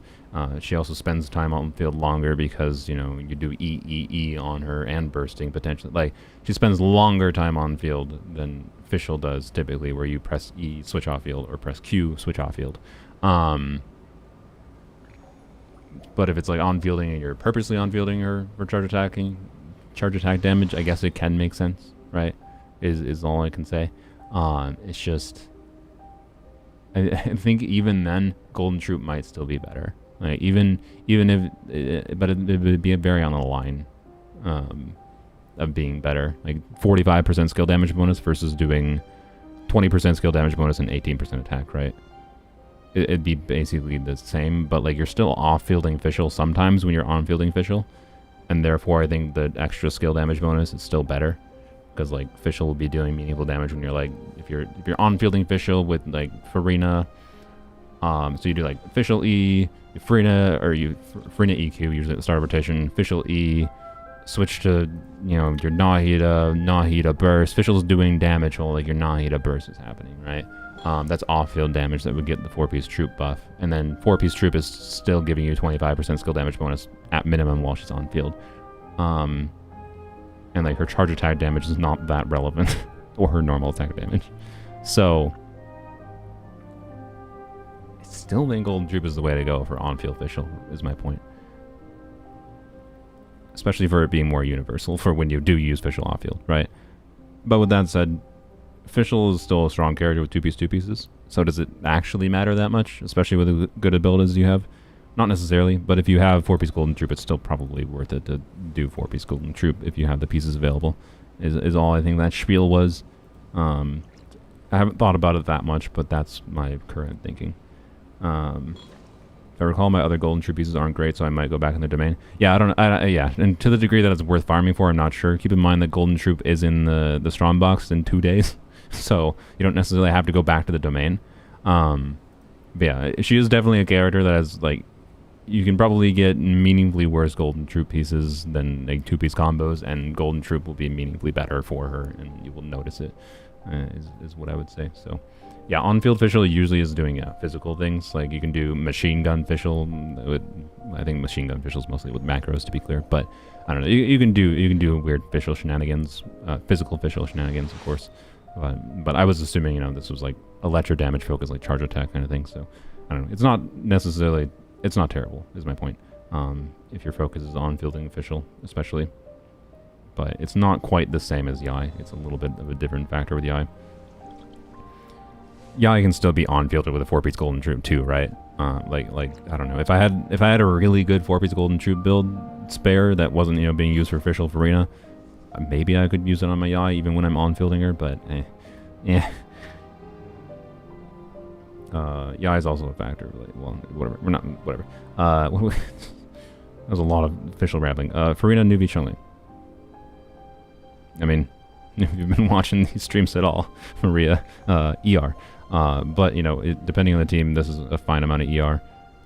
You got a good amount of crit rate. It's possible you might be able to get to the point. This is a really good, well, I shouldn't say really good. It's not a bad, it's a pretty decent crit rate circlet. So, and it's not like you're over-capped on crit rate. It's just actually slightly imbalanced towards more crit rate than crit damage in your case. And it might mean that you might actually have a crit damage circlet that is better. Might. To a degree that is worth farming for. Not necessarily. Realistically, it's just, do you have enough ER to burst consistently? And that's all that's really important. When you're doing double Hydra with Nuvie, this is probably fine. But otherwise, that's all. How do you get reviewed? I'm randomly selecting, but this is the last randomly selected one I'm going to do, and then I'm going to finish up some donation ones. Only a couple left. Nuvie. Good Nuvie. It's a bit of a lower investment Neuvillette. A bit lacking in crit damage, but it's not unusable. The notable thing with the lower investment your Nuvie is, the more you want to spec the rest of the team into other teammates' damage, right? So the less strong your Neuvillette is, the more strong like Neuvillette, like doing Hyper Bloom with Neuvillette will feel versus like just buffing Neuvillette more, right? So, and the more you might feel like I liked playing Fischl with Neuvillette a lot, for example. So, put strong off-field teammates with Neuvillette, and that will mitigate most any issues you have with if you feel like your Neuvillette's not doing enough damage. Yeah, any individual artifact on your Neuvillette, it's like, I don't know. I would say like obviously the timepiece could be better, but that's also where like all of your ER is coming from. And if you're doing solo Hydra Neuvillette, you do need a little bit of ER, even with Amber, in my experience. And like, yeah, none of your pieces are particularly insane, and that's obviously what comes together in all around it, just like a usable but not insane build, right? Is what I would describe it as. And he's a strong enough character that I think this is more than a functional build, but it might lean you towards certain kinds of Neuvillette teams over others, is kind of all it is. Would you build a Bergen Shinyan? With some EM. With C6 Bennett and some EM. When I like doing Bergen shenanigans, it's usually doing like Furina, Bennett, and then a good chunk of EM, but still like wanting to hit like Vapes or whatever else on the character with their normal and charge attacks. So C6 Bennett, Furina, build a little bit of EM on Xinyan would be the template. Xiangling. Yeah, good Xiangling. I don't think there's much to worry about Xiangling. Again, you could actually potentially switch to, because you're at 92% with the catch. You could actually get a meaningfully higher damage Xiangling by switching to a crit damage circlet. But ideally you'd want a little bit of crit rate subsets in the crit damage circlet, because if you lose the 30% crit rate, you're going down to like 62. So you don't want to have a crit damage circlet with no crit rate substats, right? But if it's a crit damage circlet with 10 crit rate, yeah, probably switch to the crit damage circlet, right? So other than that, though, it's Xiangling. Like, this is the kind of build I've used. Well, this kind of Xiangling build is kind of what my Xiangling has looked like most of the time when I've used Xiangling on my main account. But with the level 11 burst, and I think less crit rate than you have, but a similar amount of crit damage. So, I think it's more than functional for most of the context Xiangling is usable in. But If it's a team where the team's damage output is heavily reliant on Xiangling's damage, you know, you might significantly notice going to a crit damage circlet with crit rate substat. So that's kind of all. But I don't think it's necessary for this character to be usable at all. That's, I think, kind of it. This is a nice... This is my like kind of preferred kind of account to look at on or review to look at, where it's like I can make some nice simple recommendations for things, have interesting thoughts about, you know, related to 2-piece official versus 4-piece, which I was only talking about because of how they mentioned in their submission in the forum about how that she was on field and that's why they were doing 2-piece. Right? But anyways, are you excited for Natlan? I mean, I don't know, like, I've played Genshin for so long, like, I see the formulaic nature of the game in a way that, like, I don't get individually excited. Well, we gotta do Sylveon's. Finishing up the donos now before the stream ends. I don't get crazily excited for things that often. Like, I don't know. Arlecchino was someone I was really looking forward to, but I wouldn't say I was excited. And it's a side effect of I just think more... I got excited about things in Genshin when I first started playing, right? Like, I was really excited about Yoimiya's release. But the longer I play a game, and this is the longer I engage with anything, the more I just, like, learn the things I like, and it becomes less of, like, an emotional excitement and more just like, yeah, I know I like this and it's going to be enjoyable. Like, it's probably going to be enjoyable exploring around a new region. But it's like, oh my god, am I super hyped? No, sorry. Like, I think it's going to be cool. Like, I don't know. But like, I'm not a big ol' hypey person in general. Like, particularly things I'm very familiar with, right? The more familiar I am with things, the more I just think in like a logical fashion, I guess. Like, Mualani looks like a character that I'm gonna enjoy. I think I'm gonna like her present based on the trailer we saw. I think I'm gonna enjoy her in the story. I think I'm gonna enjoy playing her because I think she's got an interesting and fun kit to mess around with. I am not gonna enjoy having to spend 2 months of resin in the Natlan domain just because they made the Natlan artifacts OP. But, you know, and I'll hopefully have some interesting videos to make, and whatever, I don't know, like, the game is getting new content, and that's cool. That's kind of all it is to me. So, yeah. I don't get, like, overly emotionally attached to most things, which, honestly, it's, like, to some degree, it's a personal flaw of mine. It's part of the reason, like, I don't date. I don't get emotionally attached to people very much. I like hanging out with people, and I'll have emotional arguments with my friends or whatever, but then, like, in hindsight, I'll be like, I'll message, like, a few months ago, I had a not very productive discussion with my friend that was frustrating, and I ended up sending, like, a wall of text being like, that was stupid and emotional, and I didn't mean some of the things I sent, or some of the things I said in a really poor way. Yada yada, right? I don't know, right? Am I still gonna pull for Kachina cons? I mean, I'm not gonna intentionally get C6 Kachina on my main account or poems only, but I'm going to try to get Kachina, yes. This is Sylveon's Fremine, by the way. So this is the Fremine that Sylveon wanted to flex, I think. Not even C6 though. Like, come on, Sylveon, are you even trying? Gamble more. That's a joke. Yeah, Kachina's free, and like, there's not really a good reason to pull for Kachina constellations. They're not that good. But they do exist. As a way to have more fun with her if you want to on-field her in particular, I would say. Which is a video I do want to make, and it would be cool to have some constellations. But do I need C6? No. And I think the most relevant thing to do for a video is to not have her C6 for DPSing her. So, anyways. This is Wolfie Gamer. They gave me €5. Hopefully they're still here. Sorry for making you wait so long. They want Linny, Kaya, Ito. They're the main ones. If you can mini review the rest. Sure. Alright. Thank you, Wolfie. Well, let's Lini, Kaya, Ito. Let's do Kaya first. C4 Kaya. Wow. Triple Crown. Very nice. Wow. Wow. This is just a flex Kaya. Yeah. 4-piece Blizzard Strayer. Kaya.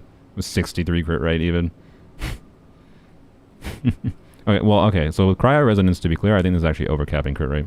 They might have forgotten about that. Or they might just be accidentally overcapped, because that's how Blizzard Strayer with the crit rate weapon goes sometimes.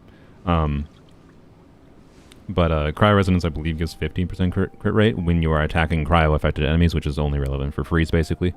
But, yeah. Is Kaya good or average? He's actually surprisingly usable. His main issue is that cryo is not very good. I like, he could have been much better. But he has a number of interesting things with this kit that I kind of like. I really wish it was like actually feasible to get their constellations without, you know, playing the game for 2 years and intentionally getting the stupid things from the shop. So, anyways, yeah, yeah, you can do like Arlecchino melt with Kaya, for example. You can do Arlecchino, Rosaria, Kaya, Bennett. It's like a fun melt team variation, but you wouldn't have Kaya on a Blizzard Strayer build. This is like a on-fielding Kaya, or not on-fielding necessarily, just a freeze team Kaya build, of course. Yeah, I don't know. He has some utility by being an off-field cryo, and there not being that many options for off-field cryo in the game, and has pretty okay damage output, right? Anywho's, decent Arlecchino. Nothing insane, but definitely pretty decent. It's a lot of attack. Wow. Wow, look at all that attack. 1, 2, 3, 4. That is 4, 5, 6, 7, 8. 8 attack percent rolls, and 1, 2, 3. And I'd say the equivalent of like probably 2.5, 3 more attack percent rolls in flat attack. Good lord. Don't undervalue those. Like, these are still relevant stats on her, right? It's just like having this makes it a lot. It makes it nowhere near as bad as you'd think to have like what some people might consider like a that's a bad build. This is not a bad build at all. It's pretty good. So, anyways, do you stream every day? No, I don't know if my brain could handle streaming every day. I don't know if my voice could handle streaming every day. Nice Ito. ER check again. 100. I think we checked earlier. 130-ish ER is probably what you want on Ito mostly. 120 to 130. I believe was the recommendation. Was this a DPS Bailu? Wow. Double EM, HP. Interesting. I have no idea what the approach is here. They didn't say in their chat message. Wolfie, are you here? No, I don't see Wolfie in chat. Oh, no, you are. Nice. Hi, Wolfie. What's going on with your Bailu? What's the idea? Hybrid, I assume? Like, why EM? Why double EM? Like, why not? Is it? I'm assuming like he might see some decent spreads, obviously, with this build. It's like a hybrid. I don't know. The problem is hybrid Bailu is like, okay, you're not bursting consistently, so like, he can still heal with his skill. Like, I don't know. It's an option, right? I like it. It's interesting. Was Bailu one of the ones you mentioned? No, Bailu was not even one of the ones you mentioned. Oh, Ito was one of the ones you mentioned. Sorry. Yeah, I don't know. Your Ito is very good. I don't think there's much to say about your Ito other than, you know, ER being a potential issue. Yeah, just hyper Bailu. Okay, yeah, interesting. I like it. I use him too much with Furina and want to burst consistently on him to probably consider ever leaving him on a build like this one, or even trying to do a Bailu hybrid build. He just do be a good healer option for me.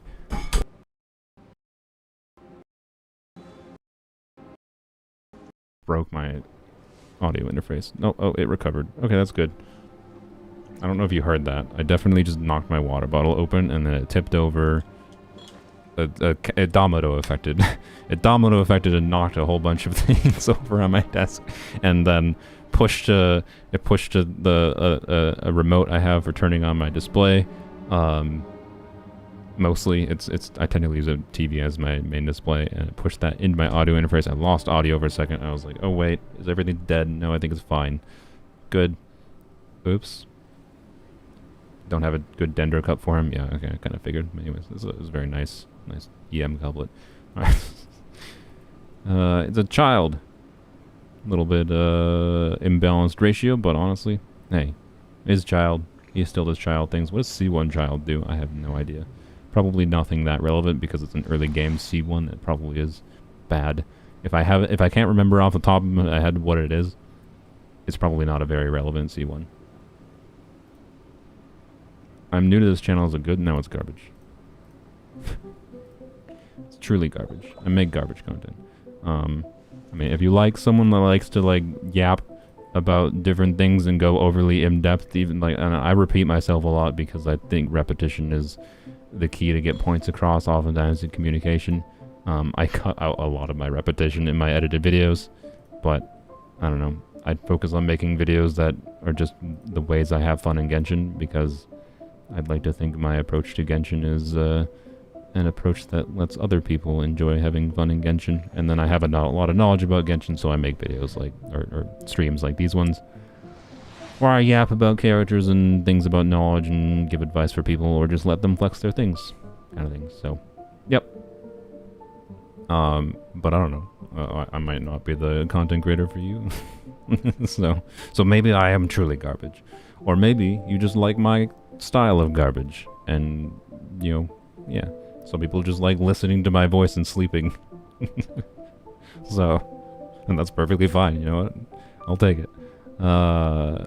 This is a very good Linny, I think. I think I talked in previous streams about how like the potential awkwardness with Linny is with keeping up stacks on Martial Hunters. I think particularly on his first hit is the issue, with how his HP drains. But Martial is still obviously a very good option for him regardless. It can just be weird, is ultimately all it is. So like I don't know. I don't know. I don't plan to ever get Linny or play him because I don't like how he plays personally. But this is a very good image. Linny build is all it is. I'm just saying there's potential reasons to do other builds on him. Did I get everyone you wanted me to look at? I think I looked through everyone, right? Alright. Anything else I missed, Wolfie, you want me to point out? I like your Baiju. It's the most interesting one here for sure. I should yeah, I should definitely make a DPS. Hopefully I'll remember when Baiju reruns. Hopefully I'll remember to do a DPS Baiju video. Maybe I'll have R5 Sacrificial Jade by then. I only have R1 right now, to be clear. So, anyways. Hello, Amawid. I am fine, other than my brain starting to fail because I've been streaming for 4 hours. And let's do the last one. We're doing TF's donation from earlier. They said they enjoy my polearm videos. Thank you, thank you. Hopefully you're still here. Turtle. Nice account. Or account name. Turtle. He's a turtle. Anyways, they didn't say any characters they wanted me to look at. They just gave their account. Nice Xiangling. Very nice Alhaitham. Has a good chunk of ER. It's a semi-rarity on Alhaithams. Nice. 100, 200 Yai, C2 Yai. Nice, I like it. Two attack. This is a very, very similar build to mine, other than it has my Yai build. What is my Yai build even have? Oops, that's the wrong button. Let's check. I don't even remember. I think I would remember off the top of my head. I think it's just like 230 crit damage. I don't have a mouse. Frick me. Why? Why does this happen? There we go. I think it's like it's 2-piece attack, 2-piece attack. I knew that, but I think it's like 83 crit rate, 226 crit damage. No, I lied. 218. So you know, just balance a little bit differently, but almost exactly the same EM. I think a little bit more attack maybe. Yeah. Bring back browser. Exactly the same EM. Yeah. So a little bit differently balanced, but similar builds. Nice. So I like it. Who am I to build that's the same as mine, basically? Engulfing. Nice. Standard Raiden build. It's a very, very healthy, balanced build for her. Like, the struggle with engulfing is definitely crit rate on her. It's many people end up just being like, well, I guess I have 60% crit rate on my engulfing Raiden. And C3 Raiden, obviously, so makes her a little bit stronger of a carry. Just slightly. And C4 Xiangling and C6 B. I assume that means Bennett. What's your favorite constellation? Well, that's a good question. Probably for... Oh. I want to say Furina C2 because of the fact that it enables Furina to be used in a... Like, you can get max Furina buff in much more unoptimal healing situations. It makes the team more fragile, but, like, it gives you more... Even more of a playground to abuse Furina, the things that are strong about Furina, right? And I find that very fun. Also, C6 Navia, Jesus. Very nice. I know she gets some crit rate, I think, from C2 or something. So, this is not as bad of crit rate as it looks. It's a very, very good Navia build. Wow. Very nice.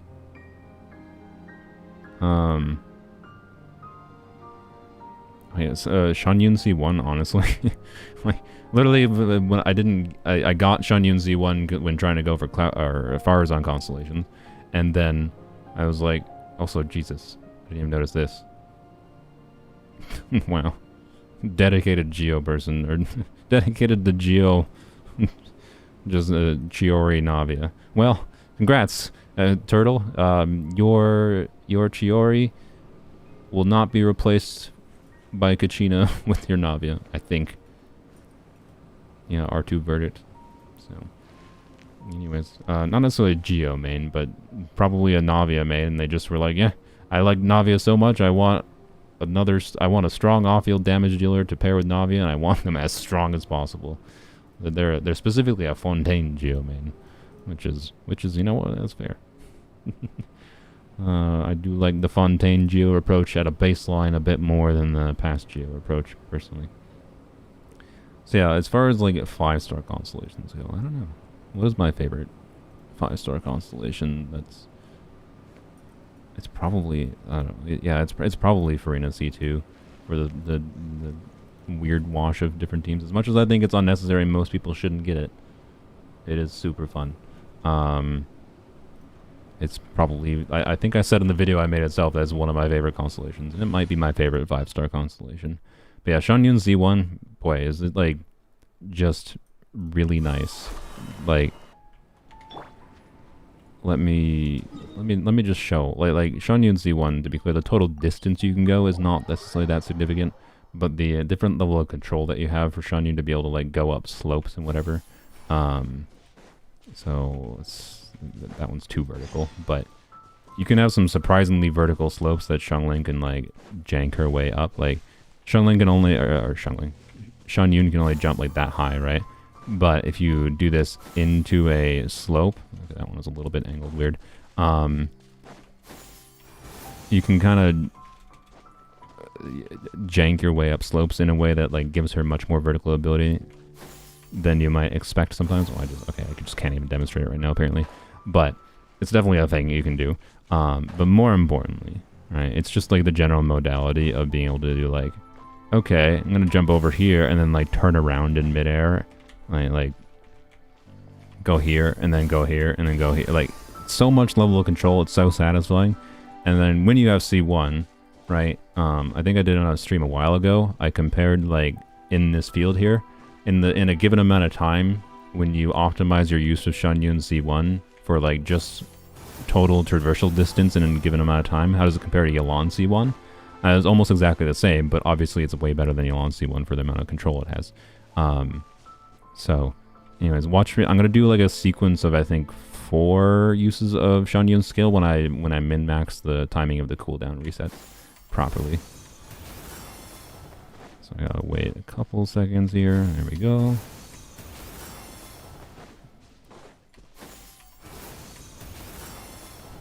And then wait a couple seconds again. Right.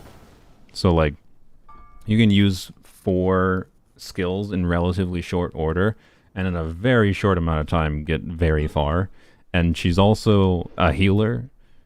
So like healer plus movement, like for overworld, this character like Mihoyo's doing overworld, all kinds of overworld abilities in Natline characters, right? Like that seems to be part of their gimmick for Natline character kits.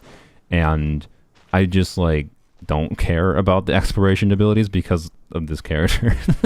Like they made way too good of an exploration ability. I can't fathom them making something else that I care that much about. Well, to be clear, them doing like unique gimmicks, like the fact that you can like when you're swimming, you can switch to Mualani, like surfing in water, or you can switch in midair with Kanichi to do a grapple midair, and that can give you an extra like aerial mobility is cool. But from what I understand, that's only in Natlan and only in areas where it like maybe not even in all of Natlan, just in areas where it pops up. So like whoop-de-doo. Like whoop-de-doo, an exploration ability that only works in Natlan, right? So I don't know. Kachina can climb out walls. Yeah, slowly. I don't even know if she's faster than... I haven't seen comparison of it. I don't even think she's faster than freaking... what's her bucket? But, like, here, I mean, I got... Like, I don't know, like, this wall, right? How do you climb this with Cloud Retainer? You do something like that. Oh, Cloud Retainer can't get up walls? Sorry, that's faster than Kirara. That's faster than Kachina. Kachina's a free character, to be clear. Right, but, like... And usually you have to climb a little bit with Cloud Retainer a little bit. It's not like she's necessarily as objectively better in every single way. But it's the whole package that I think makes her the most universal one, especially with the fact that she's a healer.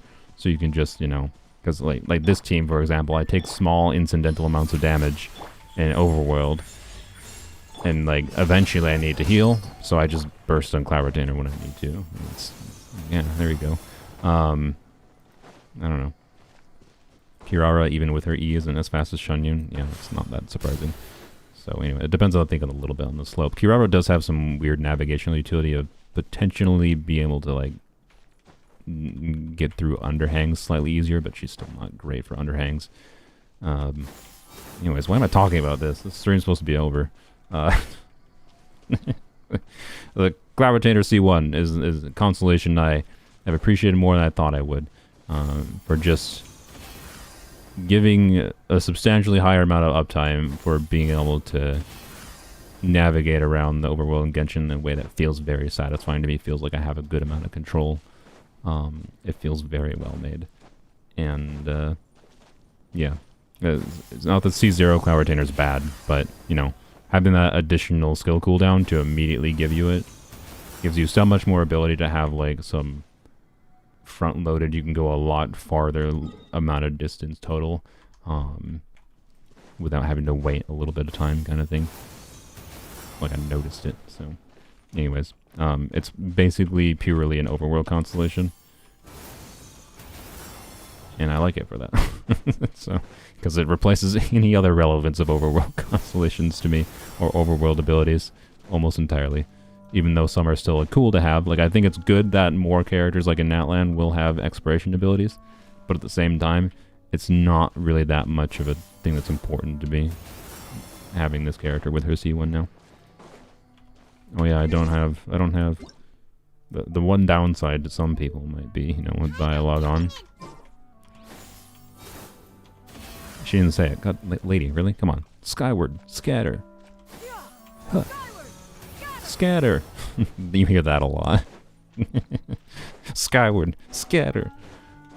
But... Yeah, it's right here. Right now. Emerge. So, I don't know. It doesn't bother me, is my point. Because I don't dislike the sound of her voice or anything. Scatter. Anyways. Yep, thanks for watching. This was a fun unit review stream. Thanks for the donations. If I missed anyone, feel free to DM me on Discord. I plan to do these weekly, probably on the same day, although in order to cover some of my viewers that might be in different time zones in the world, maybe I will do different times a week, so I don't know. I might do them at different times points, but I'll try to schedule them beforehand, at least like 12-ish hours beforehand, if you wanted to catch a future one. And whatnot. Oh, thank you. Skyward scatter away. Yeah. What does the Japanese skyward scatter sound like? Probably better.